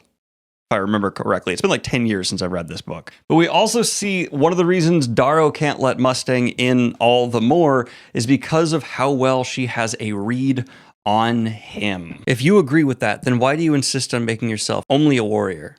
It's what I am. It's what you are, she laughs. You who trust Victra, you who trust Tactus, you who let an orange give strategic recommendations, you who gives commands of your ship to a docker and keeps an entourage of bronzes. She wags a finger at me. Don't be a hypocrite now, Darrow. Ow, Andromedus. If you're going to tell everybody else they can choose their destiny, then you damn well better do the same. She's too smart to lie to. That's why I'm so ill at ease around her, when she asks me questions, when she probes things I can't explain. There's no explainable motivation to so many of my actions if I am really an Andromedus who grew up in my gold parents' asteroid mining colony. My history is hollow to her, my drive confusing if I was born gold. This must all look like ambition, like bloodlust, and without Io, it would be. That look, Mustang says, taking a step back from me. Where do you go when you look at me like that? Color slips from her face, retreating into her as her smile slackens. Is it Victra? Victra? I almost laugh. No. Then her, the girl you lost. I say nothing. She's never pried. She's never asked about Io. Not when we shared time together after the Institute, when I was a rising lancer. Not when we rode horses at her family's estate or walked through the garden or dove in coral reefs. I thought she might have forgotten. I whispered the name of another girl as I lay in the Institute's snows. How stupid of me. How could she forget? How could I not linger there inside her, forcing her to wonder, as she lay with her head on my chest, listening to my heartbeat, if it didn't belong to another girl, a dead girl? Silence isn't the answer right now, Darrow. After a moment, she leaves me alone in the room.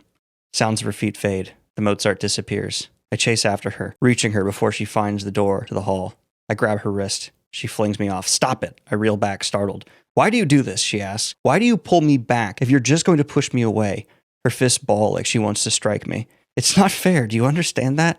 I'm not like you. I can't just shut off like you do. I don't shut off. You shut me off. After that speech about Victra, about importance of friends, she snaps her fingers in front of my face. You can still cut me away like that. You care and then you don't. Maybe that's why he likes you so much. He, my father, he doesn't like me. How could he not? You are him. I back away from her and find rest at the edge of the bed. I'm not like your father. I know, she says, releasing some of her anger. That's not fair to you. But you'll become him if you follow this path alone. She puts her hand on the door controls. So ask me to stay. How can I let her? If she gives me her heart, I'll break it. My lie is too great to build a love upon. When she discovers what I am, she will reject me. Even if she could survive that, I would not. I look at my hands as if the answer is there. Darrow, ask me to stay. When I look up, she's gone. Now we see Darrow has all of this hesitation to expose who he truly is to Golds, except for Severo, because duh, and he was already a son of Ares. But after a conversation with Lorne, where Lorne's actually been pretty respectful to lower colors and a decent dude, but he's just flat out not for the Stained. He thinks that Ragnar is dangerous and not to be trusted, and Darrow does not like this side of Lorne, and so he goes and has a little sit down with his new Stained bodyguard, who is built like Andre the Giant had a baby with Mike Tyson, and then they tattooed even its eyelids. That's true. Now, when it comes to the Obsidians, you have to know, of all the colors, they've basically had the most taken from them. They're not even allowed to have like comfort and physical touch outside of mating.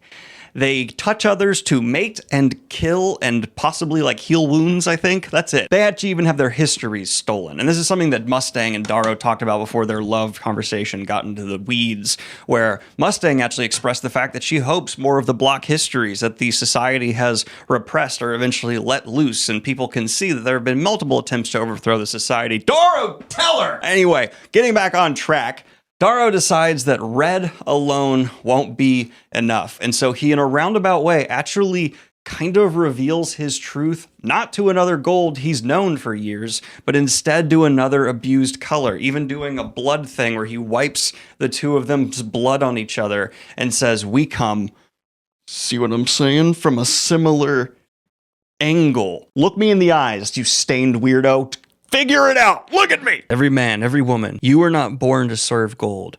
No, he rumbles. You tempt me, you bait me. I have seen this before. I have seen false words meant to trick. The true words are known to me, to us. Our mothers teach them, fear and serve the men of gold, or they will come with iron from the sky. Gold will treat you with fire of the sunborn, for they are not bound by love, not bound by fear, not bound by earth, but to sky and sun, fear and serve the men of gold. I do not serve them, because you are one of them. What if I told you I was not? He stares at me. No answer. No movement. Nothing. Just confusion. And so I tell him. I tell him in that freezer what Dancer told me in the penthouse. We have been deceived. I had a wife. I tell him, they took her from me. They hanged her. They made me pull her feet so that her neck would break and she would not suffer. I killed myself after that, burying her, letting them win, letting them hang me. I drowned in grief. I tell him how the suns came for me, and how Ares gave me a second chance, the same chance you now have to rise. For 700 years we have been enslaved, Ragnar. Your people, my people. We have languished in darkness, but there will come a day when we walk in the light. It will not come from their mercy. It will not come by fate. It will come when brave hearts rise and choose to break the chains, to live for more. You must choose for yourself. Will you choose the hard path? Will you choose to be my friend? Will you rise with me? Or will you go as all who have gone before, never knowing what might have been? So yeah, after trying to be a little bit more roundabout, Darrow had to be like, okay, I'm red, which I kind of find funny. Also, it's not on the board anymore, but there has been a foreshadowed attack a couple of times in this book that I am so excited to finally get down, and it has to do with what Darrow's not been allowed to do, then taking the opportunity to do, and we're just getting these little word references, and it's getting me excited. Let's continue on. Now, before we continue on from the binding of the colors thematically, I would like to take a moment to clarify why exactly House Bologna and Augustus have so many problems. It's kind of the whole reason this entire conflict is exploding across the pages. Bologna seems to be set up by the sovereign, House Loon, to take over Mars from Augustus, but and why does Nero Augustus hate them outside of just political rivalry? Well, it seems that Nero Augustus's entire family was wiped out by House Bologna after a failed attempt to poison them, and to protect Nero Augustus, he was taken in by Octavia's predecessor, which allowed him to eventually join the Institute and graduate leading his class. Afterward, as a sign of trying to bury the hatchet with House Bologna, he married Iona, one of their daughters, except on their wedding night, he cut her head off, stuffed her mouth full of grapes, and sent it back to House Bologna, declaring war. And in that time, House Loon overthrew the current sovereign, and so the people who were backing Nero Augustus were in charge and installed him as the arch-governor of Mars, therefore setting up this current rivalry between House Augustus and House Bologna. But I'm going to be honest with you, internally in my head, every single time I go House Bologna. Essentially, it was a two-pronged strike, where Octavia took over as the sovereign and he took over as the arch-governor. She overthrew her predecessor and he got installed in return. And Great Mouth sinned. Keep that in mind. Totally not going to come up again. Back to the story. Have I described what razors really are yet? I don't know. I might need to do that later. Well, the first priority after this bad news that was brought by Must of Tang is to get the Jackal and Nero Augustus out from prison. They arrive at the station that the Jackal is being held on and pretty easily take it. Not that big a deal. And it turns out that Pliny is there. And Darrow, after Severo gets on the intercoms and does some Severo things where he's going like, here, Pliny, Pliny, Pliny, Pliny, Pliny, Pliny, Pliny, just trying to get in his head, has this takedown of Pliny that's immensely satisfying. You're supposed to be dead, Pliny mutters. Aja said she would kill you on Europa.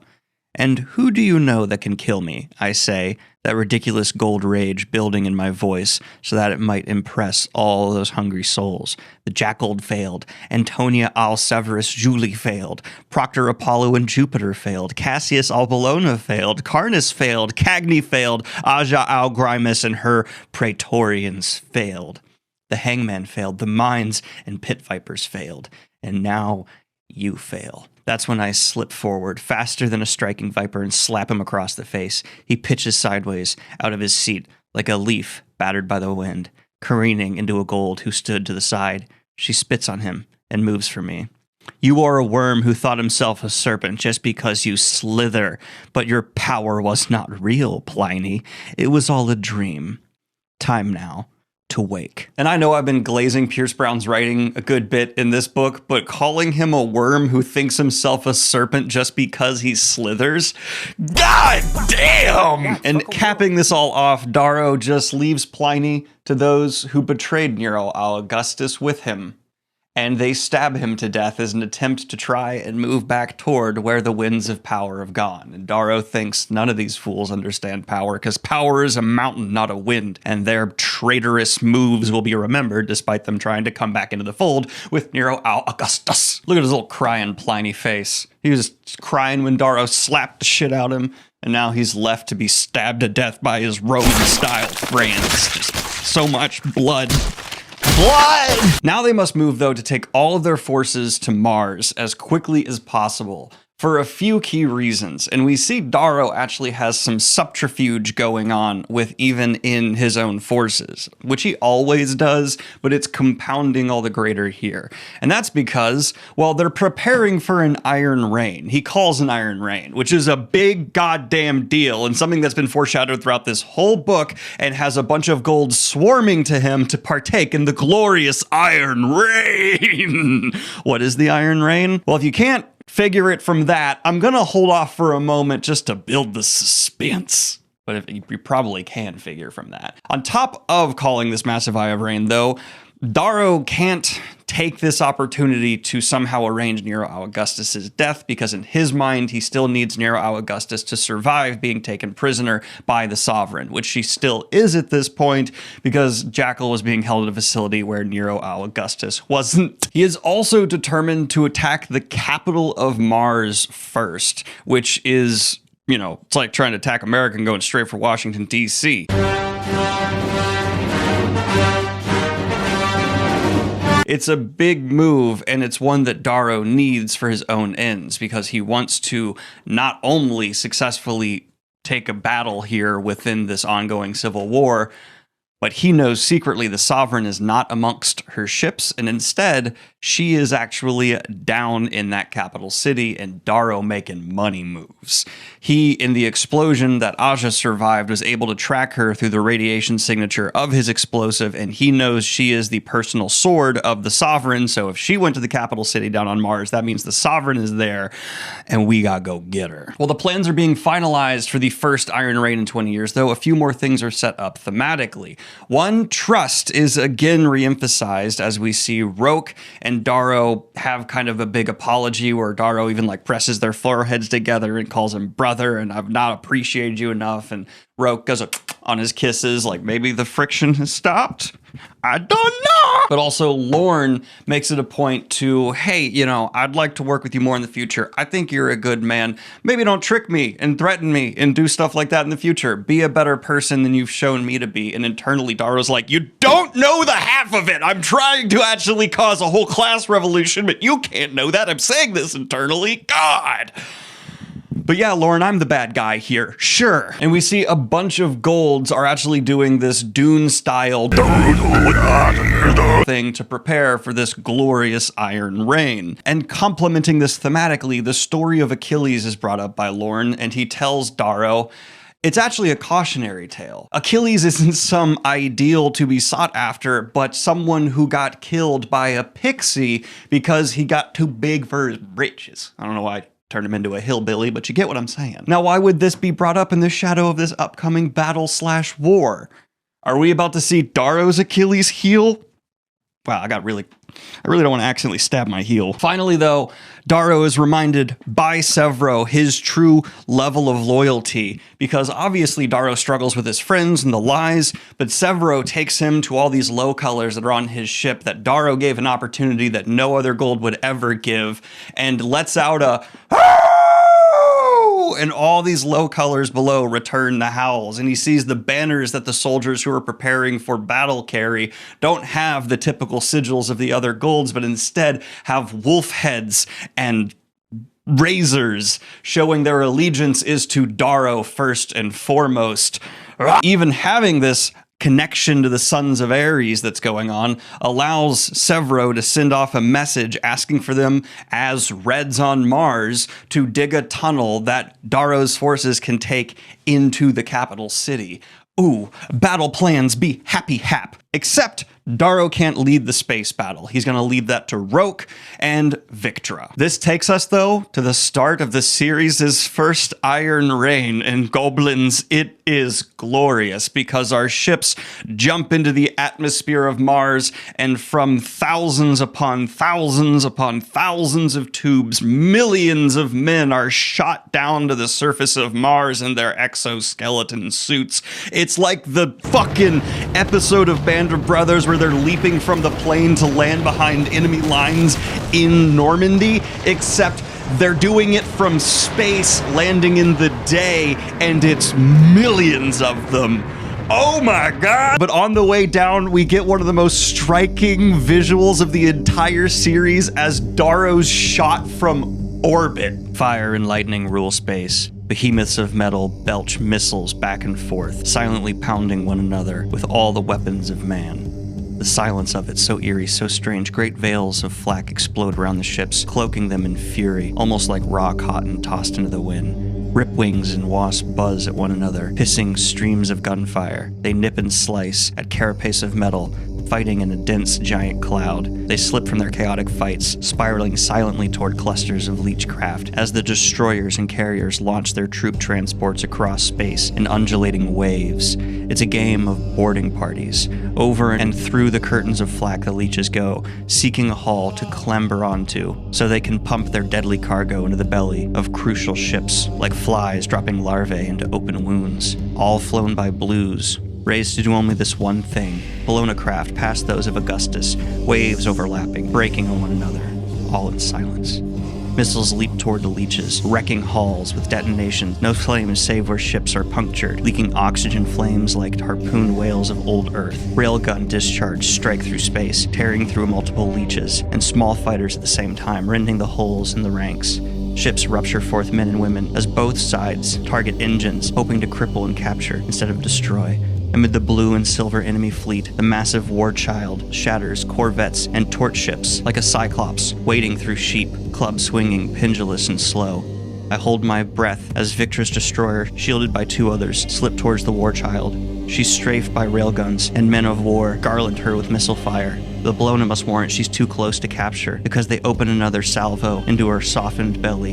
Yet amid the fire she suffers, the corvette births out a desperate birth of 40 leechcraft, nearly 10 times normal complement. We carve her hollow to fit the additional troop carriers. That is the war party of the Talmanuses. Victra's ship cuts away from the war child, recklessly plunging into the Bologna formation, where her mother's flotilla of ships bearing the bleeding sun support the Bologna Eagles. Victra springs her second surprise. Her mother switches sides. Betraying the Bologna as Victra promised, her mother's ship unloads more than 200 leeches amidst the core of the Bologna fleet. It is chaos. My Titans land on the hull of the enemy flagship, and soon the war child is festooned with leeches. Good luck, Titans. My man is just rocketing through space like a missile, watching the actual boardings happening amongst ships, descending into the atmosphere. He talks about how he wants to scream, and some people do over the comm, but I would shriek. I think I would. All the noises would come out of me if I was in that situation. Bad news, though, because Darrow and his lot just like in Band of Brothers, accidentally land off target, except it's a little bit worse from them because you can miss from orbit to a greater degree. They're 300 kilometers from where they need to be. So after linking up with his nearby forces, Severo and Darrow begin grav booting towards the capital city as fast as they can. They end up coming across some missile groups who shoot at them, but obviously the Howlers take them down right away. I mean, we're the best. And this is kind of emotional for Darrow because he's amongst his homeworld, seeing it terraformed in this glorious capital city 4 years into his journey, and he's looking around just, damn. Emotions, and he decides that when he gets back from this battle, if he survives, he's going to tell Mustang the truth, setting up the actual end of the book. And then finally they reach the tunnel that the Reds did dig for them. And glory be, they go on through, come out the other side, and there's a little brown girl, as it's described, holding an orb. And Darrow and his team in their exoskeleton suits are like, what? And Severo's just, shoot her! And he's about to kill her, and Darrow goes, no! And stops him from killing this little brown girl. And then the girl detonates the orb, it's an EMP, and Darrow and all of their forces just shut down and fall into water, trapped within their exoskeleton suits. Uh-oh. And Darrow can, like, barely move. This is so heavy. He's drowning. And so he decides to activate his razor from around his arm because it snakes around his arm before it comes back into its full sword form. And he basically uses that to carve his way out. He's drowning, manages to actually see the Stained over there. Ragnar frees him as well and hands Ragnar a razor, which is a huge no-no. Those are only supposed to be used by gold. And Ragnar goes, ah! But Darrow says, we're gonna die! Take it! And so Ragnar takes it and now starts using a razor. They burst up to the surface and start doing some behind enemy lines, rapid murder, and Ragnar ends up picking up another dead obsidian of a normal huge size, screams, I am a man! And starts beating people with a I love Ragnar, big boy. I love big boy. Once they clear the area, they're able to go down, rescue more of their forces, bring Severo, who almost drowned, out. And some of the golds who are with Darrow see Ragnar holding a razor and go, no! To which Darrow says, fuck you, he can use it. Ragnar, keep it. And Ragnar kind of wants to drop it, but then he's like, yeah. And Severo's with him, but there's clearly some golds that are so uncomfortable by this, they won't follow Severo after this. Bad news. But they get towards an inner wall that if they had their grav boot still working, they'd be able to quickly leap inside and assault the Sovereign as she's trying to flee the city, except, shit, that EMP ruined all their ability to do that. So Darrow manages to get over the wall and he's supposed to turn around and help up his friends, but he decides, nah, I'm going to go and I'm leaving you behind. This is my battle, which I'm sorry. I normally like all the decisions made around Darrow's character. Big dumb. Big dumb, stupid, dumb move. If he really wants to win and have this color uprising, which I've been switching in between red and gold depending on the scene because of various things internally in my head. I don't feel the need to explain it. He would be using every advantage he can. He's more likely to fail EO by leaving him behind. Pick up your whatever. I get it, kind of, but he uses all the rage and trauma of what he's been through. EO from being a minor to what he dealt with in the Institute to just run, get through these gardens where he's well behind enemy lines now where they don't expect him. He's getting past guards just because they're like, wait, is that an enemy? Oh, that was dark. What? And so he finally reaches the Sovereign who's getting on a ship. He jumps up, grabs the closing port, manages to roll in and go, ha ha. And with him in there are Karnas, Luna, Octavia, the Sovereign, and Finchner, her two damn powerful blades. And there's a tired Darrow with a razor and no armor like... Maybe I should have thought this through, but actually no, because I have a grenade. And he holds up a grenade and tells them to surrender, to which Octavia tells her pilot, do a barrel roll! And they do, and then Darrow fumbles the grenade and it's gone. Oh! Alright, so I'm going to start my 4-part apology by saying I'm real sorry that I started this war. Not really, but there's a moment of Darrow being like, shit. He's also bloodied, bleeding, just beat to high hell from all of this that he went through to get here. And Karnas comes demanding the right to execute him, but Luna says, no, Finchner's going to do it because this was Finchner's prize student at the Institute. So Sevro's father is forced to come forward like, oh, I don't want to do this. But Karnas, being Karnas, shoves him aside and tries to kill Darrow. Darrow being Darrow, boop, scoop, badoop, reverse.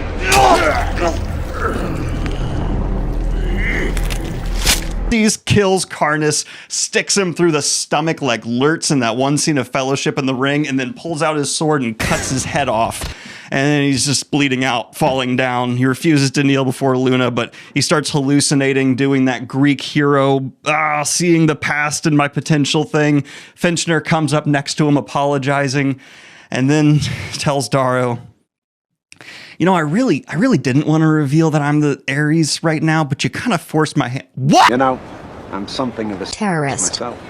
That's right. Finchner is Ares. Finchner, Sevro's fucking father, is the one who's been orchestrating all of this. He whips around with a gun, fires, and jumps off the ship with Darrow, allowing the Sovereign to escape, but saving our protagonist's life. Darrow, wounded, go sleep.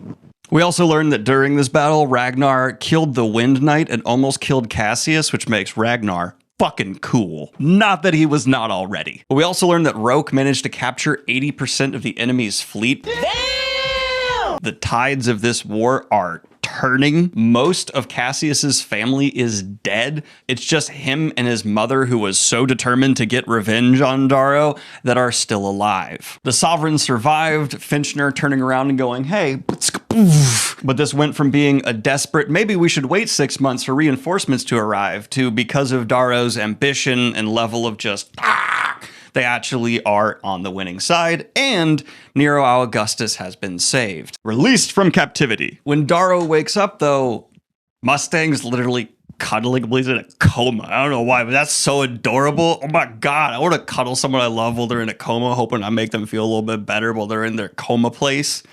That's so sweet. She like jumps away though when he wakes up like, I don't love you. What are you talking about? I cuddled you in your coma. That's it. Don't read too much into it. Now though, Mustang actually takes a pretty aggressive stance and tries to kiss Darrow, and he like pushes her off a little bit, but she goes, let me in.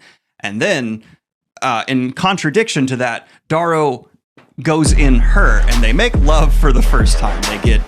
They go to Pound Town. Population from the last mega summary. And now Darrow and Mustang. They don't run into each other though. They have private rooms. After this, they actually manage to just have some like nice, good days where Darrow's recovering from all of what's happened in these 50-ish chapters. And he tries to specifically talk with Roke to mend their relationship, but he gets an emergency message from Sevro saying, the Jackals captured Harmony. One of the sons of Ares who went too far and kind of betrayed us and did all those suicide bombings, which are not a good long-term plan, now is in the hands of the Jackal, and oh my God. And so a quick mission is put together where they go to see the Jackal, and Sevro, dressed up in disguise as a son of Ares because he's smaller and kind of looks like between a red and a gold, busts into the room, does a whole attempt on the Jackal's life where Darrow manages to jump and save him, like, haha, this looks really good. I'm shooting at you, but I'm missing. Oh no, I'm missing. And Sevro leaves with Harmony saved, and the Jackal goes, damn it! I was just about to get the information I needed. Also, remember, Dancer's alive, and Mickey was being tortured, but Mickey is now saved as well from this. And so maybe the Jackal could see a pattern here. Jackal, very smart. Are we supposed to feel good about this? Because I don't feel good about this. This leads us to our first official, like, Sons of Ares meeting, where Darrow goes and meets with Sevro and Finchner. And this is where we learn of the greater plan, and also why Sevro is scientifically the coolest person in the entire solar system. It's actually like a scientific fact. And it's because Finchner, as a gold, fell in love with a woman who was not a gold. And their DNA is incompatible. Women who are not golds cannot have gold babies. Finchner found a carver, like Mickey is, and had the woman altered so that she could carry a gold baby, which made Sevro half red, half gold, hence why he's a little guy, kind of in between, and has all of the badassery of both the golds and the reds. We also have it confirmed that reds in general are literally descendants of Irish people, hence why they say things like bloody damn and other slang terms that are apparently Irish. The more you know. Problem though, the Golds found out about this woman, and while Finchner was off on a business trip, killed her in a very cold, clinical way. Gas over the mouse, dead, just another number. And Finchner wasn't even punished. She was just taken out. And this is also another parallel to Titus, where it's just everything the Golds do to the lower colors is just bureaucratic. It's so cruel in its systematic existence. But the actual plan of the Sons of Ares is to eventually set Darrow up to be emperor. That's right, he's going to be fighting for Nero Augustus, but it looks like he's eventually going to be adopted as a son of Nero Augustus, which would make him first in line in terms of the House Augustus and power. And if they're able to go to war with the current House Lune and the Sovereign, that means the Sons of Ares plan has a genuine shot at putting this gold they made on the throne. Hold up. My one criticism. And this is a fair criticism of Red Rising. I love this series. I love this book. I like the first book. I think this book is great. The conveniences and speed at which over these 4 years, Darrow has gone from a Spartacus spot up to shot at Emperor is crazy and very dependent on some people being super stupid and not very competent. And I still am bothered by the fact that they're able to just implant his existence into this family. I can easily suspend all this disbelief though, because Iron Rain, cool, badass, awesome. But that does mean eventually Darrow's gonna have to kill Mustang's family because he's got to take out those that are between him and the throne. Ooh. And he brings up the fact that he wants to tell Mustang the truth to Severo and Finchner, and they're like, no! But he says yes, because we need to prove that golds can change and golds don't need to be genocided, because turns out genocide, never the answer, bad thing. Even if they are the oppressors, they just need to be re-educated and not eradicated. And so there's a plan where Severo says he'll be waiting so that if Mustang makes the wrong call or has a bad reaction, he can take her out. I call it the Golden Bullet Conspiracy, where Darrow is going to test Mustang. Preparing to do so, though, he's actually right next to his home. He's back on Mars, and we see he returns to the garden that him and Io had their final night in. It's just like being in the Garden of Eden. And in his massive gold body, he notices there's litter around. It's just smaller than he recalls it being, and what he thought were stars above or warships and things along those lines now. Wow. And there's signs of Gray's debauchery here. It's not what he thought it was. And he continues on and actually meets up with the copper who is in charge of his group. Remember the Laurel thing from the first book? And he pressures the man, says like a threat where it's like, oh, maybe we just eradicate this entire group of Reds mining. But the guy's like, no, we can get more. And Darrow weirdly twists this into saying like, give them a proper feast, treat them well, higher rations. That way you have happy, productive miners.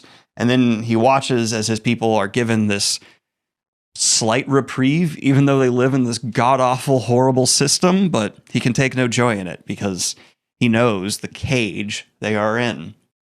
From there, he finally meets up with Mustang, and he takes a data pad that has the recording of his surgery on it, and he tells her, after giving her a really good kiss, apparently, because Mustang is like, wow, after this kiss, watch this, and if you still want to be with me after it, come into that building, and it's his childhood home. And Darrow goes into his childhood home and sits down, and someone comes down the stairs, which, low-key, that's like, what the fuck, dude? He just has a gold in a complete disguise and walk into this house and I don't know, just a moment of me as a reader going, but it's his mom. And his mom right away just goes, Darrow, even though he's completely changed, because of course his mom would recognize him. And they catch up. They have some truly beautiful discussions and moments about his journey, and surprisingly, his mom says, I didn't like Io, at least not for you, because she always had you fighting her battles, and she was so ready to fight. And we, as the reader, after everything we just went through, are going, that's fair. That's fair critique. We also learned that Norrell and Lauren, two people from Darrow's childhood, maybe died in the mines, but their bodies were never found. Maybe they joined the Sons of Ares. Who knows? But their conversation is ended right after Darrow asks his mom if she thinks someone can love two people. His heart split between EO and Mustang because a little girl walks down the stairs. Darrow activates his ghost cloak and disappears, and he gets to see his niece picked up by his mom and walked back to her room, and he checks. Mustang left. Oh, he has a message from Severo asking if he should go after her, and Darrow says no, maybe she just needs time to make the right decision, risking it all. And I know from an emotional standpoint where Darrow is coming from, but again, like, dude, EO's dream and everything, you're risking it. You're risking it. But that question is put forward by Severo, and we see Severo is die hard enough to the cause to, should I take her out? And he says no. And he walks off into one of the mines. He calls Mustang, and her phone thing rings behind him. And of course, she spotted the tracker that Severo had put on her, and she's holding Darrow at gunpoint. And the woman who has been lied to her entire life and been a part of schemes and all of these things has found that the man she fell in love with has been lying to her too. And I'm okay. I know I try to keep my politics out of these videos sometimes. I'm bad at it.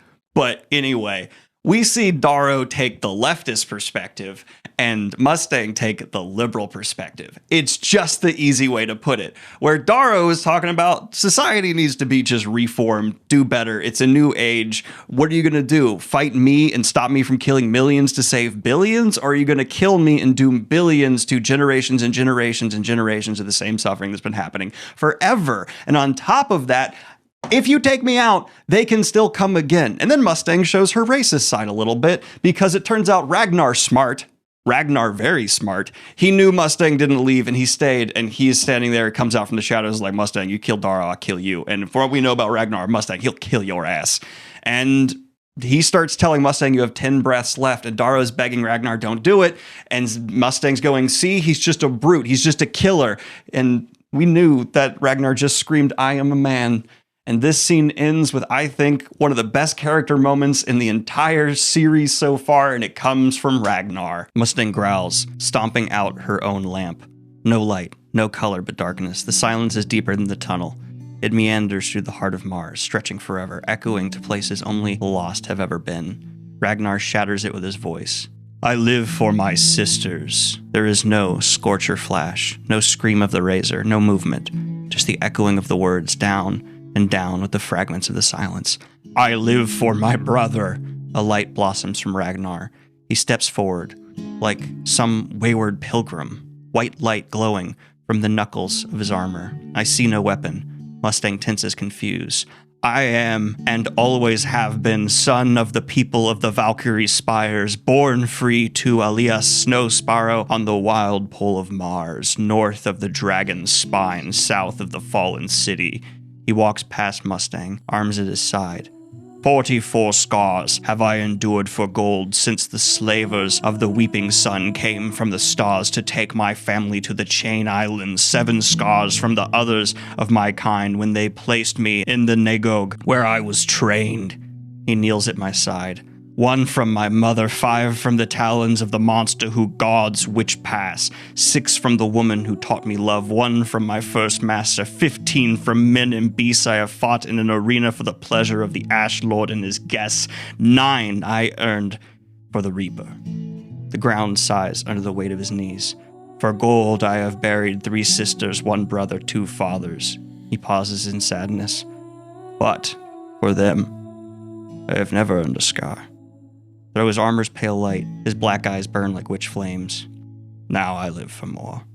Ragnar closes his eyes, putting himself at the mercy of a gold, having faith like I have faith, like Io had faith in me, like Severo and Dancer and all the rest. My eyes meet Mustang's, perhaps for the last time.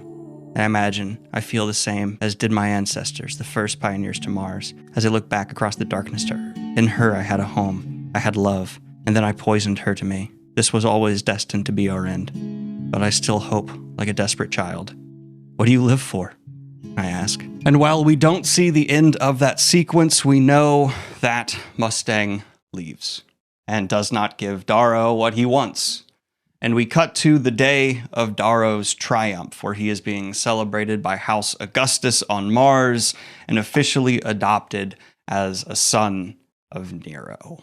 And we learn with a meeting with Nero that it was actually the Jackal's idea to have him adopted in this way. Danger, Will Robinson. I don't trust that. Several different people throughout this book have been repeating to Darrow, don't trust the Jackal. And Darrow always says, I don't. And then he just keeps going along with stuff that's clearly orchestrated by the Darrow! Don't try. Why do you think I wrote ha ha ha ha ha here with the Jackal's face? Not a good idea. Before we get to the reveal of the Jackal's plans, we have a nice conversation with Lorne where his family's here, and Darrow gives him a bottle that he always gave Lorne when they were training, apparently, to keep him around longer. Ha ha ha. And he even has a nice moment with Victra. Roke is there as well, and there's a couple of pinks that Darrow goes, do I know that pink? That's serving people? No? Okay, whatever. And it's the time finally for him to be presented with all of his glory, and Roke is the one who comes up to him and, paying Darrow back in a way, injects something into his neck. And Darrow remembers where he has seen those pinks. I would have died for you 1,000 times more because you were my friend. Something in his voice makes me look around. Over his shoulder, I see Victra whisper something humorous to Antonia and their skeletal mother. Lorne serves his grandchildren little plates of cake brought by a short pink, but it's after the server turns that I freeze inside. He turns, haughtily, ruthlessly, unlike any pink ever born, breaking character for only half a second. But I know that turn, I know that man. It's Vixus. It has to be. His eyes dart to the pink who brought me Lorne's whiskey. Lilith, the Jackal's girl, who wore bones in her hair, who allied with the Bologna. They're dressed as pinks, golds with flesh masks, contacts, wolves playing lambs. I pull back from Roke, about to shout when I feel his grip tighten and realize he was saying goodbye. A needle from his ring pricks my wrist, gentle, like the kiss he now plants on my cheek. And thus go liars, with a bloody damn kiss. One word shattered 1,000 lies. Face colder than the marble statue behind us, Roke draws back and opens the ivory box's lid. With the gentle creak of silver hinges, my world ends. Augustus gasps in horror at what's inside the box, and a foot away the Jackal, eyes full of a long dormant hate, smiles at me and cocks his head back like an animal to loose a manic, mocking howl. A signal of the end. Victra reaches for her razor. Antonia steps back, pulls a scorcher from a waiter's tray, and fires 2 rounds into Victra's spine. 2 more into her mother's neck before any can move. Akros! Augustus screams, whipping out his razor. 2 arms! Howlers to me! Lorne roars, pushing back his grandchildren. Protect the Reaper! Too late. Even as Lorne stands, Lilith pulls a pulse dagger from under her tray and sweeps it across his throat from behind. Lorne shoves his hand between throat and blade. 4 fingers fall to the ground. He angles his body, strains against her, grasping her wrists with his bloody arm. Blade humming, grunting, intimate horror as chaos reigns across the clearing. The poison spreads in me. I slump to the ground, box in my lap, back against the blind statue, paralyzed. The Jackal glides through the midst of this melee, a reptile over ice. He watches, stabbing and botchery, and finds Lorne still struggling with Lilith. As she tries to cut his throat, Lorne manages to take a shard of broken glass from the ground and is reaching to stab Lilith's leg when the Jackal bends, examines Lorne for a moment, and slowly puts a blade into his belly. They were wrong. Your side isn't made of stone. Lorne's face pinches with fear as the Jackal pulls the blade up the old man's body. My Razor Master's eyes jump to me, to his grandchildren. He tries to stand, tries one last ounce of fury, tries to say something, but his body has quit him. He will never see his island again, never pet his griffin, never hear his grandchildren laugh, or see Lysander, the grandson I promised him. I did this to him. I brought him back from that separate piece he wanted, but knew he'd never deserved. And soon his eyes gaze at nothing, and the Jackal retrieves his blade, and Lilith finishes her work with a slow sawing motion. I loose a long moan. It's all I can manage. Drool slithers down my throat. Victor crawls toward me, blood leaking from her. Amid all this, Roke stands, a statue, apart. Pulse weapons warble in the distance. Thunder rips the sky as dark shapes descend, cracking the sound barrier. They come from a stealth ship. Something snuck in. Where are the patrols? Obsidians and Praetorians land in the midst of the clearing, thumping down on the stone. They pursue those who fled the killing ground for the gardens, hunting them down with quiet economy. Antonia directs the slaughter, finishing hairs, clipping bloodlines, half a millennia old, taking hostages. Lilith is laughing with Vixus. They peel away electronic flesh masks and shake free their golden hair. Behind them, Aja lands in splendor, her armor flashing in the lantern light. She surveys the carnage, face dark and content. I hardly notice her, because an old friend lands at her side. Cassius. Virginia, he asks. Missing, I fear, the jackal says. Warned? Angered. Lover's spat. Victra manages to crawl to my ankle. A slick of blood shadows her path from where she was shot to the place where she now curls. Red on her lips. I can't feel her touch. I didn't know, she whispers. Darrow, I didn't know. Aja bends over Lorne's body, taking his razor from his waist and closing her mentor's eyes forever. He never even drew the weapon. Cassius comes closer, stopping at my feet, where he goes to knee and watches me. Can he move, poet? He asks Rose. No, but he can hear. You killed my family, Darrow. All of them, me, Julian. That's one thing, but the children? How could you? I don't know what he's talking about. I'll find Severo, I'll find Mustang. There will be no mercy. He touches the enameled hilt of his razor with his new arm. You can't kill him, Roke says from behind. You know what he is. Roke puts a hand on Cassius's shoulder. Cassius, the Sovereign's orders were clear. Dissection, Cassius murmurs. He watches me, and it seems that there was never a time when this man called me brother. Never a hope he could ever have been anything other than what we are now. Roughly, he takes my hand. I think for a moment he is shaking it, but instead, he steals the ring I earned, the iron ring I killed his brother to possess.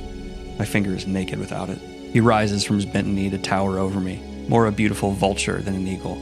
Julian, Leah, Pax, Quinn, Weed, Harpy, Rotback, Tactus, Lorne, Victra. They deserve better than to die for a slave. With that, he leaves me with Roke. The world is silent except for sobbing and the sound of sirens. At my side, Victra watches Cassius leave, her life leaking from her. Those clever eyes of hers look up at me, lost. We must hurry, Aja draws to the center of the massacre. They know we're here. Bring your father and let us go. The jackal nods. A moment, if you please.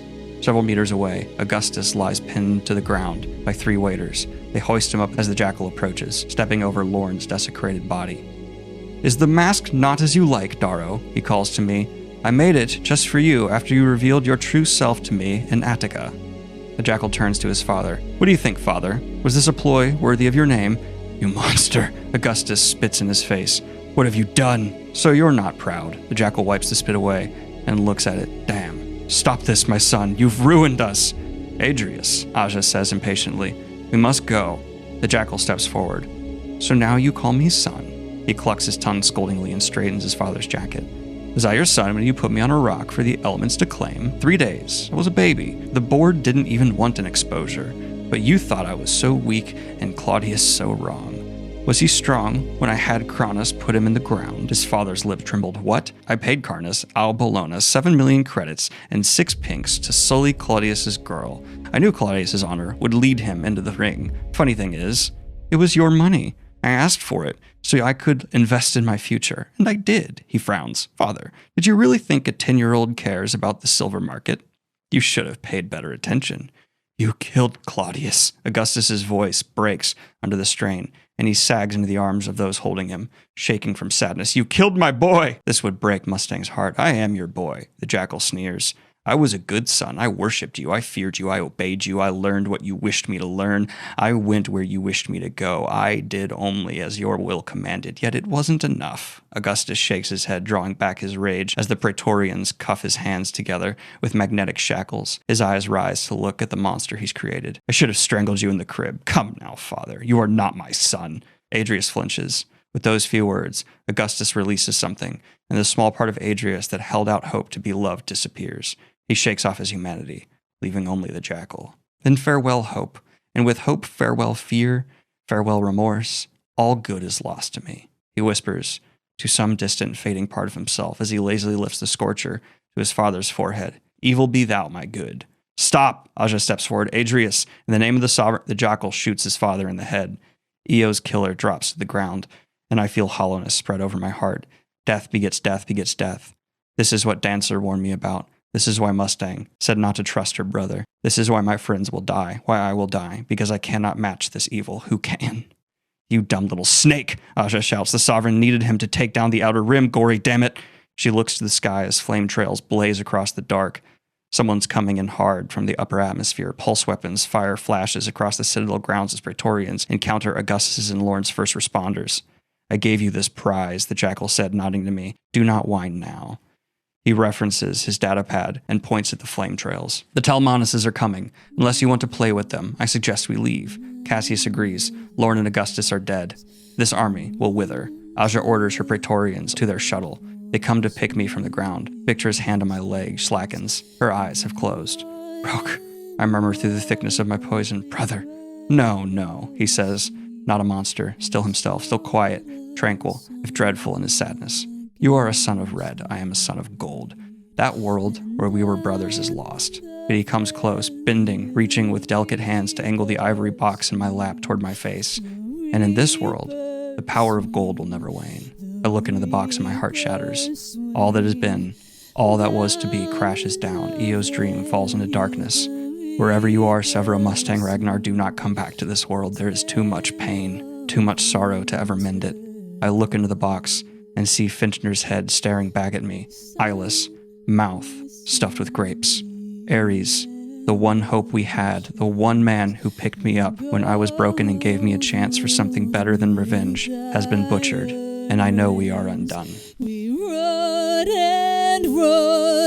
and twisted and screamed for hours, a veil of better dreams.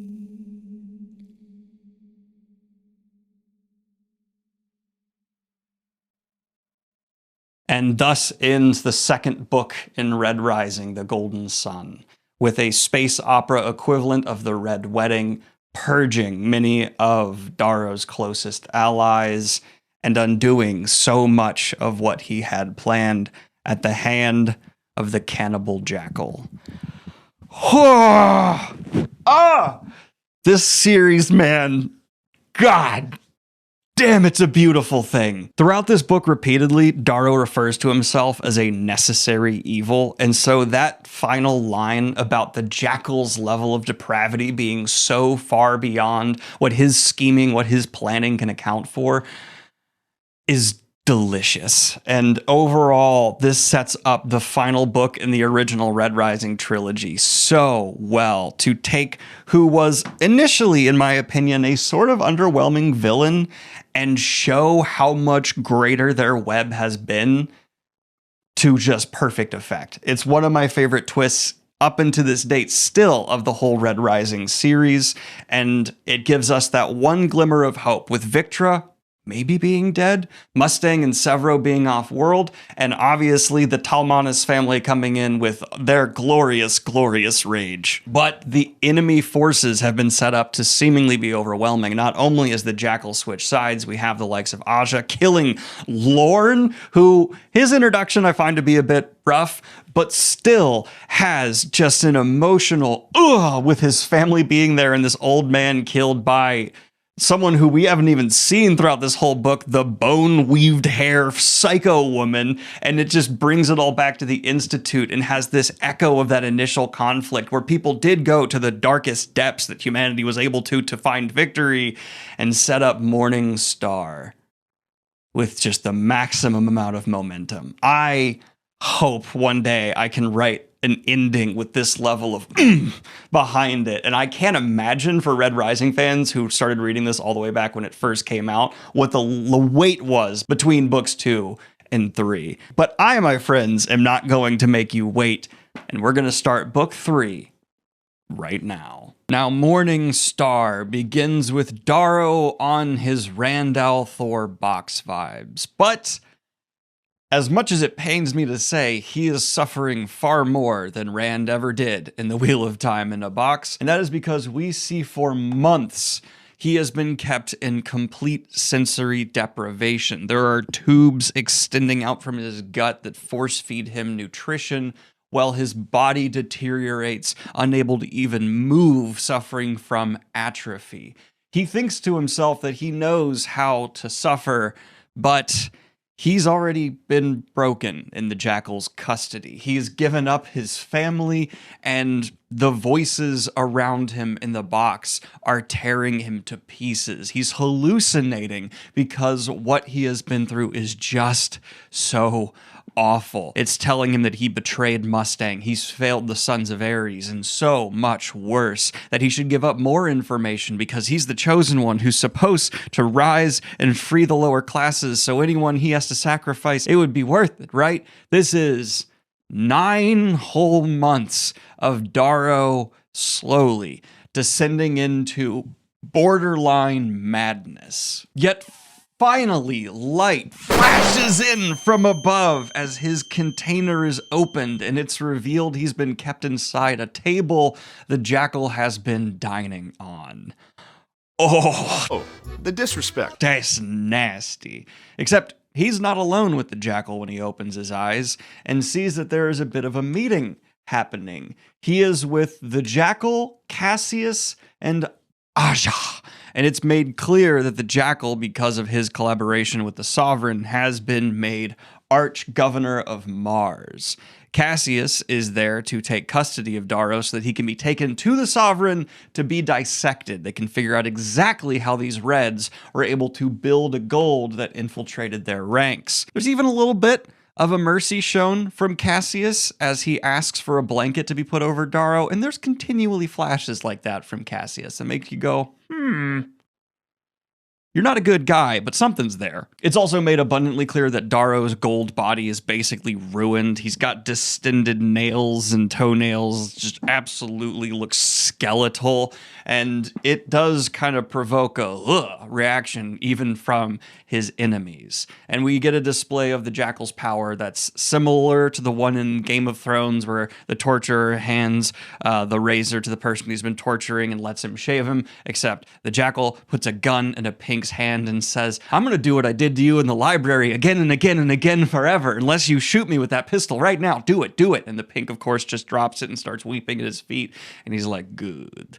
Just, demonstrating the jackal is truly the Ramsay Bolton of Red Rising. Additional information is dropped as these people talk with no fear of Darrow ever escaping, just laying out some of their ongoing plans, including the fact that they are actually unleashing false flag operations on their own people, saying basically that they're executing attacks or exaggerating attacks that were done by the Sons of Ares to make everyone think that, chaos! This rebellion doesn't care if low colors die, and oh, look at the benevolent golds from above who help us all out. But it's important, very important, that you remember there are three factions at play here. We have the Sovereign's forces, which are the dominant rulers that now have the Jackal as the Arch-Governor of Mars on their side. Then there are the Sons of Ares, the rebellion that's been blossoming amongst the people and allowing the colors to rise in vengeance. But that's still very much so on the DL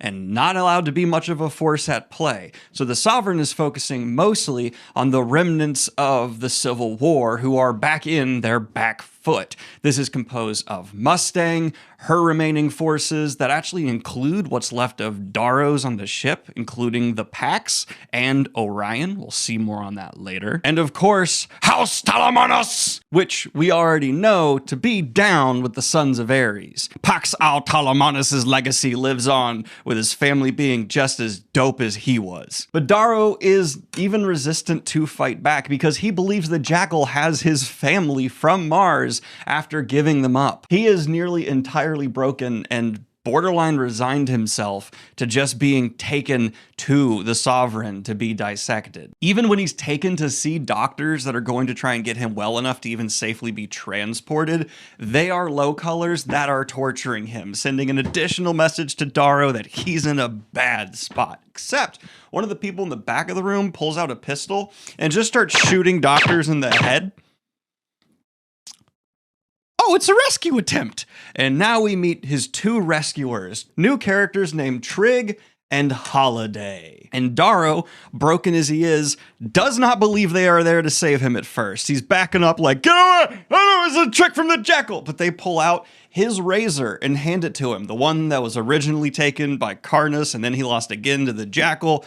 And it's even been added to, because on the hilt, there's a visage of Io, and more depictions of the great things in his life. Typically, golds have their razors etched with their greatest achievements, but on Darrow's, there's more sentimental things of his time with his friends, and he still doesn't believe him. He holds up the razor like, no, it's a trick. And one of them says, okay, this is an emergency. We have to go with our backup here to get Darrow to believe us. And they're like, that's dangerous, and they'll need to use an emergency. This is an emergency. He doesn't believe us. He's holding the razor. So they go ahead and pull up a phone call. It rings, picks up. And on the other head, the helmet of Ares appears. Finchner's dead. And Severo's voice comes out saying, Come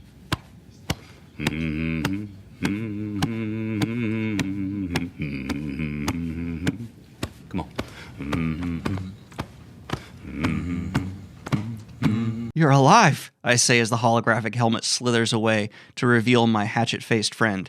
He smiles with those hacksaw teeth, image flickering.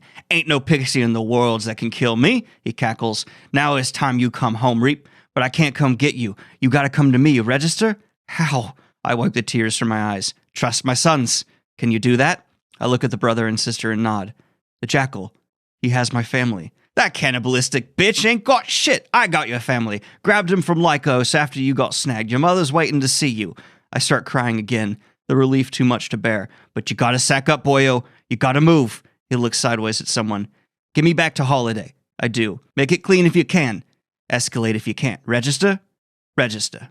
Break the chains. And I know you're already thinking, oh my God, Severo's the best friend ever. You don't know shit yet, because this is about to escalate to truly, debatably, the best friend in all of fiction? You'll see. The two rescuers, though, inject Darrow with a formula that basically is super adrenalines him, not to the point where he is at his full former glorious self, but at least he can functionally move in his half-atrophied body. There's one other problem, though. He overheard that Victra, yes, she lived from Red Rising's equivalent of the Red Wedding, and he needs to save her. He will not leave his friend behind. And so Darrow convinces his rescuers to get in an elevator, pull a hood up over his face, and go save his fellow gold Victra. They get into an elevator, and Vixus is there? The Jackal's BFF? So, oh God, Darrow just has his hood up and they're trying to play it quiet, but eventually Darrow goes, I don't like playing it quiet, pulls out his razor, and they all attack him at the same time. He almost overcomes the three of them because these two rescuers are not golds, they're grays. But eventually they have him at gunpoint and they tell Vixus, you're going to take us to Victra. And he does. They find Victra essentially going through the opposite torture of Darrow, and she's actually successfully been driven a little bit mad. And that's because instead of sensory deprivation, she's getting overstimulated. Just light and sound.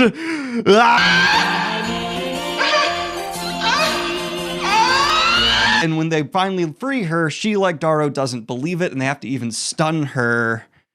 And here's where we see the first example of what this long-term torment has done to Darrow, because Vixus is saying how, like, oh, you can't be the ones to kill me, and, you know, Darrow, you're a hero, you're a good guy. And then Darrow, I need you to send a message to the Jackal. I slash open Vixus's throat, and he slumps to the ground, pulsing out his life. I know he is afraid, because nothing waits for him on the other side. He gurgles, whimpers before he dies, and I feel nothing.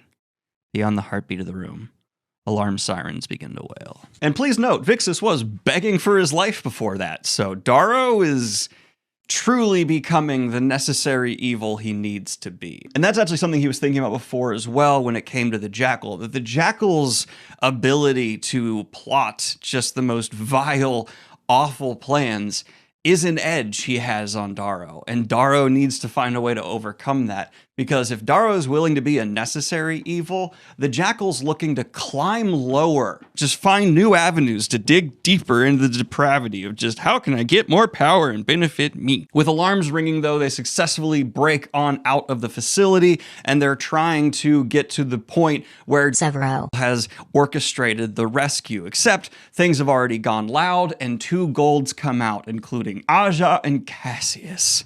Uh-oh, Darrow's in no position to fight, and these two reds cannot take on the golds. In fact, we see Trig get killed and Holiday injured. Cassius is taunting Darrow, and Darrow hears a familiar sound. The sound of an underground drill. And so the earth begins to fall, and sons of Ares explode from the earth as Darrow grabs his friends, including Victra, who they've rescued, and plummets into the depths. And we actually see a flash of Darrow regaining consciousness on board the ship they're escaping in, and seeing people die around him. It cost the Sons of Ares to get the Reaper back. Eventually, though, he wakes, and to his immense relief, Darrow sees his mom by his bedside, as well as his uncle Norrell, we were led to believe possibly to be dead. Haha, he did not die. And from here, Darrow gets caught up on what's happened in the world in the last 9 months since he was captured, and it's a lot. Roke is still fighting for the Sovereign as a fleet commander and has not lost a single battle, now known as the Poet of Deimos. They even recently defeated Mustang in combat. There was an execution of Darrow that was broadcast to the world to make everyone think he was dead.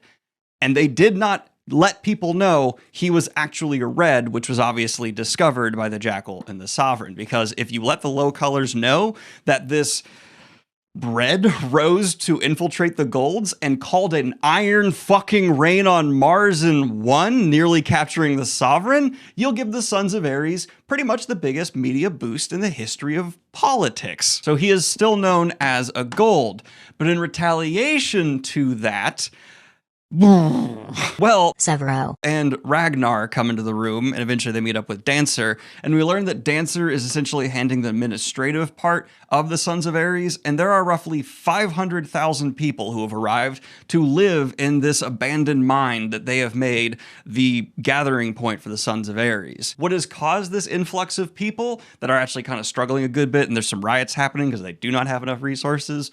Well, after they released the broadcast of fake Darrow being murdered, because it was actually just a doppelganger that they did that to, Severo released the footage of Mickey carving Darrow into a gold, showing who he really was. And also did not believe Darrow was dead and never stopped looking for him. Let's go! It's guy love, don't compromise the feeling of some other guy. Even though people like his mom, Mustang, and everyone else believed the video, Severo just went, nah, he's not dead, and kept looking for Darrow. And on top of that, he has red eyes now, and Darrow's... Why do you got red eyes? That's crazy, bud. And as we know, he's half gold, half red because of what Finchner's backstory is. It makes sense, but like, where would he get red eyes? And that's when Severo says, that carver who did your surgery, Mickey, I found him. We have him here. And it turns out he still had your eyes, Darrow. And I had your beautiful, perfect eyes put into my skull. And now I see through your eyes, your literal eyes that were taken from you and replaced by gold eyes are the eyes that are in my skull now. I just want you to stop saying odd shit. And this might make you wonder, oh, is Severo batshit fucking crazy? And you may be aware of the fact that within pop culture, there is something called the hot to crazy line, where it's okay to date somebody as long as their hotness level actually balances out their craziness. What a lot of people don't know is there is a similar scale for friendship, where how much of someone is a good friend versus how much they're a crazy ass friend balances things out. And Severo is a perfect 10 in both categories, which I guess technically makes him, if you simplify it down 10, 10, 10, a real 1. Yeah.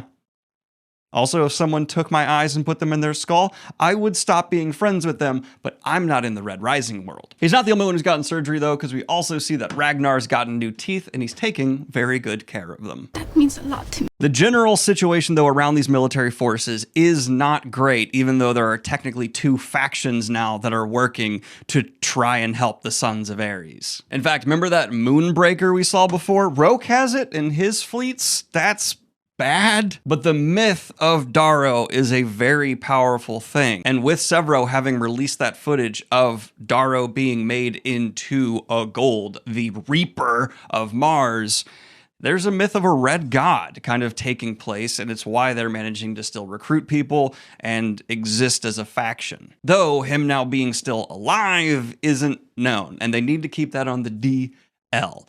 Darrow's not exactly thrilled with all these developments, mostly his surgery video being leaked, so he goes off to have time with his own, and he meets up with some of the injured, some of the Stains people, and he has just a great demonstration of what makes Darrow a great leader. He's boosting morale, making jokes about his dick possibly being mangled by the Jackal, and by the end of it, we, again, as the reader, are reminded what makes him have the aura he does. And people talk about how Darrow is an incredible fighter throughout these books. He's a very good fighter, but I actually think what makes him most interesting as a character is his charisma, and it's written really well. Not perfect. I think we need more examples of his charisma, which we do get later on in the series, but in the early books, there's a tiny amount of just we have to believe Darrow is as charismatic as he is, but I don't mind it as much because as the series goes on, it's way more earned. We also see Darrow apologize to some of his friends for his faults throughout this journey, but none of them are too awful because, you know, he's in some pretty extraordinary circumstances, and eventually he goes to see Victra, who is being held captive. And this is one of those moments that helps us understand the divisions of the factions here, because yes, Victra was on Darrow's side when she was aware that he was working for Nero Augustus. Now that she's with the Sons of Ares, will she still be on the side? And she actually first confirms for Darrow, I don't give a f*** you were a red man. I would have made all the same decisions. You're great. And yeah, Victra actually, as much as she's like the secondary love interest in these books, is a great person for Darrow. But she kind of laughs at the idea of joining the Sons of Ares until Darrow offers her her hand and points out, your family's essentially decimated. I will be your new family. I will always be there for you if you join us. You can be my adopted family. And that's when Victra decides, yeah, I may not want to necessarily fight for the red cause, but I want to fight for the Reaper. And she takes his hand and officially joins the Son of Ares. And then some time passes and we see that Victra and Darrow are training together, trying to get their bodies back after the time with the Jackal. And they also get some help from Mickey the Carver to get back in that tip-top shape, though Darrow specifically is not near where he was like the Captain America Chris Evans level, and I'd say he's more like the Sebastian Stan Iron Winter Soldier level, where it's like, yeah, you got a great physique, but not a godly one, because, you know, struggle for your main protagonist. They are actually leaving the showers together, though, when Darrow walks out and sees that Victra's been taken, and a bunch of people just deactivate ghost cloaks, and he's, no, we're gonna fight, it's the Jackal, and then, oh, no. These are all Howlers. And it turns out that him and Victra are being indoctrinated into the Howlers, and there's an intense hazing ritual in the showers where there's drinking and oaths, and it's accumulating in this moment where Severo is saying, you abandon all family, we're your family now, as you're going to be Howl. And then the door opens and Norrell's there like, this is awkward. What's going on? Secret rituals for super societies, they say, and Norrell's, oh, okay, well, I just want to let you know, your suspicion was right, Severo, and Quicksilver is the financier of the Jackal. As you were. And then the Howlers need to sober up and get ready for their next mission, because they're about to do their spec ops best. Couple more little things that happen here. Part of the whole Howler initiation is they will never bow to somebody, and turns out they have teeth that if you get captured, you can... But the big takeaway here is that Victra and Darrow are now officially Howlers.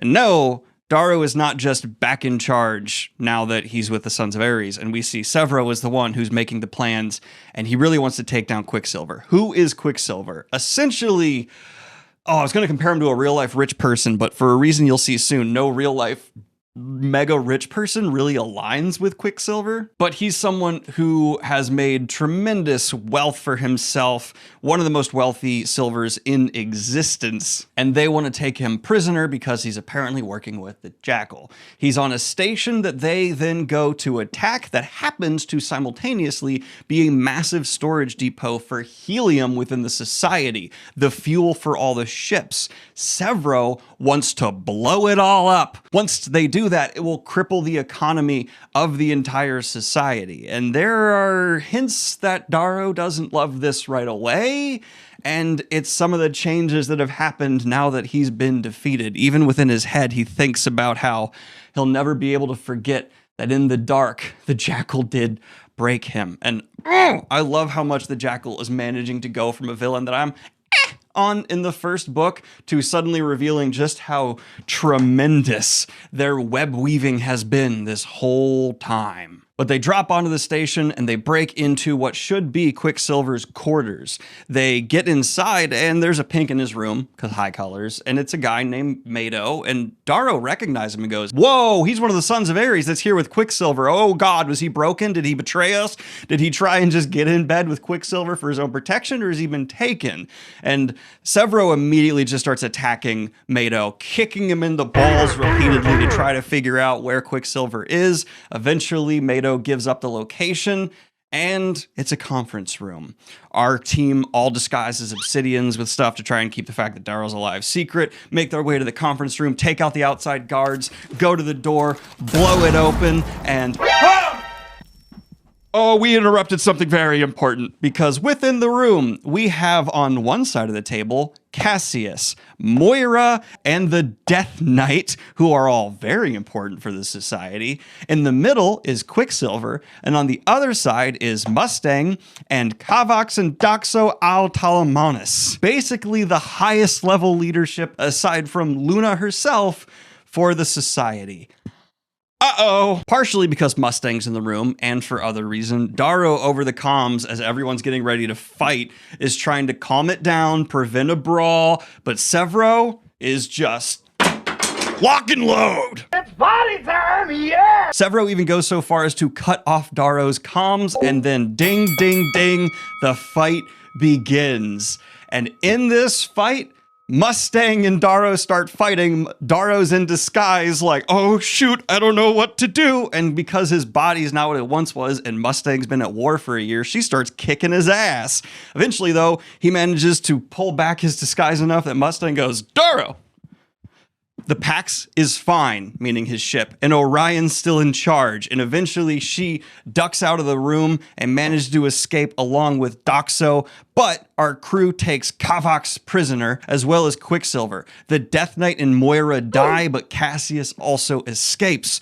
Our crew is recovering, everyone's in bad shape, bloodied in the room, sealing the door. Okay, we got our prisoners, we got Quicksilver, that's good, and the gravity's amplified. Everyone down to the floor, security measure, and a robot that's not supposed to be legal begins approaching, something that can just destroy them all. But with the amplified gravity, one has the strength to stand. It's Ragnar. He's not going to take on the robot. Instead, he turns his cannon to a window and just blows open the door, rocketing everyone out into open space. And that's when their ship outside snatches them up. And, oh, messy mission. And Severo and Darrow, lovers spat. It's officially lovers spat season. Best friend spat. Whatever, same difference. They are recovering in the aftermath of the mission. Severo's trying to bark orders at people left and right and ignoring Darrow, who keeps telling him, like, can I have a word? Can we talk, please? I need to talk with you. But before Darrow can officially have it out with Severo, he gets some crucially important information from Kavax in regards to Mustang. Virginia told us you were a Red after she left you. That is why we did not come to your triumph, Kavax says to me. He's bound to a steel pipe, legs splayed out on the floor, still in his armor, red gold beard dark in the low light. He cuts a menacing figure, but I'm surprised by the openness of his face, the lack of hatred, the clarity of excitement, as his nostrils flare wide in recounting his tale to Ragnar and me. Severo told the Sons that no one was to see Kavax, but apparently they didn't think the rules apply much to the Reaper. Good on that. I don't yet have a plan, but I know Severo's isn't working. I don't have time to navigate his feelings or struggle with him. The pieces are in motion, and I need information. She did not know yet what to do, and so took our counsel as she did as a girl. Kavax continues. We were on my ship, the Reynard, having a roast mutton in pozu sauce with Sophocles, though he did not like the sauce, when Agia's command called, saying that Sovereign's loyalist forces had attacked the Triumph in Aegea. Virginia could not contact you or her father, and so feared a coup and sent Doxo and me from orbit with our knights. She stayed in orbit with the ship and finally contacted Roke when Doxo and I were already descending through the atmosphere. Roke said the Sovereign had attacked the Triumph and wounded you and her father gravely. He urged her to come into one of his new ships, where he was taking you because the surface was no longer safe. I remember Roke talking on the shuttle as the Jackal leaned over me, not being able to hear him. We landed on a ship. The Sovereign was there. She never left Mars. She was hiding in Roke's fleet, right under my nose. But Virginia did not rush to your bedside. He grins. A fool in love would do so, but Virginia is clever. She saw through Roke's mendacity. She knew the Sovereign would not simply attack the Triumph. It would be a plan within a plan. So she sent word to Orion and House Aquos that a coup was underway, that Roke was a conspirator. So when the assassins struck, attempting to kill Orion and the Loyalist commanders in the bridge, they were ready. There were firefights on bridges and staterooms. Orion was badly shot in the arm, but she survived, and then Roke's ship opened fire on ours and the fleet fractured. All this while Severo and Ragnar were discovering that Finchner was dead and the Sons of Ares had been destroyed, and I lay paralyzed on the floor of Aja's shuttle as everything came apart. No, not everything. She saved the crew's lives, I say. Yes, Kavak said. Your crew is alive, the one you liberated with Severo. Even many of your legion, who we organized and managed to evacuate from Mars before Jackal and Sovereign's forces took power. Were my friends imprisoned, I asked? On Ganymede, Io? Imprisoned? Kavak squints at me, then bursts into laughter. No, lad, no. Not a man or a woman has left their station. The Pax is just as you left it. Orion's command. The rest follow. I don't understand. She's letting a blue command. Do you think Virginia would have let you live in that tunnel when you and Ragnar were on your knees if she did not believe in your new world? I shake my head numbly, not knowing the answer. She would have killed you on the spot if she thought you were her enemy. But when she sat before my hearth as a girl beside Pax and my children, what stories did I read them? Did I read them the myths of the Greeks, of strong men gaining glory for their own hands? No, I told them the tales of Arthur and of Nazarene, of Vishnu, strong heroes who wished only to protect the weak. And Mustang has. More than that, she's proven Io right. That it wasn't because of me. It wasn't because of love. It was because it was the right thing to do, and because mighty Kavax was more a father to her than her own ever were. I feel the tears in my eyes. You were right, Daro, Ragnar says. His hand falls on my shoulder. The tide rises. Then why are you here today, Kavax? Because we are losing, he says. The Moon Lords will not last 2 months. Virginia knows this is happening on Mars. The extermination, the savagery of her brother. The sons are too weak to fight everywhere. His large eyes show the pain of a man watching his home burn. Mars is as much their heritage as it is mine. The cost of war is too great for a certain defeat. So when Quicksilver's proposed a peace, we listened. And what are the terms, I ask? Virginia and all her allies would be pardoned by the Sovereign. She would become Arch-Governor of Mars, and Adrius and his faction would be imprisoned for life. And certain reforms would be made, but the hierarchy would remain. Yes, if this were true, we must speak with her, Ragnar says eagerly. It could be a trap, I say, watching Kavax, knowing the mind at work behind his bluff face. I want to trust him. I want to believe his sense of justice is equal to my love for him. But these are deep waters, and I know friends can lie just as well as enemies. If Mustang isn't on my side, then this would be the play to make. It would expose me, and there's no doubt in my mind that, however she got this station, she's got a nasty escort. One thing doesn't make sense, Kavax. If this is true, why didn't you make contact with Severo? Kavax blinks up at me. We did. Months ago. Didn't he tell you? That's right. Kavax and his family made contact with the Sons of Ares a long time ago, and Severo did not disseminate that information. Again, need to know, but you know who might need to know?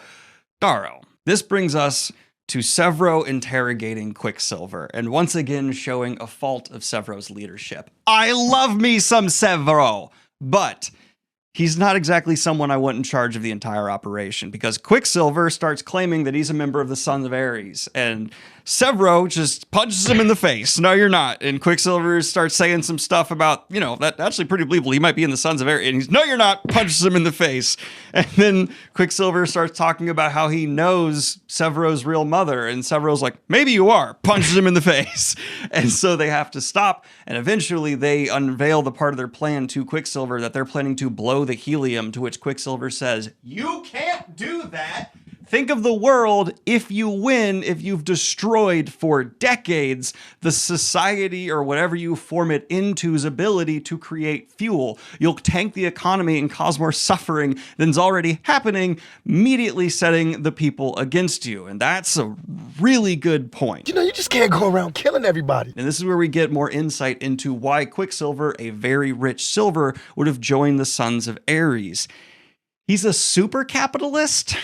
So yeah, that's like of our modern day rich people makes sense, but he thinks that this fascist society, he calls it, not me, and it is. I just I wanted to say that because if I say it's fascist without the character saying it first, there's going to be some weirdo who has a read of Red Rising that's wrong, who starts yelling at me about politics in the comments. Obviously, this is fascist. It's so overt. Somebody who's like, I don't know, man. I think the society's pretty good. He does make a very good point about looking in the future, but Severo ain't about it. He pulls out the detonator for all the bombs they planted and starts trying to press it. Darrow flips a jamming switch, comes after him, trying to stop him, like, get back here. And they end up alone and start physically fighting, just as friends do. Normally, Darrow kicks Severo ass, Darrow in weakened state. Good match. Still, Darrow win. And eventually he tells Severo, are you done? And Severo starts weirdly crying on his leg. Okay. This actually evolves into them getting into how hard it was to do all this and how Severo doesn't feel like a good leader and he's insecure. But the end result is Darrow opening up more to Severo, saying, I traced the lines in my palm.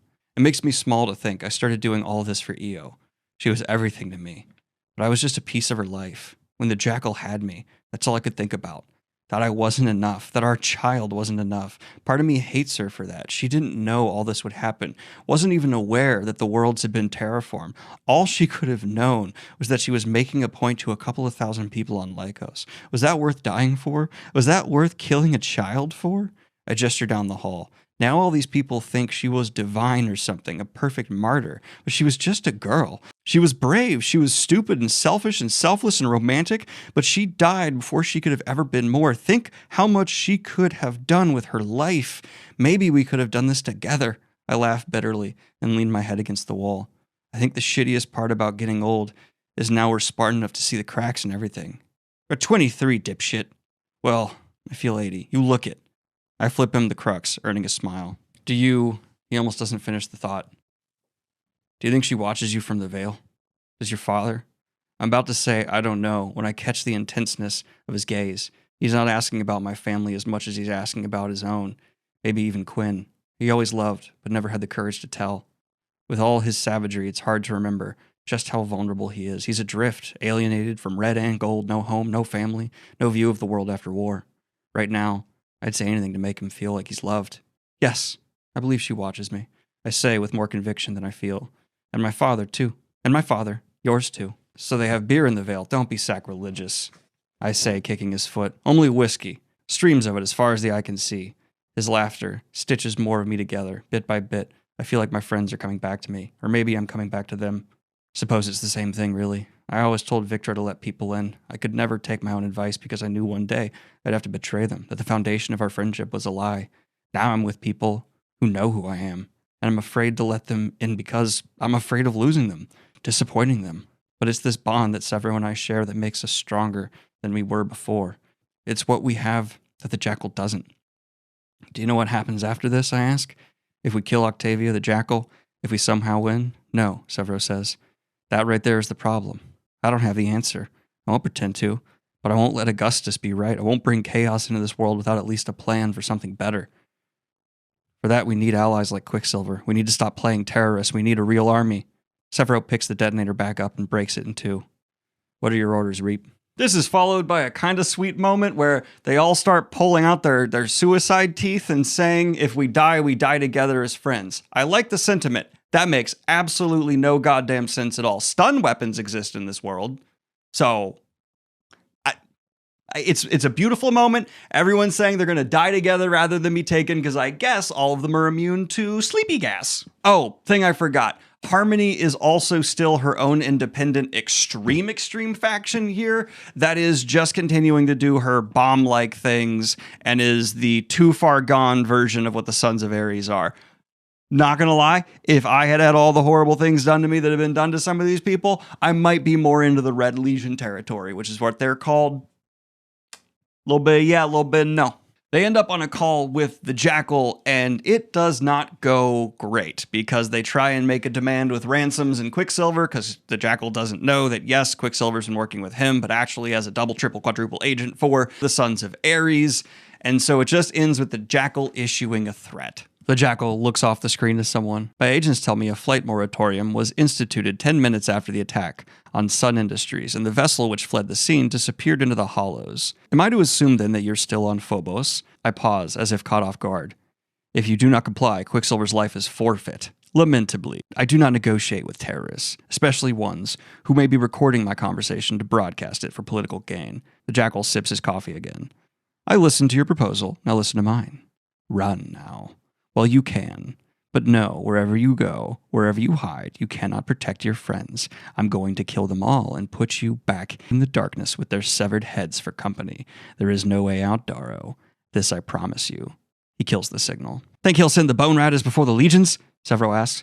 Let's hope. Time to get moving. And this is where they are able to institute the next phase of their plan and kind of unlock Darrow's secret weapon that's been developing throughout all of these books. They're just going to tell everyone aboard Phobos that Darrow, the Reaper, is alive and here, and it's time to fight and rise up. And so, yeah, the Jackal can send his forces because he thinks he's going to be going against a strike team. But what if he's going against an entire uprising and rebellion because the low colors now have the Reaper? Now, to cause this low color uprising on Phobos, Darrow is able to utilize Quicksilver's vast network he's been building since he started the Sons of Ares alongside Finchner. I think they say about 20 years ago. And this isn't going to be like EO's video that some people have to find in corners of the net as it's trying to be oppressed, but instead, this appears like overriding the existing waves on countless millions of screens, maybe even billions, I don't know, across the solar system. And Darrow takes full advantage of this opportunity. First, playing the video of EO again to let everyone know what this is about and in regards to, before taking over and saying, I would have lived in peace, but my enemies brought me war. My name is Darrow of Lycos. You know my story. It is but an echo of your own. They came to my home and killed my wife, not for singing a song, but for daring to question their reign, for daring to have a voice. For centuries, millions beneath the soil of Mars have been fed lies from cradle to grave. That lie has been revealed to them. Now they've entered the world you know, and they suffer as you do. Man was born free, but from the ocean shores to the crater cities of Mercury, to the ice waste of Pluto, down to the mines of Mars, he is in chains. Chains made of duty, hunger, fear. Chains hammered to our necks by a race that we lifted up, a race that we empowered, not to rule, not to reign, but to lead us from a world torn by war and greed. Instead, they have led us into darkness. They have used the system of order and prosperity for their own gain. They expect your obedience, ignore your sacrifice, and hoard the prosperity that your hands create. To hold tight to their reign, they forbid our dreams, saying a person is only as good as the color of their eyes, of their sigils. I remove my gloves and clench my right fist in the air as Io did before she died, but unlike Io, my hands bear no sigils, removed by Mickey when I was carved in Tynos. I am the first soul in hundreds of years to walk without them. The silence in the hollows gives way to sounds of shock, fear. But now I stand before you, an unbound man. I stand before you, my brothers and sisters, to ask you to join me, to throw yourselves on the machines of industry, to unite behind the Sons of Ares, take back your cities, your prosperity, dare to dream of better worlds than these.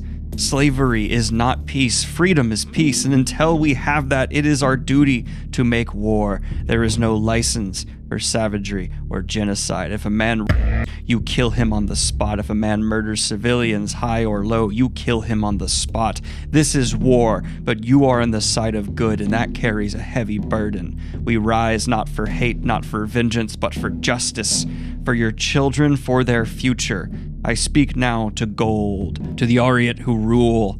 I have walked your halls, broken your schools, eaten at your tables, and suffered your gallows. You tried to kill me, you could not. I know your power, I know your pride, and I have seen how you will fall. For 700 years you have ruled over the domain of man, and this is all you have given us.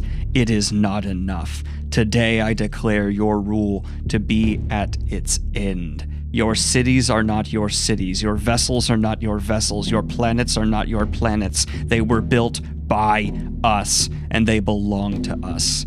The common trusts of man. Now we take them back. Never mind the darkness you spread. Never mind the night you summon, we will rage against it. We will howl and fight till our last breath, not just in the mines of Mars, but on the shores of Venus, on the dunes of Io's sulfur seas, in the glacial valleys of Pluto. We will fight in the towers of Ganymede and the ghettos of Luna and the storm-stricken oceans of Europa. And if we fall, others will take our place because we are the tide and we are rising. Then Severo slams his fist against his chest once, twice, thumping it rhythmically. It is echoed by 200 sons of Ares, their fists pounding their chests by the howlers. In the steel mesh of the cages, men and women thump their fists to the walls till it sounds like the heartbeat rising through the bowels of this vampire moon. Up through the hives of blues where they sit drinking coffee and studying gravitational mathematics under the warm lights of their intellectual communes, through the gray barracks in each precinct, among the silvers at their trading desks, the golds in their mansion and yachts, out through the black ink that separates our little bubbles of life before careening down into the halls of the Jackal's lonely hold on Attica, where he sits in his winter throne surrounded by a sea of bent necks. There are sound rattles in his ears. There he hears my wife's heart beat on, and he cannot stop it as it goes down into the mines of Mars, playing on the screens as Reds beat on their tables, and the copper magistrates watch in swelling fear as the miners look hatefully up through the duro glass that keeps them in prison. He hears beats mutinously through the bustling oceanside promenades of the archipelagos of Venus as sailboats float proudly in the harbor, and shopping bags hanging in frightened hands, and golds look to their drivers, their gardeners, the men who power their cities.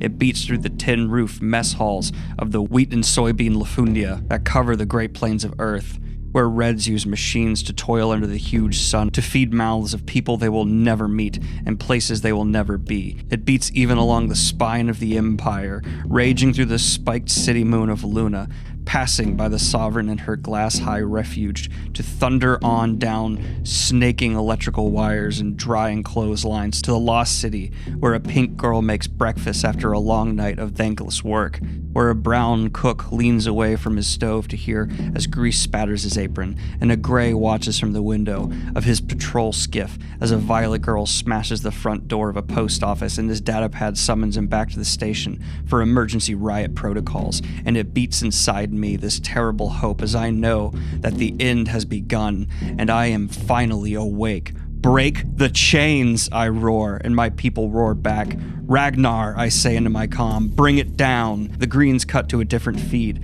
as the fist thumps and the cages rattle, and we see a distant shot of the Society's military spire on Phobos, a Goliath of a building with docks and vestibules for weapons, efficient and ugly as a crab. From it, the Jackal maintains his grip on the moon. There, the Greys and Obsidians will be donning armor under pale lights, rushing through metal halls in tight lines, stocking ammunition belts and kissing pictures of their loved ones so they can come down to the hollows and make this heart stop beating. But they will never make it here, because as fist pounds even harder into cages, the lights of that military spire go black, all her power turned off by Rollo and his men with access cards provided by Quicksilver. We could have bombed the building, but I wanted a triumph of daring, of achievement, not destruction. We need heroes, not another Ash City. And so a small squadron of a dozen maintenance skiffs coasts into view, flat, ugly flyers designed for port reds and oranges like Rollo to their construction work on towers, craggy stingrays covered with barnacles, but it isn't barnacles that cling to them now.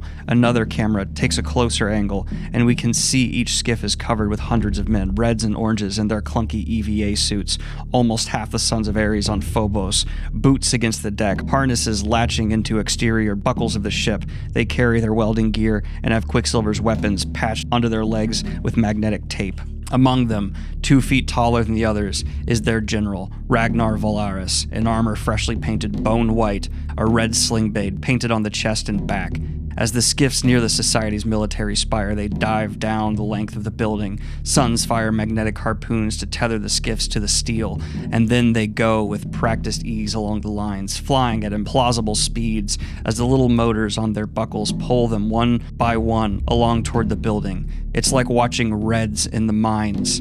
The grace and nimbleness, even in the clunky suits, dazzle. More than 1,000 welders pour into the vast building, like we did Quicksilver's spire, but they're not playing for stealth and they're better in null gravity than we were. Magnetic boots clutching metal girders, they skitter across the building, melting through the viewports and entering with extreme prejudice. Dozens are ripped to shreds as Greys inside fire railguns out the glass, but they fire back and pour inward. A Ripwing patrol banks in along the outside of the building and rakes 2 of the scriffs with chain guns. Men turn to miss. A sun fires a rocket at the Ripwing, fire blooms and vanishes, and the ship cracks in half in a gout of purple flame. The camera follows Ragnar as he breaches a window, enters a hall, and runs full tilt into a trio of gold knights, one who I recognize as the cousin of Priam, a man Severo killed in the passage and whose mother owns the deed to Phobos. Ragnar flows through the young knight without stopping, swinging both his razors like scissors and ululating the war cry of his people, followed by a pack of heavily armed welders and laborers.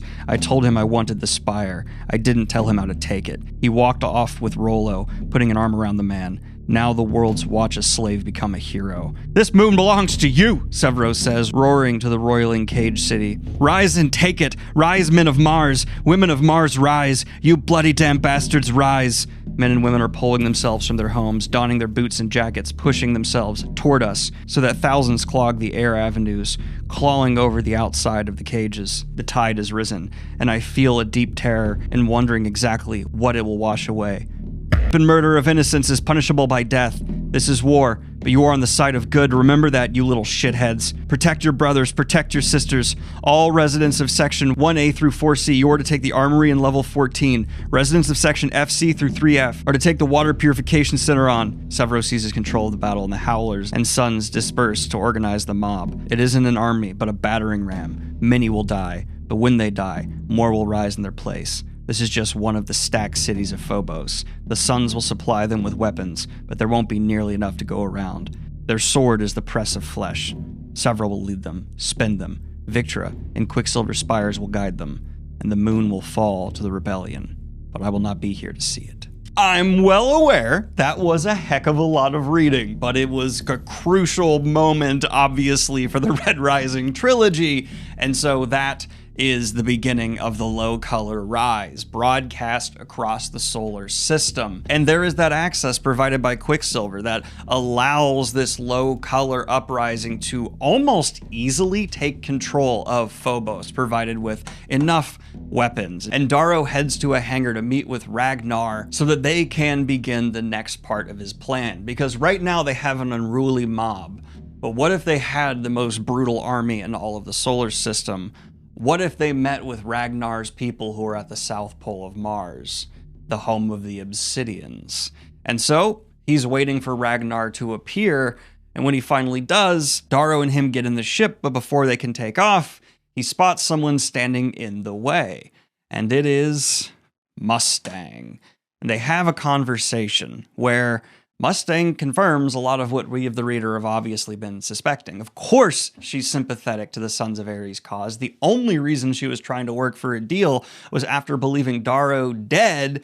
She didn't think there was really any other way. She wanted to end the conflict so that she could focus on taking out her brother, the Jackal, for his betrayal and more. Mustang also puts forward to Darrow that the friction in their relationship has been due to a lack of trust, and if they're going to be able to do this together, they need to finally trust one another. And Darrow agrees, and also knows that she is looking for someone who can see beyond the exact kind of thing he prevented Severo from doing, just blowing up the economy, and actually try and build a better world, because Mustang's one of those far-viewing people that doesn't just want chaos. Yet there is a very important note this ends on, because there's a call from Victra where Darrow says, "Mustang's joining our mission down to the pole while you guys work on securing the moon Phobos."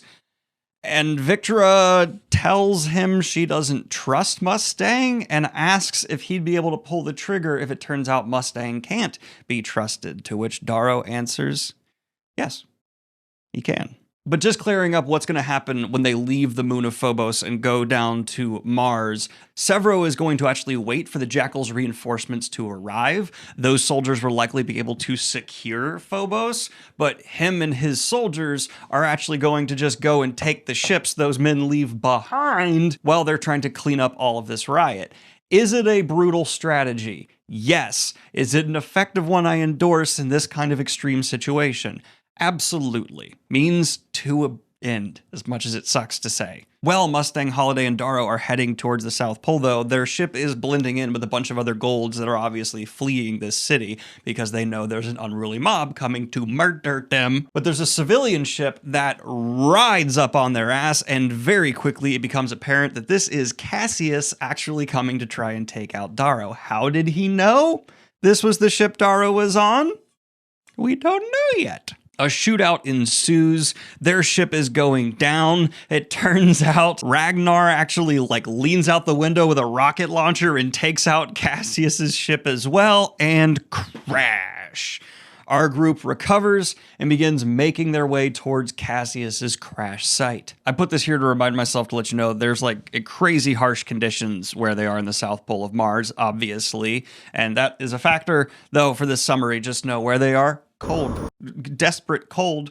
Anyway, they get to Cassius's crash site, and it's already infested with obsidian outcasts that are cannibals.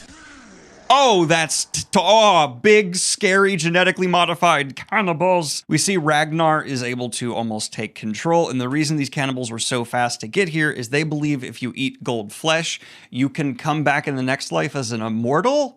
So it's hyper valuable to them. Scary.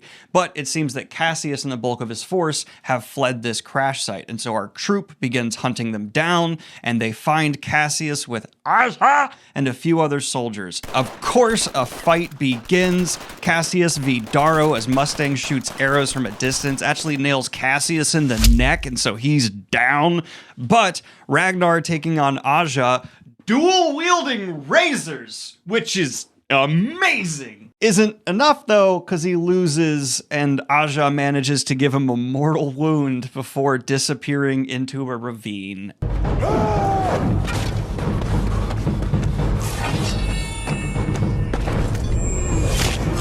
And why does Pierce Brown love killing the big boys? I love me big boys. I cannot lie. And he insists on pain. But there is an opportune moment in Ragnar's death. Because as Ragnar lays dying in the snow, from the skies above, obsidian Valkyries riding griffins land.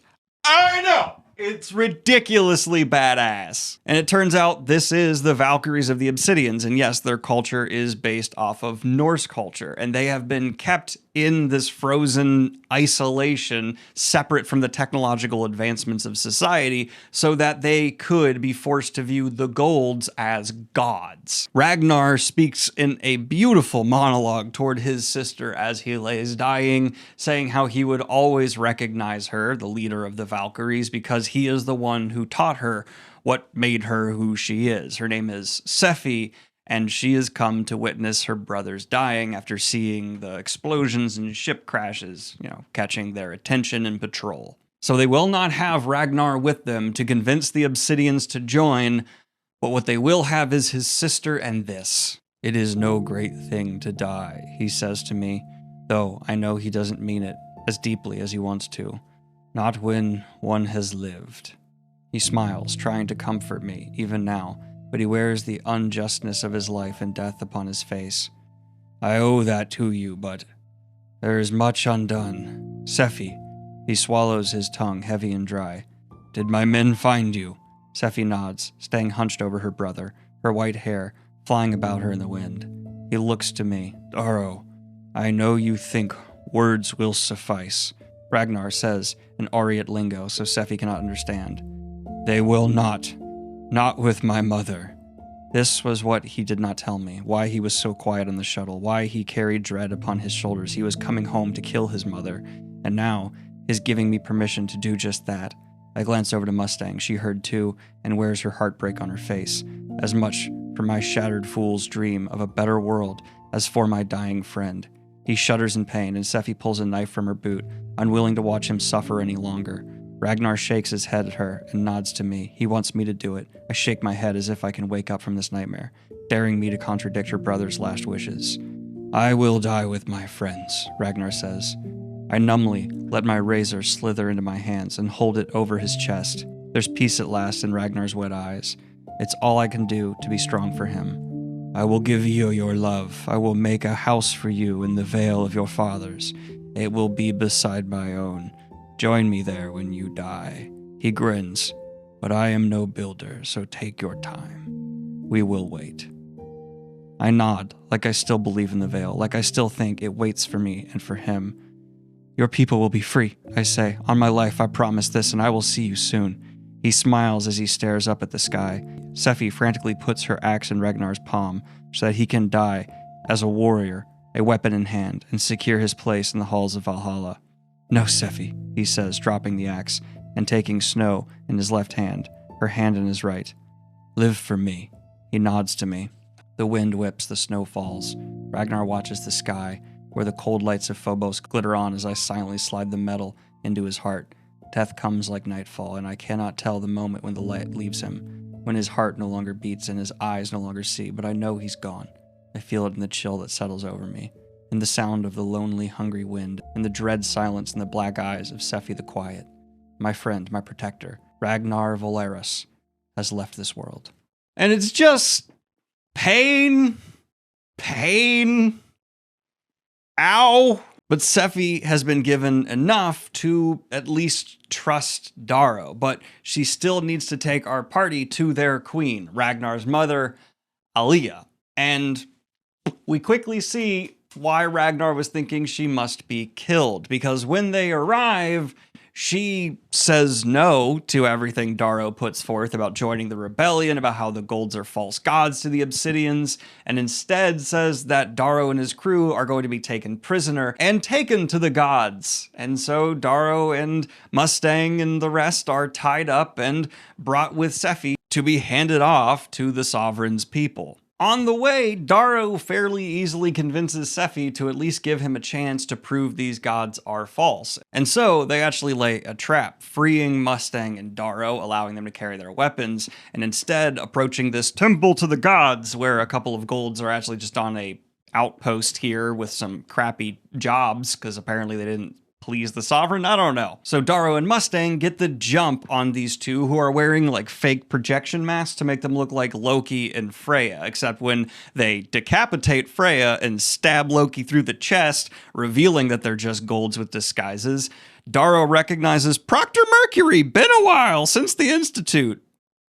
You're dead now. And yeah, these are false gods. And so Sephi gets absolute proof that their whole religion, whole way of life, all this sacrificing they've done, where, yeah, Ragnar was sent off to fight in this horrible society and humiliated his entire life, and now come home to let them know what the truth is about all the Obsidians being taken off into society, has been a lie. And it looks like her mom, the queen, knew about it, which is why she cried when she sent off her son Ragnar, despite it in their mythology being this great noble thing. So when they go back, they confront the queen with it, and she still, despite the Golds drop dead at her feet, denies it. And so Sephi does what a daughter gotta do in the Red Rising world and kills her mom, taking the crown and telling her people, we go to war and join the Low Color Rebellion. And Darrow sits there like, yeah, we got an army, and oh my god, they're scary. This could have been a bad thing, because they went from having an unruly mob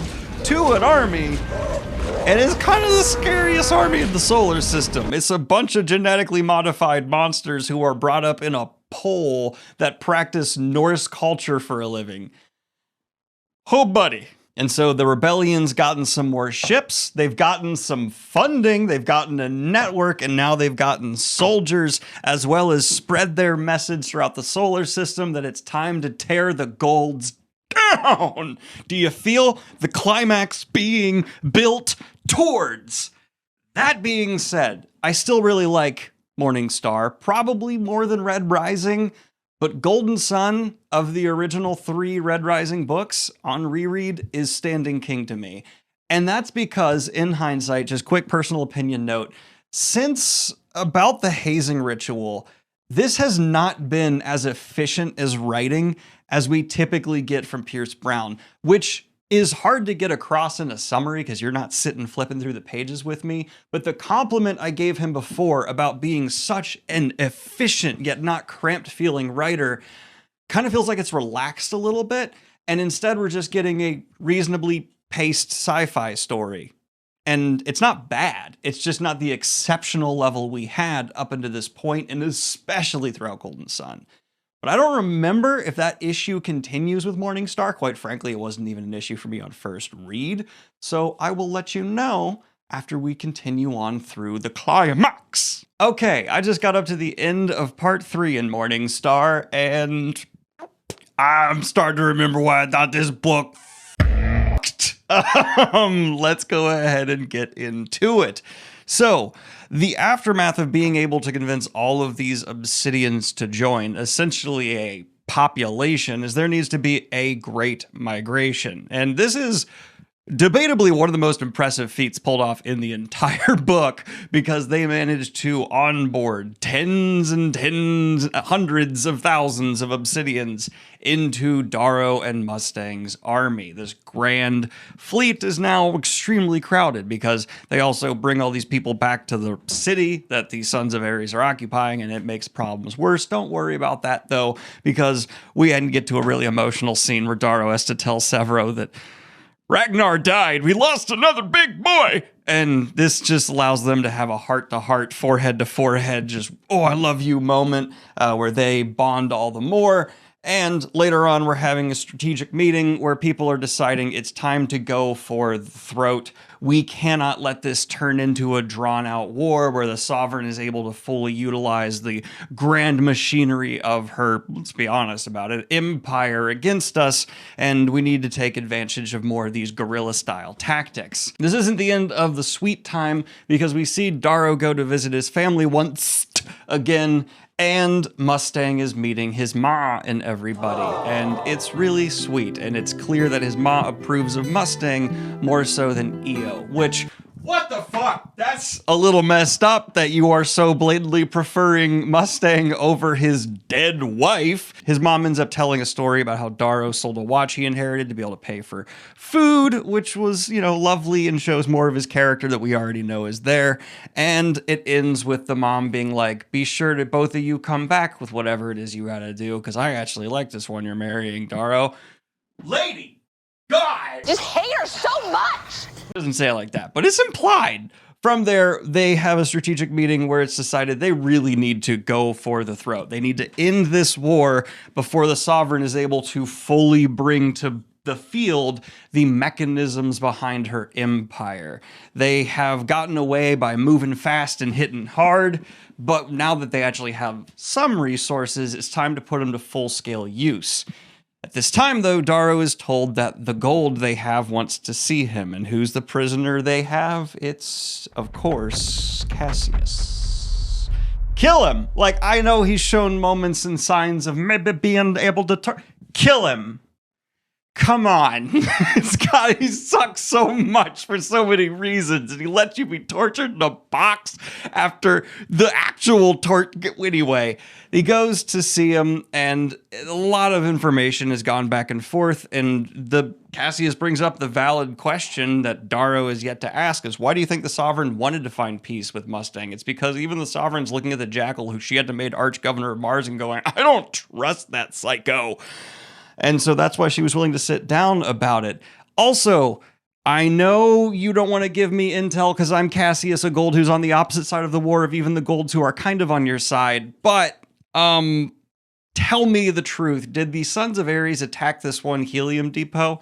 No? Okay, then it's clear that the Jackal is hoarding helium by claiming that Sons of Ares have done these attacks when they haven't, and then just keeping the lost helium for himself for massive, massive stores. Also, did you guys happen to raid, just by chance, this one stockpile of nuclear warheads we had hidden near the Outer Rim? No? Oh, then the Jackal also has a bunch of nukes that we're not even technically supposed to have. They're like the big, big nukes too, like the really bad kind, even in space warfare.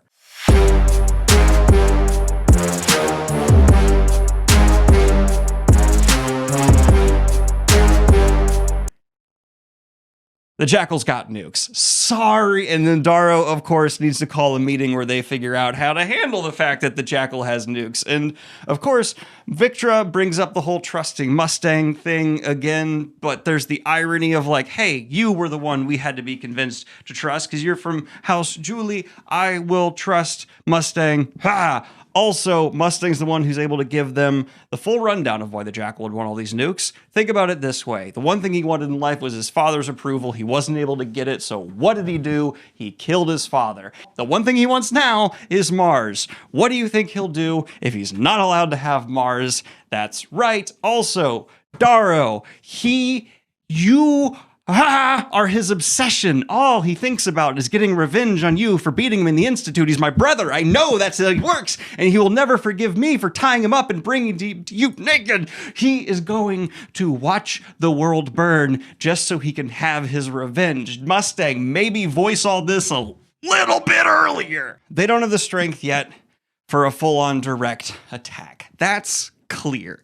So what they decide they need to do to counter the Jackal having a kill switch is to actually divide and conquer, because they cannot just take a full-on frontal assault at this point. So why don't they go try and get some help in the conflict by going to the Outer Rim, specifically the Moon Lords of Jupiter. And if this feels a little bit out of nowhere, it's something that's been occasionally mentioned offhand that's a factor in this throughout the books, and I just haven't necessarily done the greatest job of setting it up. But yes, all this is happening in like the closer planets, and if you go to the Outer Rim, those are people that are subservient to the Sovereign because of the literal massive distance between the inner and outer rim.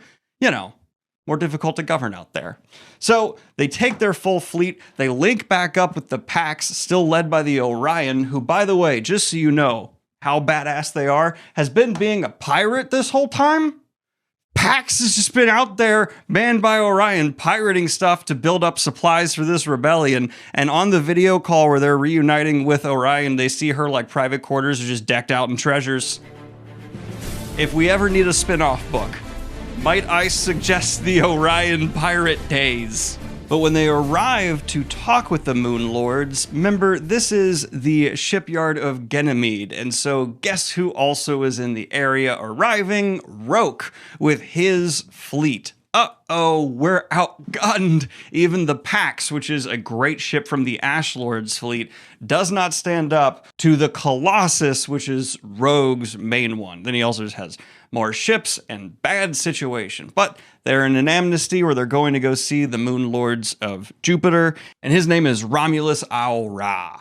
And Darrow goes down, and it's made quite clear that Roke's also going to come down. There's going to be an agreed peace here, and we're all going to talk it out to see which side the Moon Lords are going to join.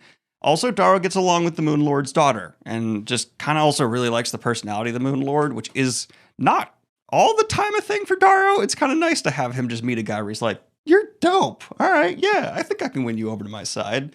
And before the meeting even begins, good sign for Darrow, the Moon Lord Romulus asks, is it true that at your triumph, my niece was brutally murdered by the Sovereign's forces? And Darrow goes, yes, absolutely. And she did not die a painless death. It was drawn out for minutes. She didn't beg, though. Honorable. Please side with me. But then, after a brief talk with Roke, a really decent debate begins. Perfectly honestly, a lot of the times in fantasy books when we see two sides debating it out, there is such a moral right and wrong or such a power differential that it becomes almost absurd that people are even considering one side or the other. But the actual dynamic presented here for the Moon Lords to decide between is engaging and well argued from both Roke and Darrow speaking with Mustang. And it comes down to the fact that the Sovereign, because of her power, can offer so much more. And actually just say, hey, the existing society will continue to function and be. And in return, you'll be able to still be atop all your low colors. There are low colors still out here in the Outer Rim, and they're not necessarily treated as bad as they are in the Inner Rim, but they're not treated well. On top of that, we'll allow governors to vote for things, and oh, why would you trust Darrow? Eventually, he's going to come invade you. He's going to free the low colors out here and then come fight the Outer Rim. Duh. No matter what he says, Darrow won't leave you in power. And that's a heck of an argument to make. Darrow makes promises in return because it's really all he can offer when his cause is to burn down the current system. But the one he makes, I know at first it might sound so counterintuitive to his character, but when you actually look at what he's trying to do and the sacrifices he's willing to make to get there, it actually lines up perfectly.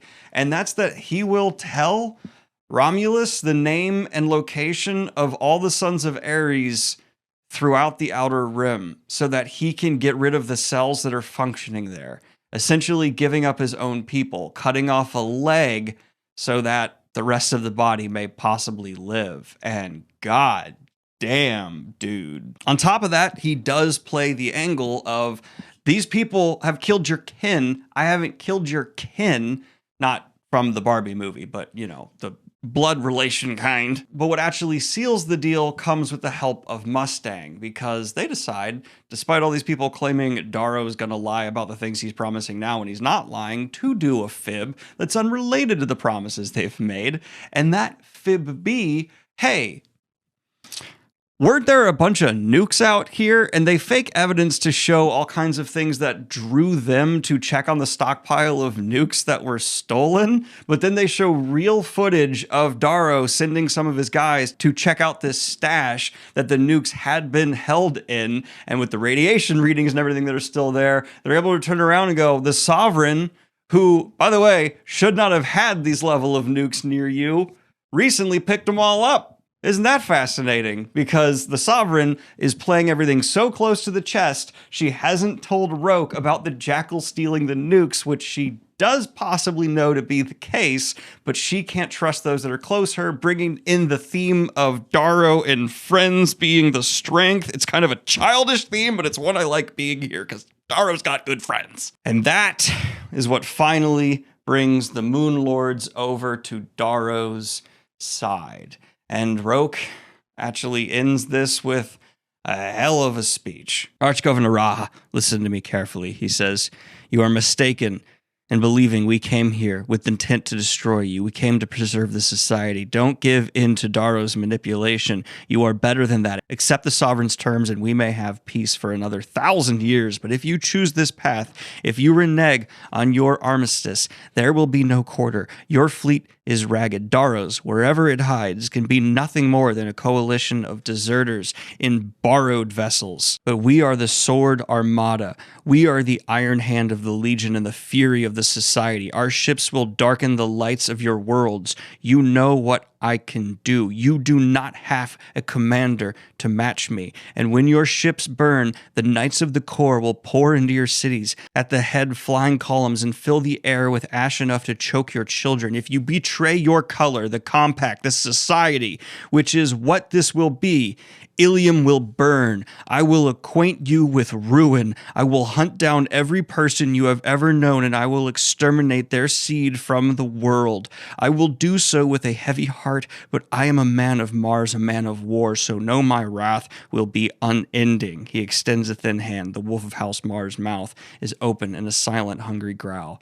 "Take my hand in kinship for the sake of your people and the sake of gold, or I will use it to build an age of peace upon the ashes of your house." Romulus walks around the edge of the table so that he is facing Roke. The younger man's outstretched hand between them. Romulus draws his razor from where it is coiled on his hip.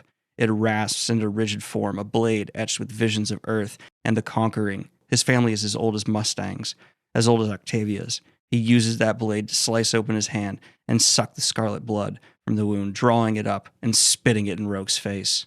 "This is a blood feud. If ever we meet again, you are mine or I am yours, Fabi. If ever again we draw breath in the same room, one breath shall cease." It is a formal, cold declaration that requires one thing of Roke.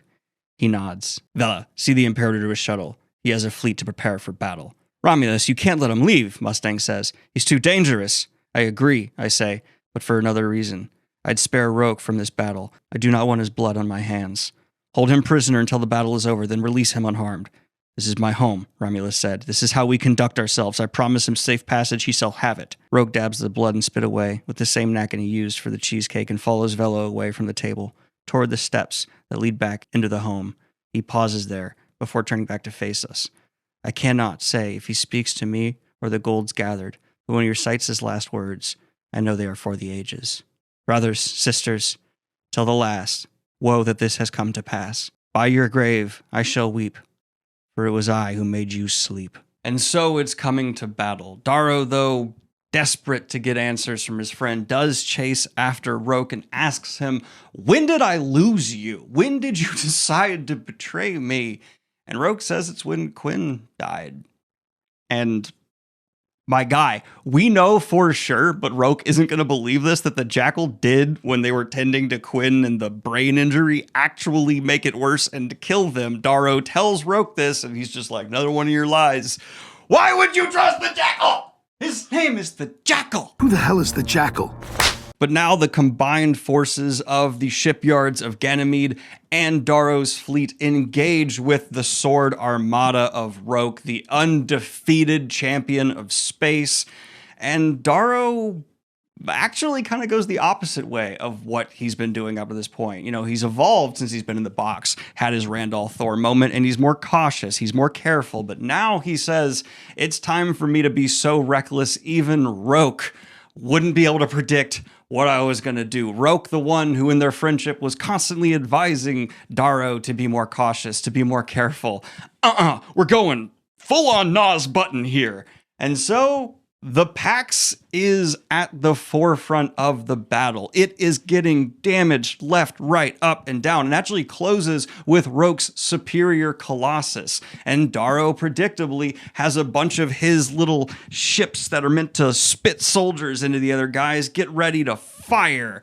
Except that's not actually what they're preparing to do. And instead, after the Colossus detonates all of its small bombs to prevent those things from piercing its hull, they launch the actual raiding party. And when I say this is as badass as the Iron Rain, I mean this is as badass as the Iron Rain. Let's raid it. First one through gets the bloody damn laurel, I say, helmets on. Little needs to be said to such men.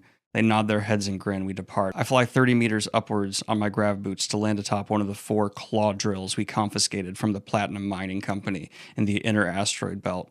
They stand in a row on the hangar deck, each 50 meters apart. Like grasping hands, the cockpit where elbow would be, the dozen drill bits on the deck where fingers would reach. Each is retrofitted by Rollo to have thrusters on the back, and thick plates of armor extend down the sides. I slide into the cockpit, enlarge for my frame and armor, and slip my hands in the digital control prism. Fire them up, I say. A familiar thrum of energy goes through the drill, vibrating the glass around me. I grin like a madman, perhaps I am, but I know I could not win this battle without altering the paradigm, and I knew Roke would never be driven into a trap or lured into an asteroid belt for fear of exposing his larger force to ambushes. So I only had one recourse: hide my ambush in a flaw of character. He always preached to me to step back, to find peace. Of course he thought he knew how to beat me, but I'm not fighting as the man he knew today, as a gold. I'm a bloody damn helldiver, with an army of giant, mildly psychotic women behind me and a fleet of state-of-the-art warships crewed by pissed-off pirates, engineers, techs, and former slaves. And he thinks he knows how to fight me? I laugh as the claw drill shakes my seat, filling me with a dormant, crazed sort of power. An enemy boarding party breaches the hangar from the same grav lift we took. They stare up at the huge claw drills and evaporate as Victor's shuttle fires a railgun at them from point-blank range. Remember the words of our golden leader, I say to the Helldivers. Sacrifice, obedience, prosperity. These are the better parts of humanity. Bloody damn slog, one of them says over the comms. I'll show her the best part of humanity. Drill's hot, I order. They echo confirmation one by one. Helmets up, let's burn. I flip the rotation toggle of my claw drill clockwise. Beneath the drill whirs, I plunge both hands forward in the control prism.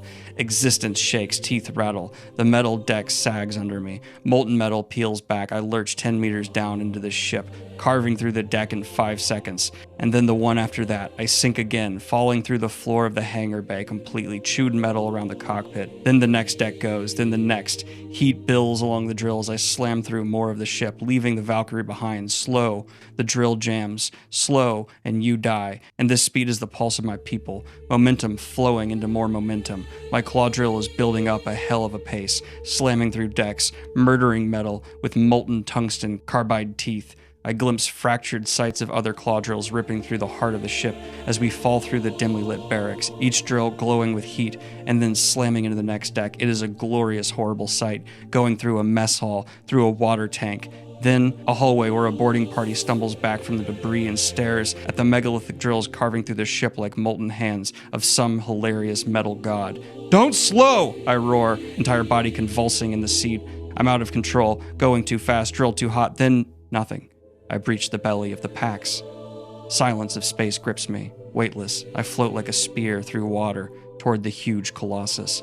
Leechcraft bound for the Pax streak past me. One close enough that I can see the captain's wide eyes inside the cockpit. Another flies straight into my superheated drill's mouth. Shredded in seconds, men and debris cartwheel into the sides. The other drills exit further down the Pax's belly, bursting into space. Diving for the Moonbreaker. Around us, the battle rages, blue explosions, huge fields of flak, Mustang group racing along the edge of Roke's formations, exchanging punishing broadsides. Severo still waits in hiding. I know of no other way to say this than you heard that right. Darrow has his people man drills drill out of his own ship so they won't be detected as boarding craft, splinter through the craft that are now boarding his ship, and inject his Valkyrie directly into the Colossus as a strike party. They smash their way into the ship, and Roke has to take drastic action to be able to counter this maneuver, essentially locking down his ship so that every 50 feet, Darrow and his insurgents have to stop and hack, carve, whatever their way through another obstacle as strike teams are led to them. But with Victra at his side, him and his Valkyrie are just an overwhelming wave of death, able to fight their way all of the way to the final armored door of the bridge, except the time estimate to be able to get through is 14 minutes, and they can't even afford 5 because Mustang is about to lose the Pax and it's in critical condition. Fortunately, though, the door just swings open on its hinges, and someone just lets them in. Who did that? It's a Pink. Because as they've been going through, they've also been broadcasting throughout the ship Darrow's message to the low colors. And a Pink took an opportunity and put in the access code to open the door. The bridge tries to put up a fight, but with obsidians at his side, Darrow easily takes over and he confronts Roke once again, noting how hard they had to work to find someone he had been standing across from so recently. Now he can reach out and touch him. Now, if you're saying, Daniel, the fleet they were up against is still overwhelming. They may have the Colossus's bridge, but what's stopping the rest of the battle from just being overwhelmed? Well, you stupid dingus. How have you not asked where Severo is this whole time in the Howlers? What do you think they're doing? From behind one of the moons that's been naturally getting closer throughout the course of this battle, all of a sudden, thousands of obsidians and the Howlers rocket themselves in exosuits towards Roke's ships. And they're in a position where they're able to start infiltrating his ships en masse. And so every single one is suddenly struggling with, like, you know how pirates swing on ropes to board and disrupt what's the ongoings of the ships from Pirates of the Caribbean? It's exactly like that, except instead of ropes, it's exosuits and rocketing people. And instead of boats, it's spaceships. And instead of cannons, it's like rail guns. And oh, they're still pirates, though, I guess, if you consider what Orion's been doing. Are we pirates? What? But the strategy to turn the battle is essentially just swarms, hives of people drilling their way into ships, mirroring what was just done to the Colossus. And during all of this, Victra shoots someone whose name is Felicia and says the words, "Bye, Felicia," and Pierce Brown. Excuse me, we're in the middle of a space battle right now. What are you doing? Normally, I think, well, Pierce Brown does over-rely on, like, dick and ball humor. Pretty funny dude. Putting a "Bye, Felicia" moment in here is outrageous. You don't believe me? I'm going to read it. He's turned now from his battle to see me. All the nobility in him, all the cold-blooded imperator melting away, leaving him a stunned, startled man.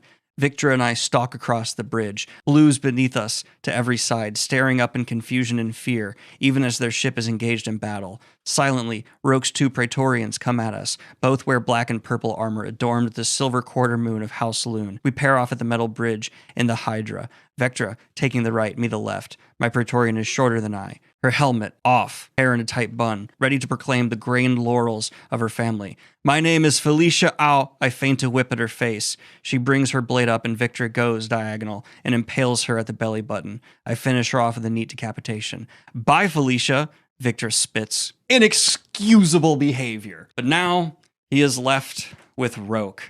And Roke can't join Darrow, can't surrender, can't see his vision. And I hate to say this, but the way Pierce Brown justifies Roke's inability to even stand down at this point, I get.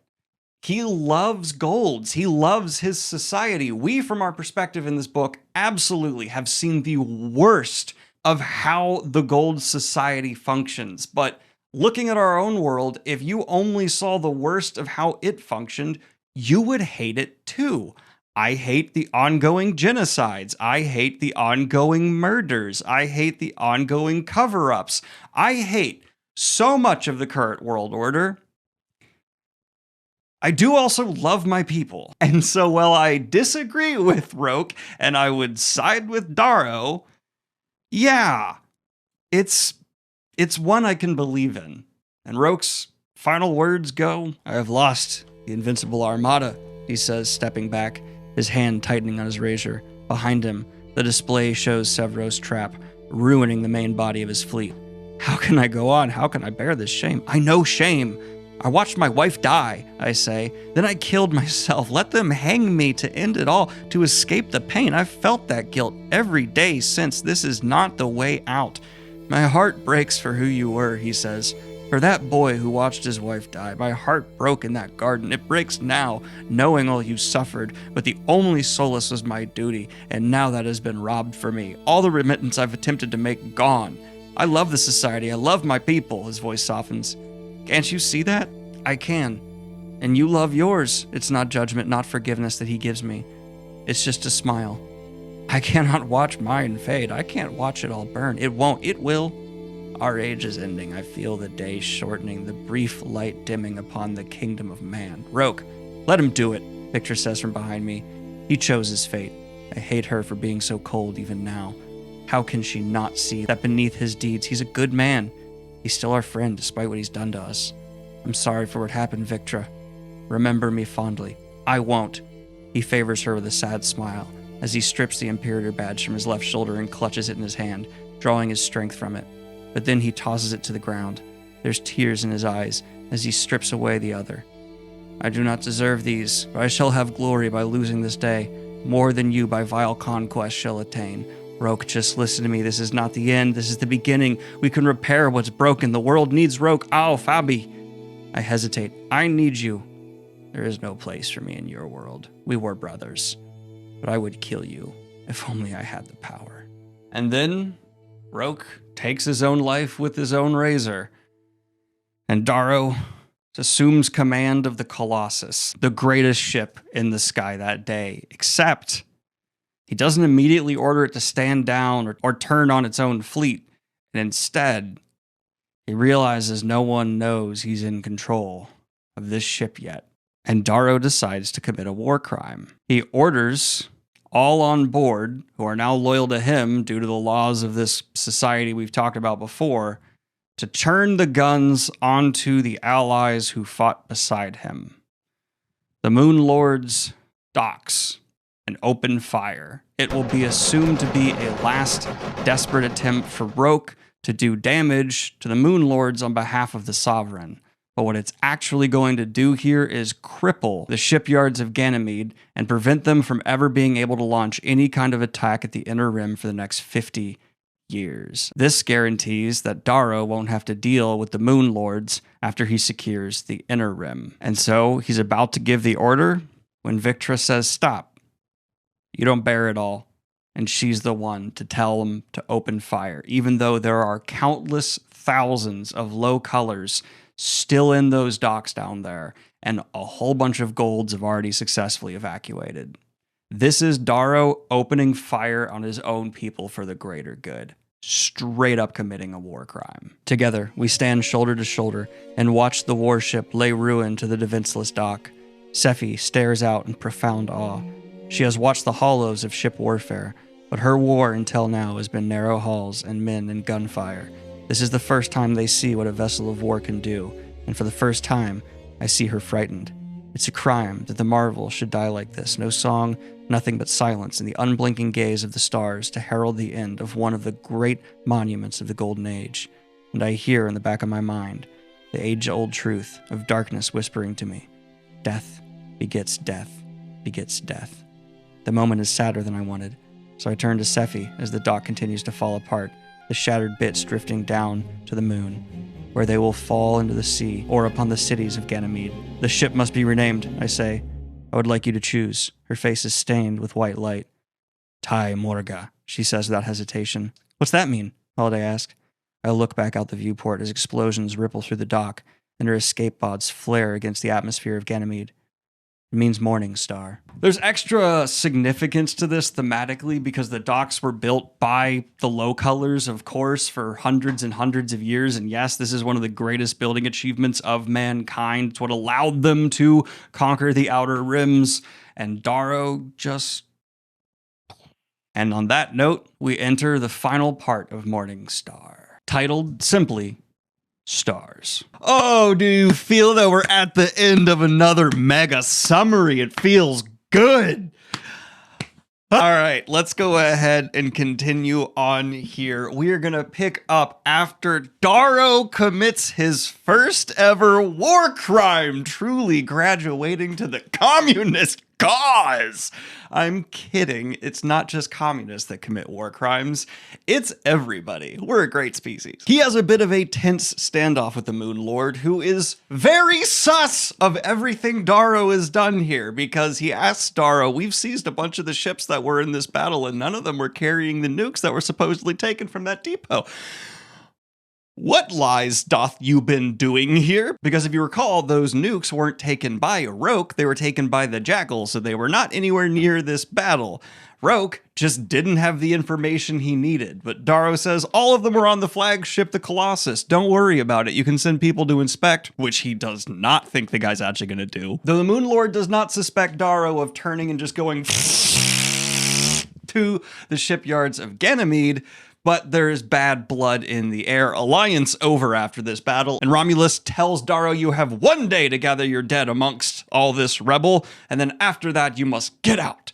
To which Darrow says 3 days, and the Moon Lord with not a lot of leverage goes, fine. They have a funeral for Roke, which Darrow actually lets Cassius attend because they were still buds, and afterward, Pierce Brown just decides to take a scene straight out of Good Will Hunting where Mustang sees that Darrow wants to be alone, looks him in the eyes and goes, it's not your fault. And Darrow's like, I'm Matt Damon. And then Mustang goes, it's not your fault. And Darrow's just, Ben Affleck's not in this film. I don't know what you're talking about. And Mustang goes, it's not your fault. And then Darrow starts breaking down saying, oh my God, this is Good Will Hunting. And I would read that section to prove it, but after the Bye Felicia thing, I don't feel like I gotta. But this takes Darrow to kind of a little bit of an invasion of privacy moment, but the guy's dead, so he starts going through Roke's things on board the Colossus and comes across his private feed, basically his YouTube account. But in this world, as we've mentioned, things being broadcast a few times, there's all kinds of recordings of all sorts of personal moments. And Darrow sees what Roke was most often watching, and it was their time together at the Institute. God damn it, that hurts. And sitting there with a bottle of whiskey, he asks for the prisoner to be brought. And yeah, Cassius is brought, Darrow pours him a drink, and they spend some time reminiscing about their time together at the Institute. And despite everything that has happened, Darrow still feels an immense kinship with Cassius. And we know Cassius has done just enough gestures of goodwill to kind of want this broship to go down. But in my opinion, Darrow broed up. All right, if it wasn't for the gaping hole that Ragnar and Pax left, the fact that Cassius is rather tall is the only reason he's considered. Sevro's enough for my boy. But around this time, Victra returns because she sped off to pursue the retreating forces from Roke's fleet, the Sword Armada. And what she found was Antonia, who, yes, is someone we all are gonna hate now, as well as one of the Howlers that had actually turned on Sevro, who Sevro, when they start bringing up his Howler's name, is like, who? Who? Kind of petty. Kind of like it. This actually gives Victra a lot of power and sway within the Sons of Ares because she just conquered this fleet and it is now hers. Cha-ching! But in possibly the dumbest move in the entire trilogy that our crew pulls, they put the two prisoners in a space together, and then when the Howler that has turned coat decides to possibly turn coat back, of course Antonia just starts taking her face and bashing it into the wall till it's mush and kills her. Guys, you're smarter than that. You're a lot smarter than that. They were saying, like, let's leave them in a room together and crank up the temperature so they're more irritable. None of that's good tactics whatsoever. You separate prisoners.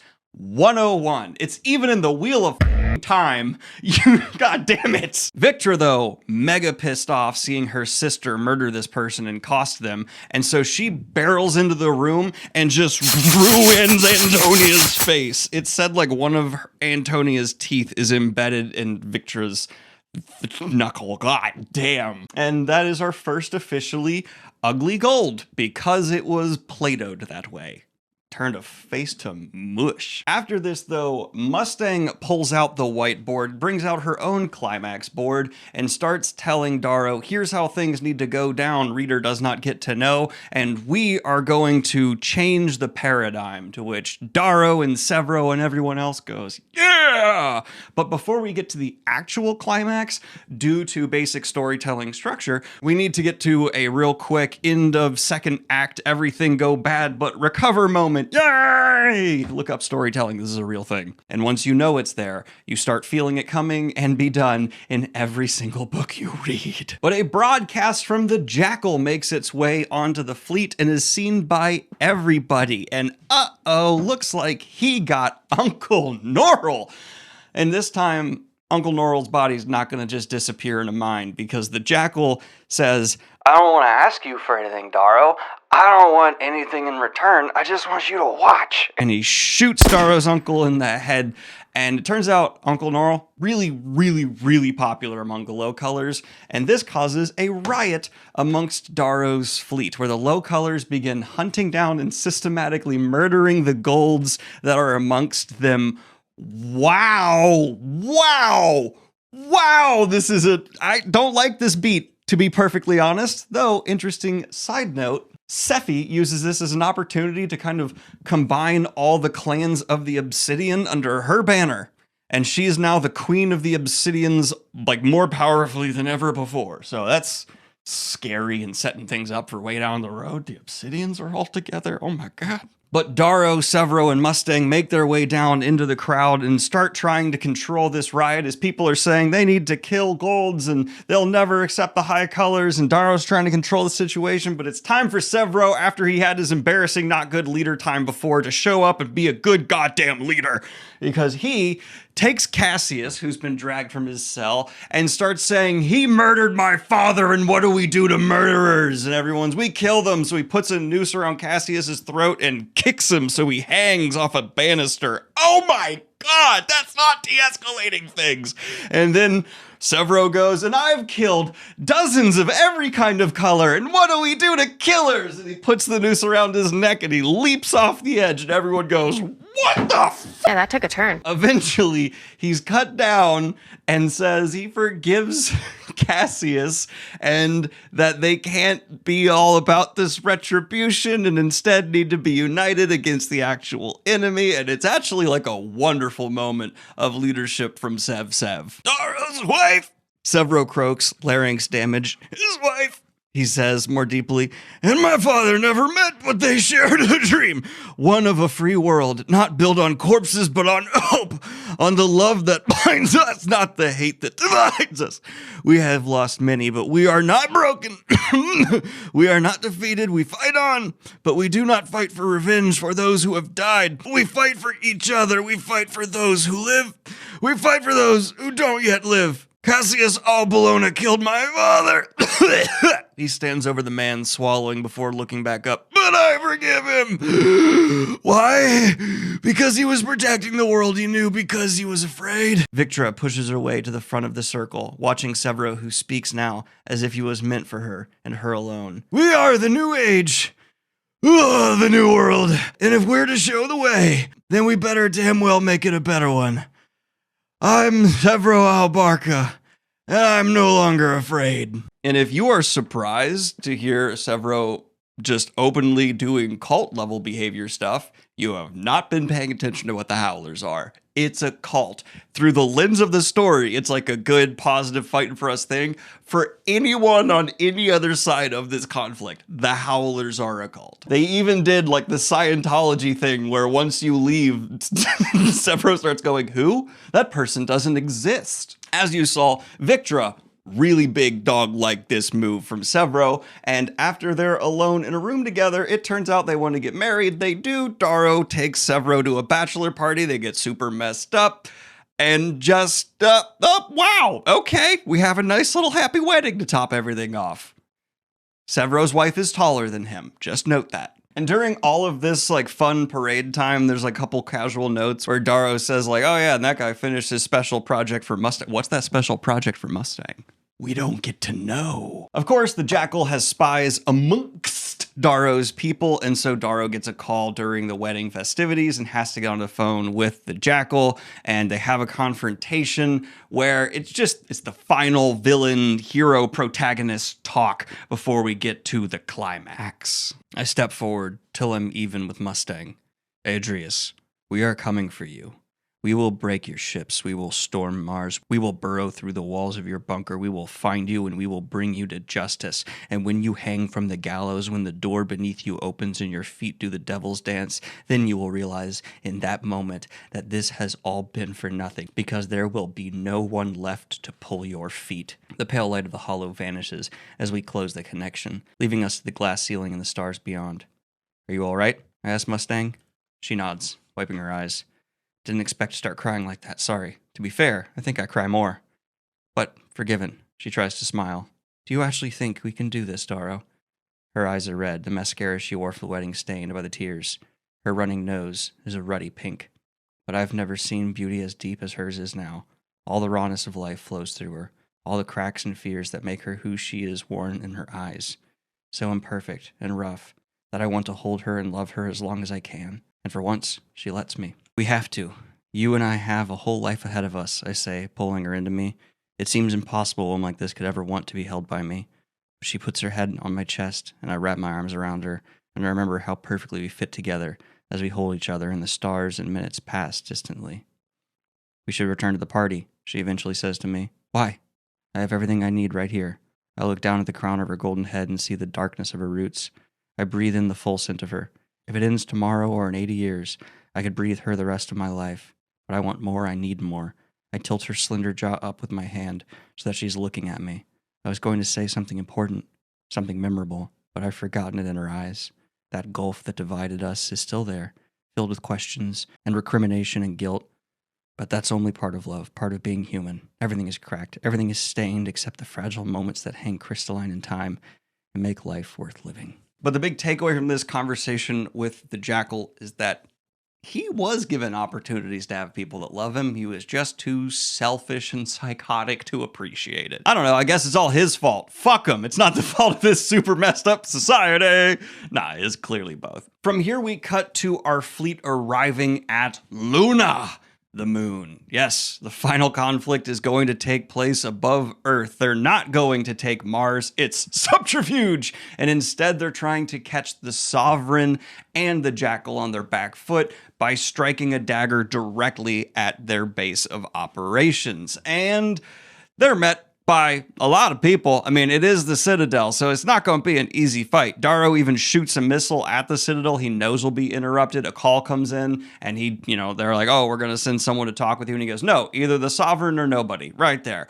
And then he goes off to have a little talk with Orion on Pax and lets her know we're going to be releasing Cassius. Because during the battle, if I leave and we're deploying all the troops, someone's going to slip into his cell and kill him, and I can't let Cassius die. And so he takes Severo and Mustang, clears a path from Cassius's cell to a ship, and goes to where Antonia and Cassius are. And Severo's not exactly happy about this, does not want Cassius let out, but he understands where Darrow's coming from, and they let Cassius out of his cell after he super duper pinky promises that if they let him go, he's done with the war. And then he shakes everyone's hand. He's like, all right, shake your hand. And when he shakes Severo's hand, the little guy, he kind of holds it a little too long, and Darrow has a moment of like, oh no, it's go time. And then Cassius grabs a pistol from Severo, and Cassius, no, I shout. This is my duty. Cassius, Mustang takes a step forward, outstretched hand trembling. He saved your life. Please, on your knees, Cassius says to us. On your gory damn knees. I feel myself teetering on the edge of a precipice, the darkness spreading out before me, whispering to have me back.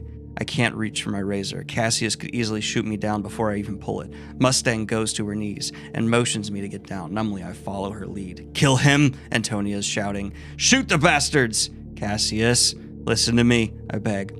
I said on your knees, Cassius repeats to Severo. My knees! Severo smiles wickedly, a mad gleam in his eyes. Stupid Gold, you forgot Howler rule number 1, never bow. He snatches up his razor from his right wrist, tries to spin around, but he's too slow. Cassius shoots him in the shoulder, jerking him sideways. The combat vest cracks, blood sprays into the metal wall. Severo stumbles forward, eyes wild. For gold, Cassius whispers, and fires 6 more shots point blank into Severo's chest. Blood erupts from Severo's chest, spraying my face. He stumbles back, drops his razor, collapses to his knees, gasping in shock. I rush to him, under the muzzle of Cassius's smoking weapon, Severo grasping his chest, confused. Blood dribbles from his mouth, bubbling out through his vest, staining my hands. He coughs it onto me. He's desperate to rise, to laugh it off, but nothing's working. His arms tremble, his breath ragged, eyes huge, fear wild and deep and primal, as Antonia cackles in delight from her cell. Don't die, I say frantically. Don't die, Severo. He shivers in my arms. Severo, please, please, stay alive. Please, Severo. Without a final word, without a plea or a flicker of personality, he goes still, leaking red. Falls fading away as tears stream down my face, and Antonia howls in mockery. I cry out in horror at the bleak evil I feel in the world, rocking there on the floor with my best friend, overwhelmed by this darkness and the hate and the helplessness. Cassius stares pitiless down at me. Reap what you sow, he says. I rise with a horrible sob. He strikes me in the side of the head with the scorcher. I don't go down. I take the blow and pull my razor, but he hits me twice more and I fall. He takes my razor from me, holding it to Mustang's throat as she tries to rise. He points the gun at my forehead as I look up at him and is about to pull the trigger. The Sovereign will want him alive, Mustang says. Yes, Cassius replies quietly, overcoming his anger. Yes, you're right. So she can peel him apart till you tell us your battle plans. And with that, Cassius loads Darrow, Mustang, and Severo into the box they were planning on putting him in, goes the clear passageway to the ship, and takes them all to the Sovereign. But when they land, of course, someone is waiting for them. As the battle already rages in the sky, the Jackal greets them, and Darrow is pulled from the box, as well as Mustang and Severo's corpse. His corpse is actually dragged along quite a bit during this time. It's a little strange. And the Jackal says he's gotten permission from the Sovereign to do something, and also that it will disarm Darrow. In fact, it's something that will be a bit of revenge for Cassius. It's cutting off Darrow's hand. And so Cassius agrees to do it, takes his razor, and as Darrow makes eye contact with Mustang and is trying so much not to feel what's about to happen, his sword hand is sliced off. Granted, this is a sci-fi society where we've seen people's appendages can be put back on, but Star Wars reference, so, you know. Then finally, they are all brought to the Sovereign's Bridge, where we see not only is Lysander, Blood. the little boy there, as well as Aja, the greatest swordsman around and also slayer of Ragnar, but also a few Praetorian guards. And the Sovereign's actually not thrilled to see Antonia, it turns out, because she did flee from the Sword Armada and is a coward, according to the Sovereign, and so she's ordered to be killed, and she is then strangled to death after passing out, having her neck broken in front of everybody. Kind of as like a power move.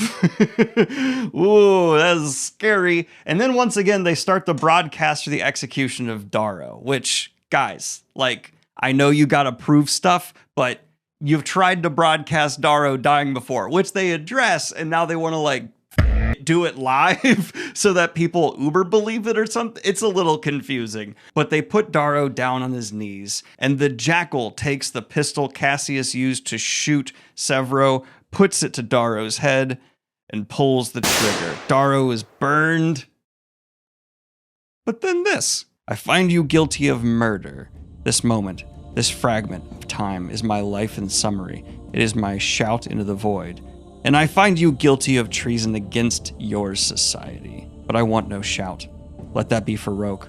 Let that be for the Golds. Give me something more, something they cannot understand. Give me the rage of my people, the wrath of all people in bondage. As the Sovereign recites her sentence, as the jackal waits to deliver it, as Mustang kneels on the ground, as Cassius watches from among the Praetorians and knights, waiting, and as Aja sees me look to the tall blonde knight, she steps forward in trepidation because she knows something is wrong. I throw my head back and I howl. I howl for my wife, for my father, for Ragnar and Quinn and Pax and Norrell, for all the people I've lost, for all they would take. I howl because I am a helldiver of Lycos. I am the Reaper of Mars, and I have paid for access to this bunker with my flesh. All so I could come before Octavia, all so that I might either die with my friends or see our enemies brought to justice. The Sovereign nods to the jackal to execute the sentence. He presses the barrel to the back of my head and he squeezes the trigger. The gun kicks in his hand, fire spits, scorching my scalp, deafening sound ringing through my right ear. But I do not fall. No bullet carves through my head. Smoke swirls out of the barrel, and as the jackal looks down at the gun, he knows. No! He steps away from me, dropping the gun, trying to pull out his razor. Octavia! Aja shouts, lunging forward. But just then, in that beat of the heart, the Sovereign hears something behind the camera and turns to see a Praetorian guard with his head tilted, his pulse rifle thumping to the floor as a grisly red tongue protrudes from his mouth. Only it's not a tongue. It's Cassius's bloody razor that entered through the neck of the Praetorian skull and out between his teeth. It disappears back into his mouth. The three guards fall before the Sovereign can say a bloody damn word. Cassius stands behind the slaughtered men, his head lowered, his razor red, his left hand holding the remote control to my restraints and Mustangs. Be real. Did you see it coming if you haven't read these books? Or in the first time when you read Morningstar, did you see Cassius's twist coming? I do think what happens subsequently is badass, because the jackal is pinned to the ground, stabbed down because he is worthless in a fight, and fuck him. Lysander is then forced to watch as Darrow stabs the Sovereign 6 times, mafioso shanking style, leaving her in a bloody husk on the floor before Darrow, Cassius, and Mustang together have to take on Aja, the greatest of the knights. And it does not go well for them. They keep coming in to try and score a hit, but she's able to just even use environmental things to just constantly keep them on their back foot. She scores cuts, remaining completely bloodless herself. She also has armor and pulse shields while they're not armed in that level away, just with razors. And so finally, Darrow says, it's time for our secret weapon. And he takes an injection, remember the one he got before, and leaps towards the supposedly dead body of Severo. He plunges the needle down, injects him in, and Severo, who, was hit with dud rounds from Cassius, just back into it. And he joins the fight against Aja. 3v1, bad. 4v1, basically unwinnable. And Aja, the slayer of Ragnar and killer of Quinn, has her final death blow delivered by Severo. "You're gonna die," he says with an evil little hiss. "You're gonna die. Shut up!" "That one's for Quinn," he hisses as Cassius cuts through the tendons of her left knee. "This one's for Ragnar." I impale her right thigh with an underhanded thrust. "This one's for Mars." Mustang takes her arm off at the elbow. Aja looks down at the appendage on the ground as if wondering if it belongs to her. But she's given no respite. Severo tosses aside his pulse fist, picks up the true knight's razor from the ground, and jumps into the air to bring both swords down into her chest, hanging there, a foot off the ground. Their faces inches from one another, noses nearly touching as Aja sinks to her knees, setting Severo back on his feet. Omnis vir lupus. He kisses her nose and jerks his razors out of her chest, letting them slither back into whips around his forearms. Arms outstretched, he backs away from the dying Protean knight, greatest of her age, as she pulses her last blood to the cold floor. Still on her knees, Aja's eyes drift hopelessly to the Sovereign, the woman who became mother to her sisters, who raised her, loved her as truly as any who rules the solar system can love, and now dies with her. "I'm sorry, my liege," Aja wheezes, wet breaths. "Never be," Octavia manages to replace on the ground. "You burned bright, my fury.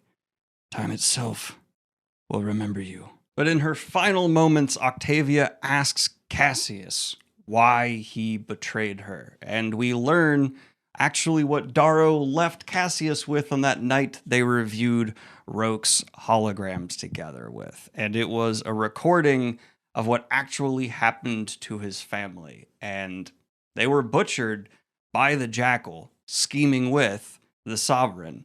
And so, yes, House Augustus was defeated, following in the original plan, ending with, "You ask me why?" Cassius' voice is barely above a whisper. "It is because you are without honor. I swore an oath as an Olympic knight to honor the compact, to bring justice to the society of man. You swore the same, Octavia, but you forgot what that meant. Everyone has.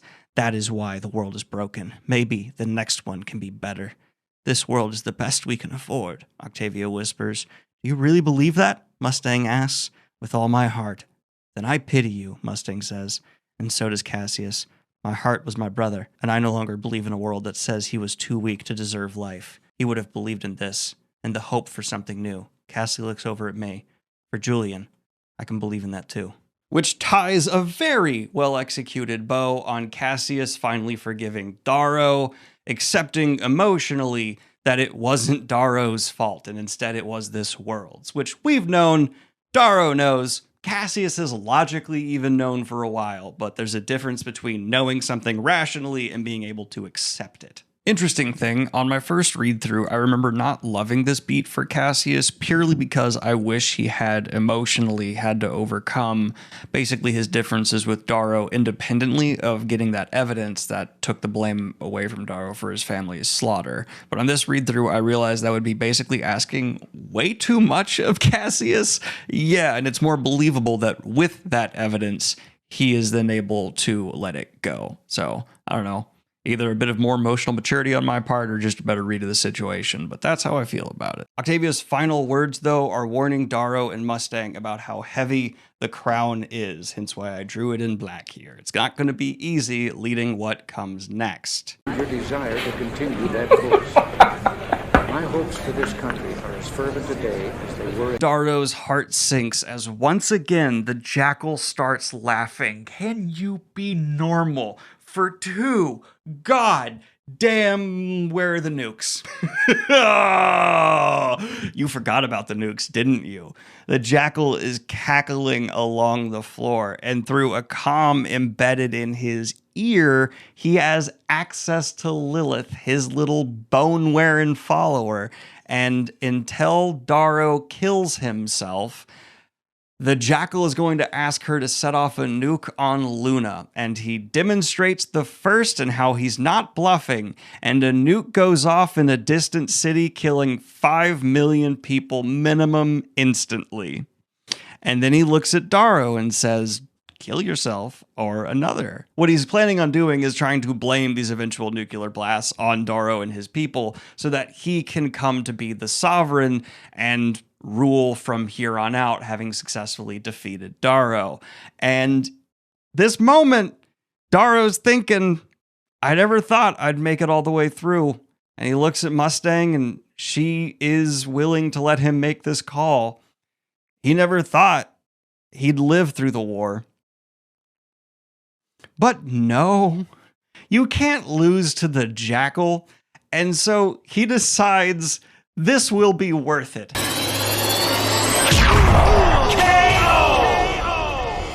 And he pins down the Jackal because he's so much physically superior to the Jackal, puts his Helldiver fingers in the Jackal's mouth, pinches his little tongue, and rips it out. And of course, Lilith then starts setting off nukes around the world.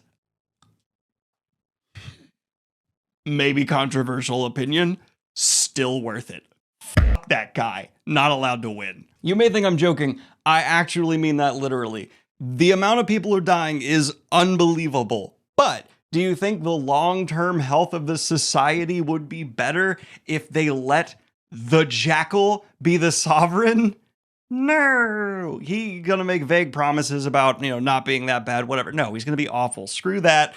No, but they're trying to figure out what they can do to destroy the ship up in the battle they know Lilith is on, but it's protected in the center of the Jackal's fleet, which was actually moving in to flank the Sovereigns and was going to stab her in the back as well. And apparently the only reason she let the Jackal near her is he had come back with the nukes, and his original plan, this is plan B by the way, was he was going to actually have the Sovereigns step down using these nukes as threats against her and hand over her title to him as her heir. So even if Darrow hadn't shown up here, very bad end for all this. But how can they take down the ship that Lilith is on before she can set off all of the nukes? Because all the Jackal's doing is gargling bloodily on the floor. So Lilith is in her command chair up in that ship like, I think it's not going well for him. I'm gonna set off one nuke. And then a minute goes by. Okay, that's a lot of bloody gurgling. I think I'm gonna set off another nuke. But of all the people to step forward and make a difference here, Lysander comes forward, the boy raised by Octavia alone, and he says, call my uncle, the Ash Lord. He's the one who last used nukes in combat, and it devastated him.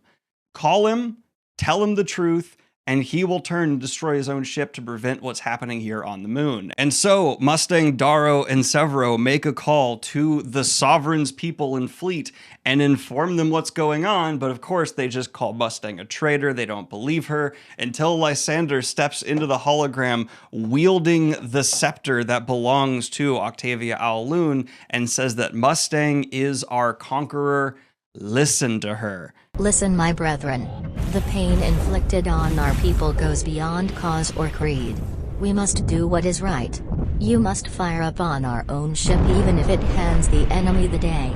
Not because we must lose but because we cannot afford to win. For doing so would irrevocably stain the crown with which we rule. And then they obey, and they shoot down the ship that has Lilith in it, ending the nuclear reign. How many millions died? Let's just agree the Jackal is worth it, all right? We're not going to get into the math. We just know that guy.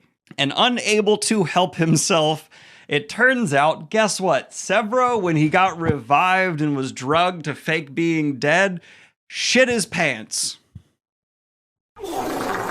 Now wielding the scepter of the Sovereign and carrying her severed head, Mustang marches through the Citadel with a growing army to protect her of the Sovereign's people who were so afraid of her, seeing her symbols of power now in Mustang's hand, falling in line behind Mustang, to the Senate, who are in the middle of holding an election, and Mustang holds up the severed head and says that they are now forming a new colorless society. The whole system's going to be rebuilt, and you need to kneel and accept Mustang, Augustus, as your leader. And of course, no gold senator is going to kneel first, and so Darrow, the leader of the Sons of Ares, kneels first, and then Cassius kneels second, followed by every senator except 50. And it's important to remember that because there are sequels to this, and powerful enemies abound. But Mustang's rule does come into effect. She is officially the sovereign of the society and is now working to dismantle the entire color system And first order of business is they take her brother and execute him. The woman reads the sentence. Jeers are shouted from the crowd. A bottle shatters at the jackal's feet. A stone splits his forehead, but he does not blink or buckle. He stands proud and vain as they loop the noose around his neck. I wish this would bring Pax back to us, that Quinn and Roke and Io could live again. But this man has carved his mark in the world. The Jackal of Mars will never be forgotten. The white moves for the lever. Snow gathers on Adrius's hair. Mustang swallows, and the trapdoor opens. On Mars, there's not much gravity, so you have to pull the feet to break the neck. They let the loved ones do it. On Luna, there's even less. But no one comes forward from the crowd as the white extends the invitation. Not a soul lifts a finger as the jackal's legs kick and his face purples. There's a stillness in me watching the sight, as if I'm a million kilometers away.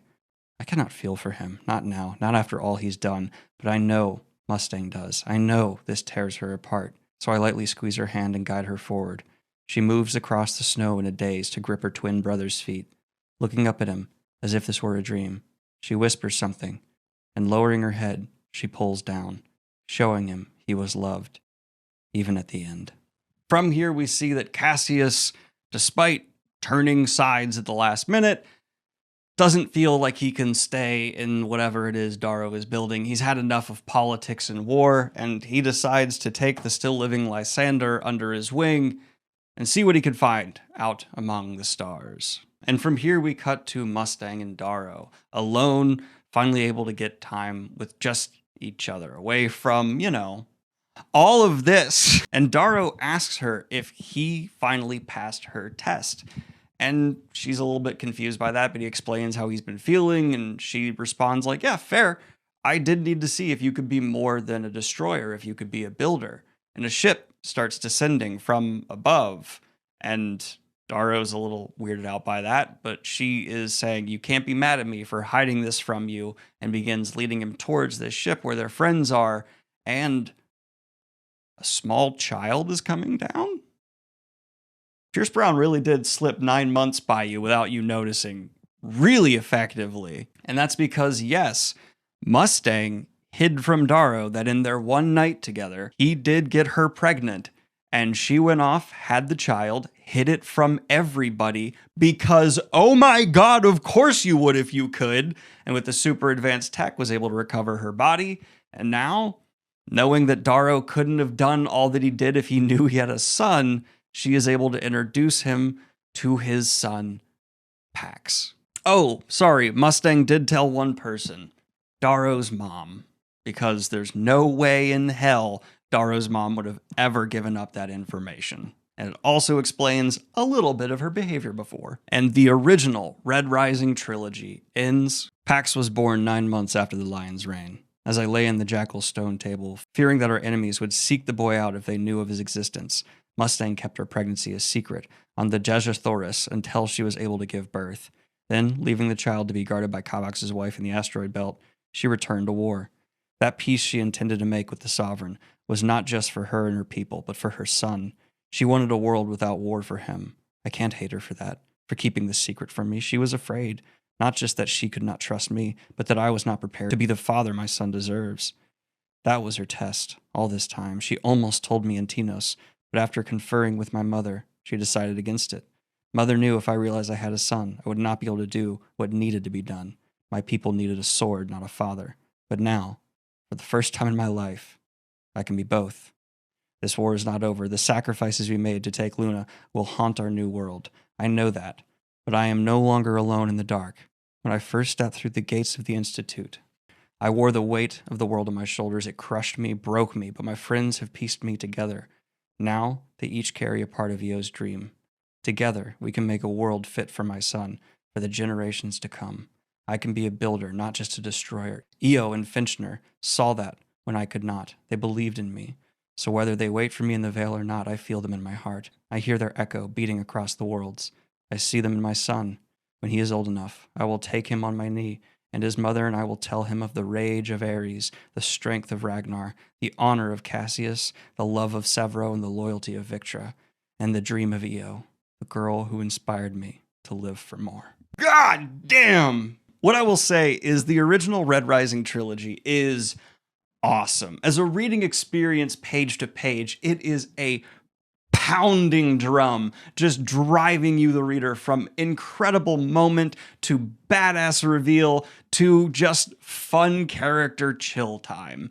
And I love it for that. I also think it's better than the sum of its parts. The best book to me of the original trilogy is Golden Sun. I think that is almost like a perfect Pierce Brown book. It does everything his fans want, demonstrating his strengths as a writer from start to finish. My second favorite of the two is going to be Morning Star. The highs of this book are as high as the highs of Golden Sun. It does have some lows, though, that remind me of the rougher problems from the first book, and a couple of the reveals are just so able to see way in advance that I'm a bit bothered by them, but not too much. I think almost all of the character ends are immensely satisfying, and Pierce Brown's action is as strong as ever. My third favorite book is going to be the initial Red Rising, but I don't think that's because of many major flaws. It's just that once the setting blossoms into what the setting of Red Rising's true picture is, that's where my love of this series lives. It's not in the faux medieval setting, it's in the space opera. And it's just kind of cool that it does almost like a kickflip of genres before landing into this. And I like it, even though I don't necessarily like the first book as much as setting, but I like what it's able to execute because of that all the more, if that makes sense. And the next series of Red Rising books, if you want to see them get done, like and subscribe. That is how I know you want me to keep doing these. I could do possibly Mistborn Era 2 next. I also definitely want to finish Book of the New Sun, which is a broken nightmare of a fantasy series. Check out this video here if you want to see that. And most importantly, thank you all so much for being willing to experience this story with me again. Links to buy any of the books, of course, down below. And have a good one, y'all. Peace.